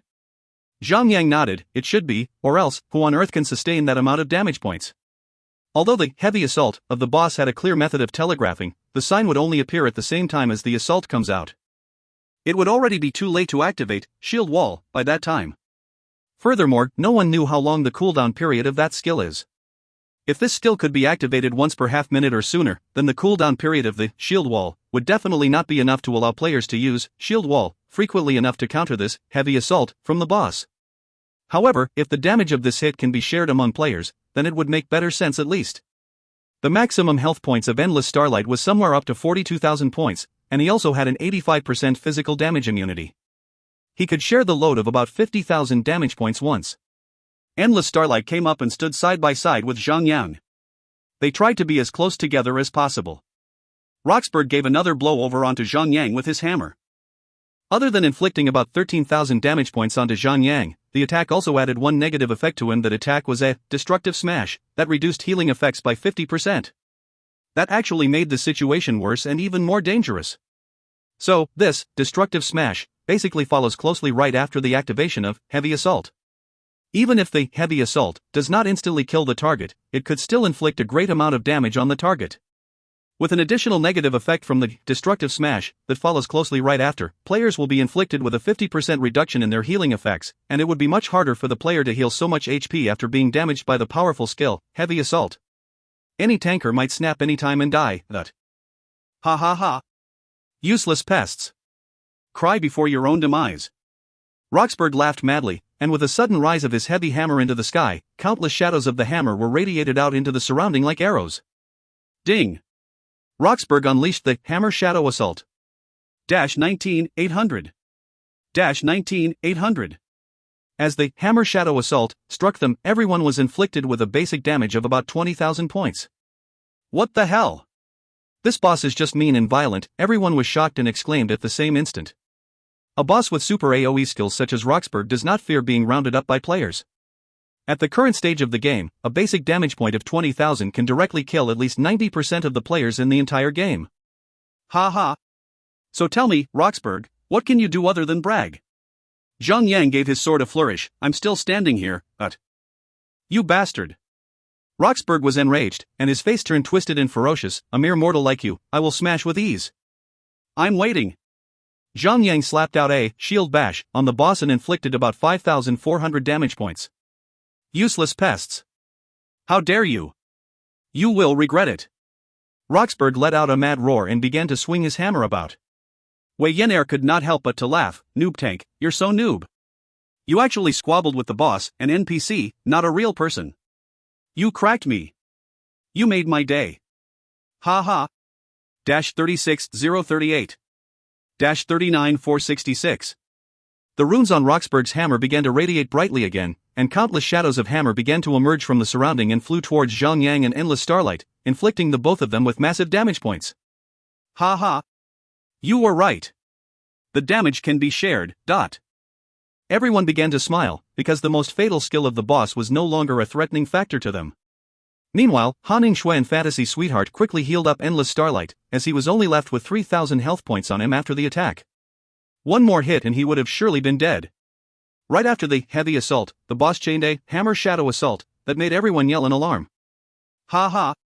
Feel despair. Cry in misery. And tremble before the absolute power.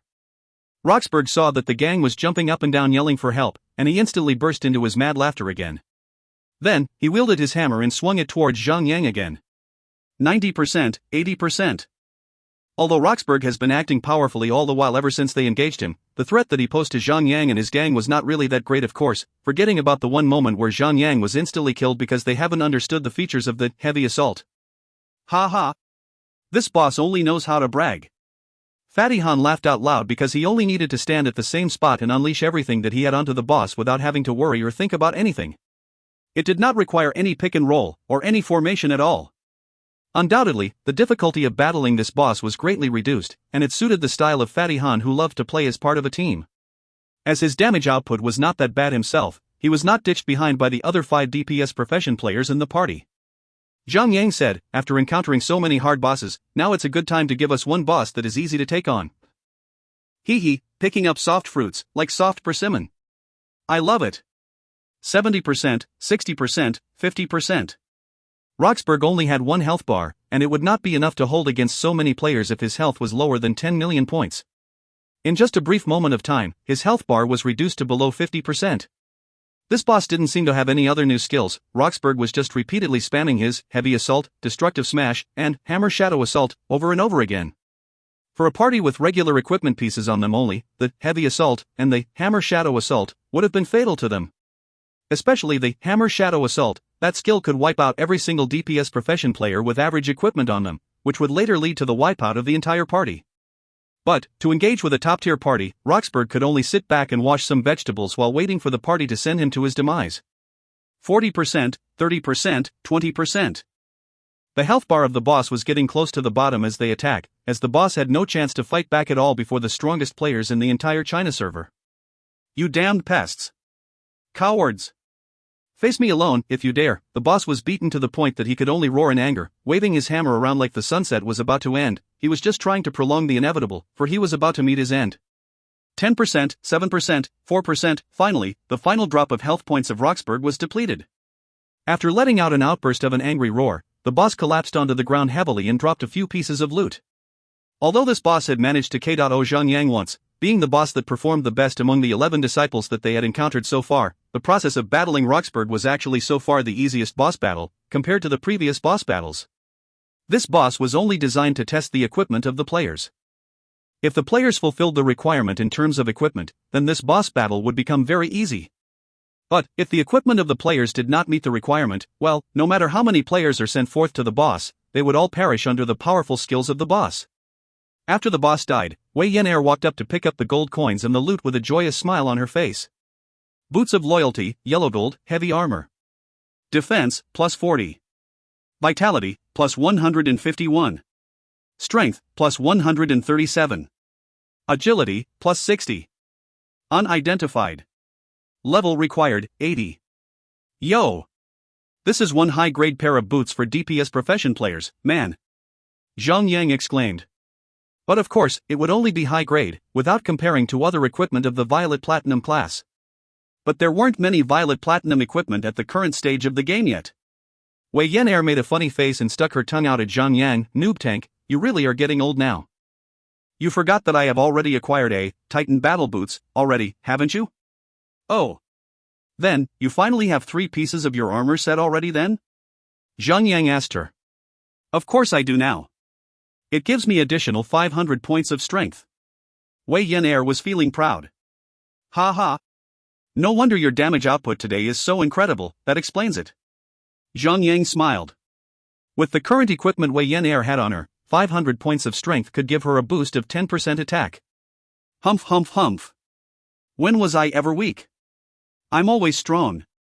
Wei Yan'er threw the boots over to Zhang. Any equipment or item that no one wanted to claim would be thrown over to Zhang. Then, Zhang would take them and sell them at his little merchandise shop for profits. Therefore, Zhang had gotten stuck with another new nickname, the Rubbish Collector. Mark of Remorse, yellow gold, necklace. Vitality, plus 76. Intelligence, plus 68. Spirit, plus 68. Equip, when you use a healing skill, there is a 10% rate to recover 100 mana points. Unidentified. Required level, 90. Unfortunately, everyone had an armor set necklace piece on them already.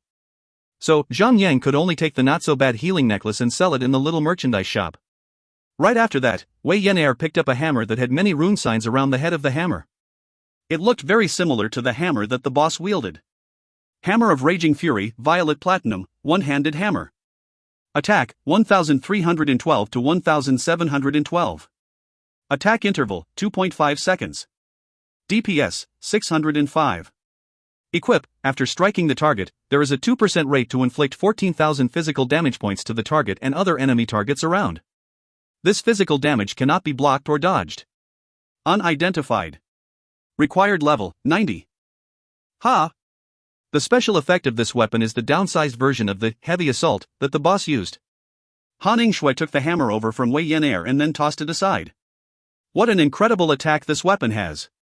100 Shots was praising the weapon. This weapon is really worthy to be a Violet Platinum weapon. It should have almost the same DPS as the Sword of Purging Devourer that Zhang wields after it is identified. Unfortunately, it's a little on the fast side, so the damage of this weapon might be a little bit lower than expected. Zhang could not help but to laugh. Starlight, do you want to take this hammer, or do you plan to try out your luck to see if the Hammer of Sanctions is a one-handed or two-handed after it's completed? I think I shall keep both. I'll use whichever that is better. Endless Starlight was speaking without any sense of shame. Everyone was laughing at him. After passing the fragment of the Hammer of Sanctions over to Endless Starlight, Zhang said, "Alright, let's make haste and continue our quest. We only have to rescue one last batch of believers, and that does not require us to battle any bosses at all, so we should be able to complete the quest quickly."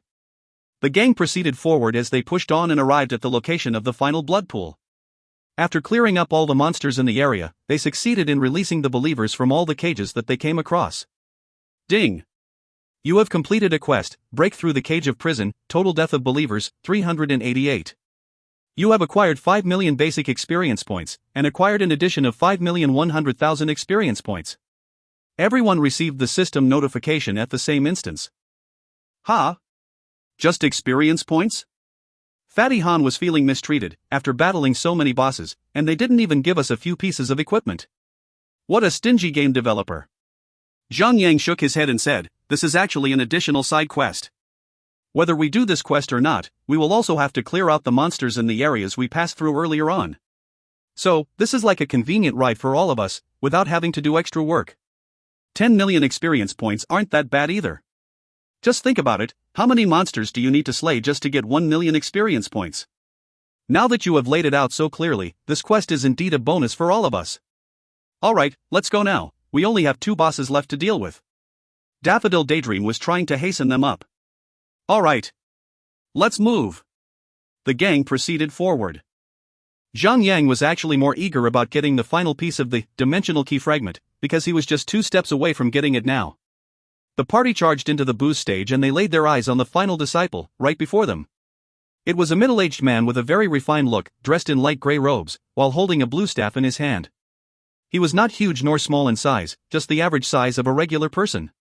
The Apostle of Wisdom, Shaloni, Violet Platinum, humanoid creature. Level, 95. HP, 9,500,000.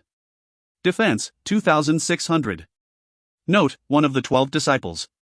If you find any errors, ads pop-up, ads redirect, broken links, non-standard content, etc., please let us know. Report chapter so we can fix it as soon as possible. Chapter 429, Shaloni. Chapter 429, Shaloni. Translator, Endless Fantasy Translation Editor, Endless Fantasy Translation. Do you want me tank the boss? Endless Starlight took the initiative to propose. He had just acquired 2 pieces of Violet Platinum equipment. Although he still could not equip them, his confidence level had been boosted very much. Furthermore, the boss before them was a spellcaster-type boss, so it was also more suitable for a knight to tank the boss, in theory. Wei Yan'er could not help but laugh. Hold up there, you have not even reached level 90 yet. That means you can't even equip them yet. So, what are you trying to show off then? Lost yourself in the excitement, hey? You people just love to blow me in the face. Endless Starlight smiled sheepishly, and he also sucked up his butt cheeks while doing that. Arg, the ladies could not bear to see him do that, so they shouted out in unity.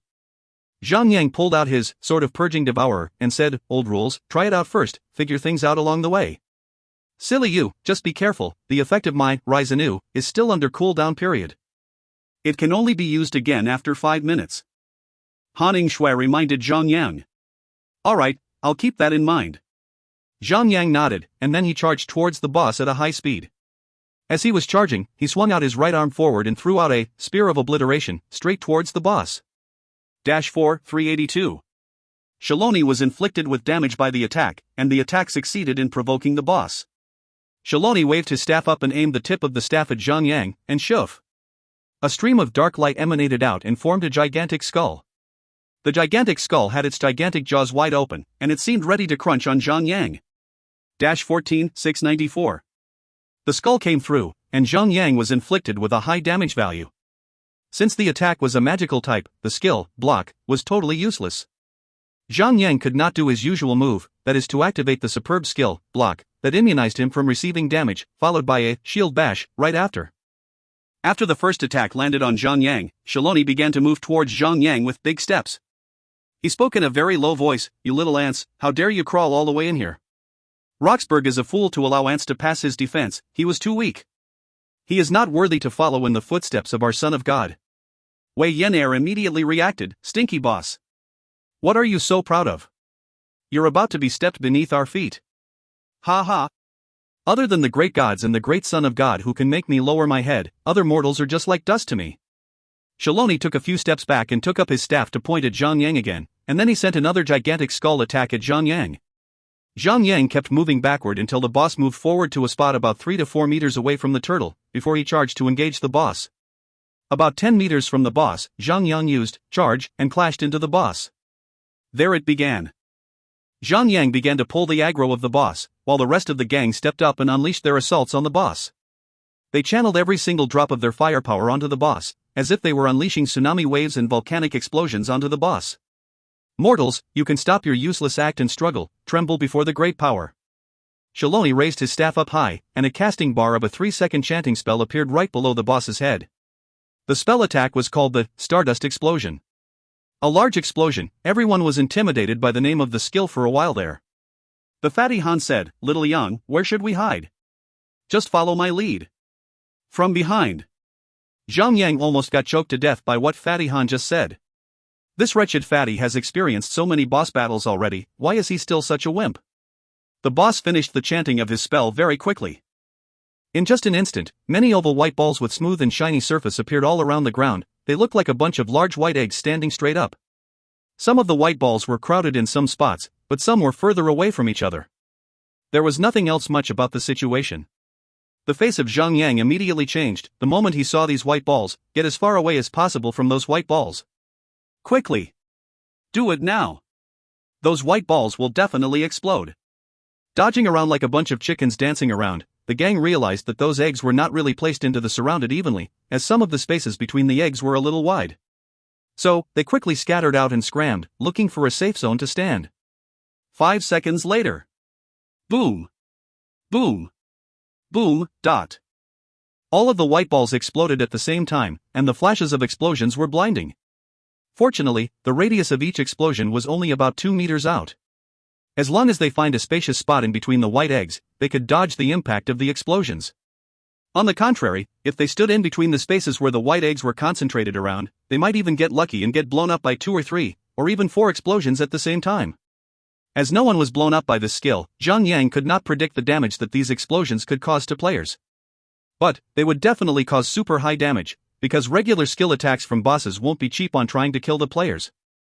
After all, the boss had already wasted 3 seconds to chant a skill, and they were given another 5 seconds to get clear of the explosion zones. If the damage of these explosions were not high and merely ranging by the thousands, then it would be very humiliating for the boss.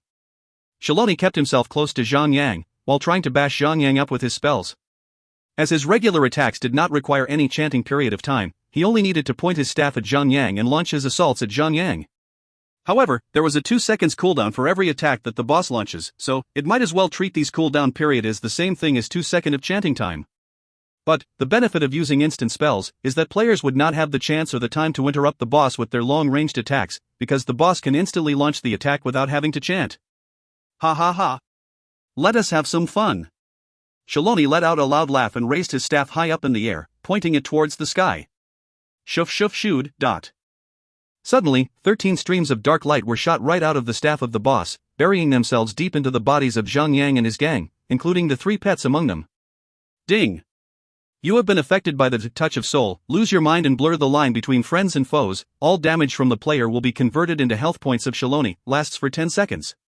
After the system notification, black chains formed from dark lights appeared around the 10 players and the 3 pets. Their body masses were enlarged by a few times. Everyone lost control over their own bodies, and they could only see their own in-game avatars attempting to slaughter their own friends. What that was even worse was that this skill could not be cancelled or nullified. Although Zhang Yang and Daffodil Daydream activated their skills such as Warrior's Will, Ice Barrier, and Sacred Protection, they were just wasting their skills. Well, trying was better than doing nothing. Fortunately, after being turned into puppets, their attacks were greatly reduced. It did not matter whether it's the tankers, the DPS profession players or the healers, all of them became melee-type players for the time being. Every single attack only inflicted about 2,000 damage points, and the defense points of the players did not affect the damage received as well. Shaloni did not take advantage of them as they were vulnerable puppets, he only stood aside and laughed like a madman. If the boss actually joined in and unleashed hell on them, then it would have become a total mess for them. Even Zhang Yang would be killed within the 10 seconds of chaos. As they observed familiar faces hitting each other like enemies, everyone was filled with anxiety. And finally, the weird and fearsome moment of 10 seconds had passed.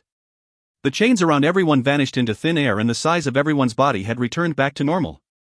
They had finally regained control of their own bodies. Ha ha ha! Are you having fun yet? Shaloni resumed his assault on Zhang Yang, pointing his staff, shooting black gigantic skulls that tried to crunch Zhang Yang alive. The boss recovered about 100,000 health points. Seeing that Shaloni only managed to recover about 1% of his health bar, everyone felt relieved.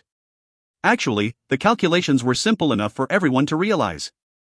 The attack of everyone had been reduced down to about 2,000 points, and everyone was able to hit once every 2 seconds. Because everyone had been turned into melee-type combatants, they would need to approach their targets in order to hit, which required time. Therefore, each of the players could only attack about 3 to 4 times within that 10 seconds. However, although the 10 players and 3 pets only recovered about 1% of the boss's health, think about it, what would happen if more players were in this battle against this boss? If there were more players around, when the skill of the boss activates, surely the amount of health points that the boss can recover would be far more. Furthermore, if there were too many players joining in to battle this particular boss, then it would become much harder to dodge the explosions. The reason was simple: the safe zone of the area was limited, and the body mass of the players in God's Miracle could not overlap each other. If players cannot get themselves a spot in the safe zone, then they would have no choice but to suffer the impact of those explosions. I can see that the bosses in this area are very cocky. They love to show off and throw empty insults. Ha ha. Wei Yan'er laughed. Zhang Yang laughed out loud and said, "Little girl, are you sure that you're not talking about yourself? Humph. You stinky noob tank. Are you asking for another big tortoise to be stuck on your back?" Wei Yan'er said fiercely. "Alright, you win. Fine. Ancient demonic souls, pay heed to my summons, and get rid of these disgusting pests." Shaloni suddenly paused all his attacks and once again, he raised the staff in his hands up high in the air and began to chant a new spell. Ding. Shaloni has summoned demonic souls, lasts for 30 seconds. Immediately, 10 monsters with entirely black bodies dug themselves out from the ground. Their heads were especially huge, about 1/3 of the mass of their entire bodies. Their bodies were triangular in shape, and they had no legs at all, hovering in the air. Ancient demonic soul, normal, summoned. Level 1. HP 50. Defense 0. Hoof. The legless monsters began to float towards Zhang Yang and the gang. They weren't particularly fast, and they ignored the pets and went straight for the players. Hee hee, what kind of funny business is this? Level 1 monsters? Are they here to serve us? Let me handle them. Fatty Han finally felt like picking up soft fruits again. So, he released an arrow at one of the monsters that were floating towards them. Pack! The arrow landed on the ancient demonic soul, and the monster shattered into pieces. But, the pieces then began to move and reform, becoming 2 ancient demonic souls. Seeing that Fatty Han did not believe in ghost tales and stuff, and that he was ready to shoot again, Zhang Yang quickly shouted, "Fatty! Stop!" Ha! Fatty could not understand. "Little Yang, these monsters are just level 1, what are you so afraid of?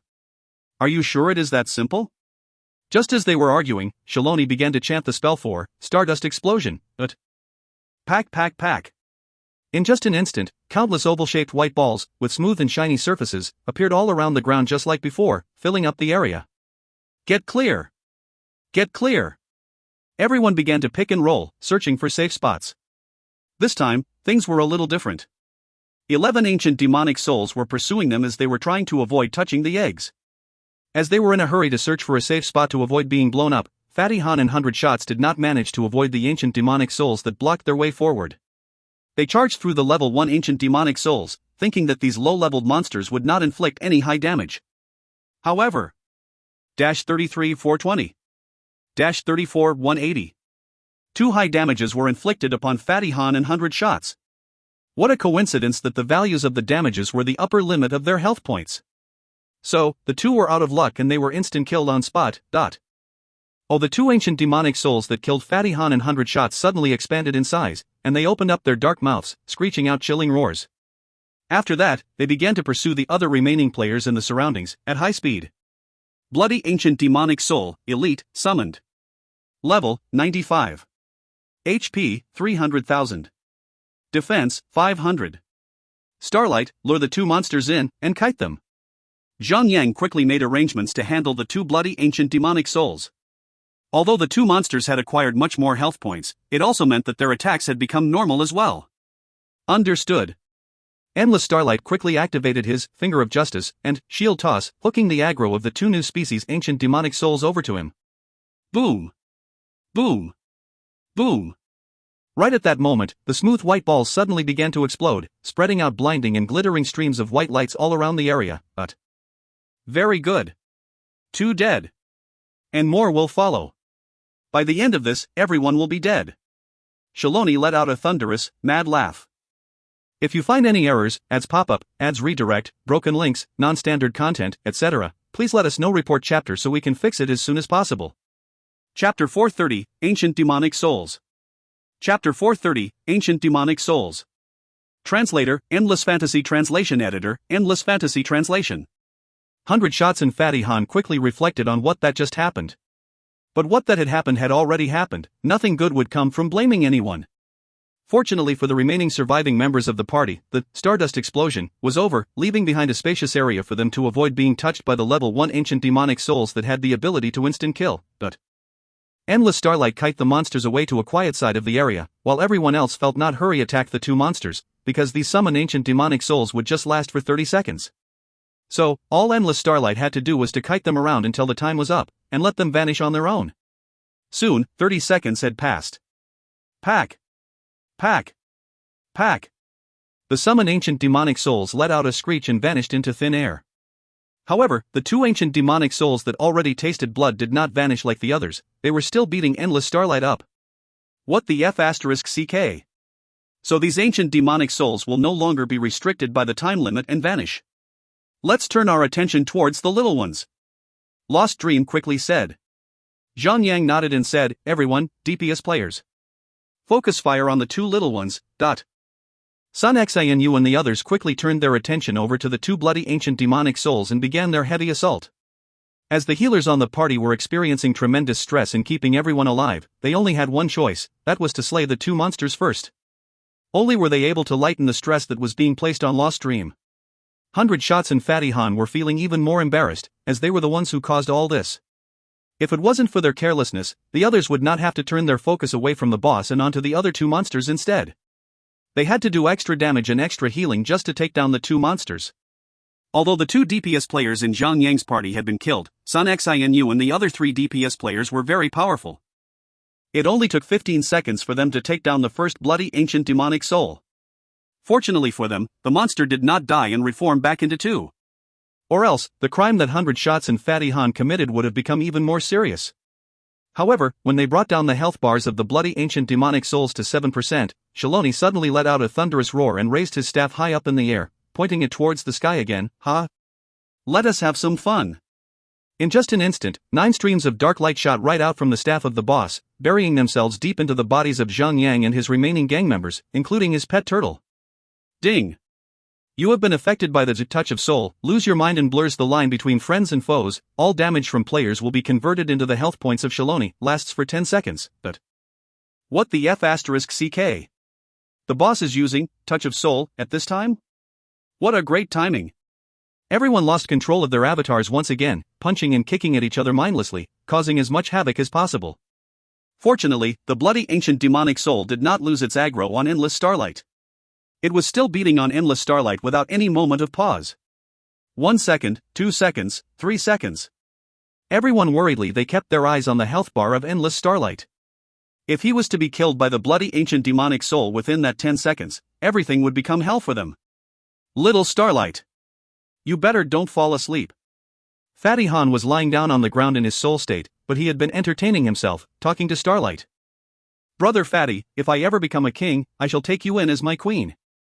After being chained down and controlled by the touch of soul, Endless Starlight could not do anything other than to stare at the surroundings. So, he took the time to have fun with Fatty Han, as they began to talk nonsense. 9 seconds. 10 seconds. The control has been lifted. Endless Starlight was only left with 892 health points. He was still alive. Right before the palm of the bloody ancient demonic soul could land on his face, Endless Starlight quickly activated his sacred protection, protecting himself with a semi-transparent force field that made him invincible for 5 seconds. Ching ching chang chang. Under the heavy assaults from everyone, the bloody ancient demonic soul had finally been slaughtered. And finally, they have gotten rid of the mess that 100 Shots and Fatty Han had left behind for them. Turning their focus back towards the boss, now. Ancient demonic souls, please answer my summons and get rid of these disgusting pests. After a brief moment of battle, Shaloni suddenly paused all his attacks and once again, he shouted to the sky and summoned another 8 ancient demonic souls from the ground. Everyone had learned their lesson well from the first time, so no one was stupid enough to run into the seemingly harmless monsters. Everyone was avoiding any contact with the monsters, staying away from the monsters as far as possible. However, Shaloni would also activate his Stardust Explosion right after summoning these foul creatures, making the players dance even more vigorously like a bunch of loose chicken. Maybe the boss was designed to enjoy such a sight. Pack, pack, pack. In just an instant, countless oval white balls, with smooth and shiny surfaces, appeared all around the ground just like before, filling up the area. They may look nice and smooth on the outside, but they were deadly from the inside. Zhang Yang frowned and said, avoid touching the ancient demonic souls. If you really can't avoid touching those explosive eggs, you can at least activate your life-saving skills to stay alive. Although I'd say that the explosions will still inflict great damage, it would definitely be better than getting killed by the ancient demonic souls and turning them into something far more dangerous. Everyone nodded to express their acknowledgement, and they made it their first priority to avoid the ancient demonic souls at all costs. Boom! 10 seconds later, every single one of the oval white balls exploded. The white flashing lights were terrifying and beautiful at the same time. Wei Yan'er was caught in one of the explosions as she was trying to avoid all the ancient demonic souls that were pursuing her. Her health bar was reduced by a lot, about 20,000 health points lost. If I had known earlier, I would have rather been blown up than to feed myself to the monsters and make them stronger. Fatty Han regretted charging straight into the monsters. If he was well and alive now, he would definitely be kicking the boss hard and contributing more now. If not for his dead status now, he would have thumped his chest and stamped his feet to express his sorrow and anger. One white ball inflicts about 20,000 damage points, so if you're hit by two at the same time, the explosions will still kill you. Zhang Yang calculated and told Fatty Han. Following the boss spamming of the three skills over and over again, Zhang Yang and his party members familiarized themselves to the assault pattern of the boss. After all, everyone who has arrived at this stage of the game and this very boss stage is not an idiot. Well, the idiots have already been killed in action by now. 80%, 70%, the health bar of Shaloni was reducing slowly, but constantly. Because of the touch of soul, the boss could still recover a small portion of its health points, and everyone needed to pick and roll at the right timing to avoid taking unnecessary damage. Plus, they needed to bear with the 10 seconds of being controlled like puppets, hitting on each other. All these factors had caused the reduction of boss's health bar to be super slow. The boss only had a total of 9,500,000 health points. If everyone could just stand their ground and unleash their damage straight onto the boss without much interruption, they could have taken down the boss in about 4 minutes. But now that they are picking and rolling for around 2/3 of the entire time during the boss fight, and the boss could recover its health over time, and they took about 10 minutes to take out half of the health bar of the boss. Tactically speaking, everyone was very clear about what they needed to do. However, being clear about the tactics is one thing, carrying it out perfectly is another. Especially when the duration of battling the boss is prolonged, not many people can actually keep their concentration up all the time. Most people would feel anxious and frustrated. So, some of them could not avoid touching the eggs, and they were hurt by the impact of the explosions. Fortunately for them, none of them had been struck 2 explosions at the same time yet. Other than the 2 tankers, Zhang Yang and Endless Starlight, only a few players had more than 40,000 health points. So if they were to be caught in between 2 explosions at the same time, they would surely be killed in an instant. 40%, 30%. Wah! Yeah! Yeah! What the hell? This stinky boss really has a long health bar there. Wei Yan'er got caught up in another explosion, blowing her up, until she was shouting in pain.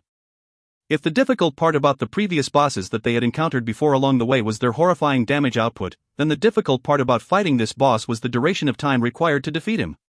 Players cannot afford any single mistake during this long duration of time, because that one small mistake would risk getting the party wiped out. Come, tell a joke. As everyone had just avoided the Stardust explosion, and the situation seemed to be stable at the moment, Zhang Yang smiled and asked for a joke in an attempt to ease down the tensed mood of everyone.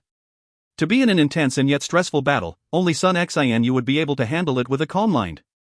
As for Zhang Yang, he was already used to such boss battles, as he had already encountered many similar boss battles in his previous life. Sun Xian could do it because of her profession in real life. Compared to being a trained cop, a mere tens of minutes of stress is a walk in the park for her. Fatty Han was immediately riled up the moment he heard Zhang Yang asking for a joke, so he quickly said, "Let me tell first." "Let me." "No. Don't." Anything that comes from this wretched fatty is definitely tainted. The ladies were trying to stop Fatty Han from saying another word. Endless Starlight too. No jokes from you. Just as Endless Starlight was about to open up his mouth, he was shot straight down.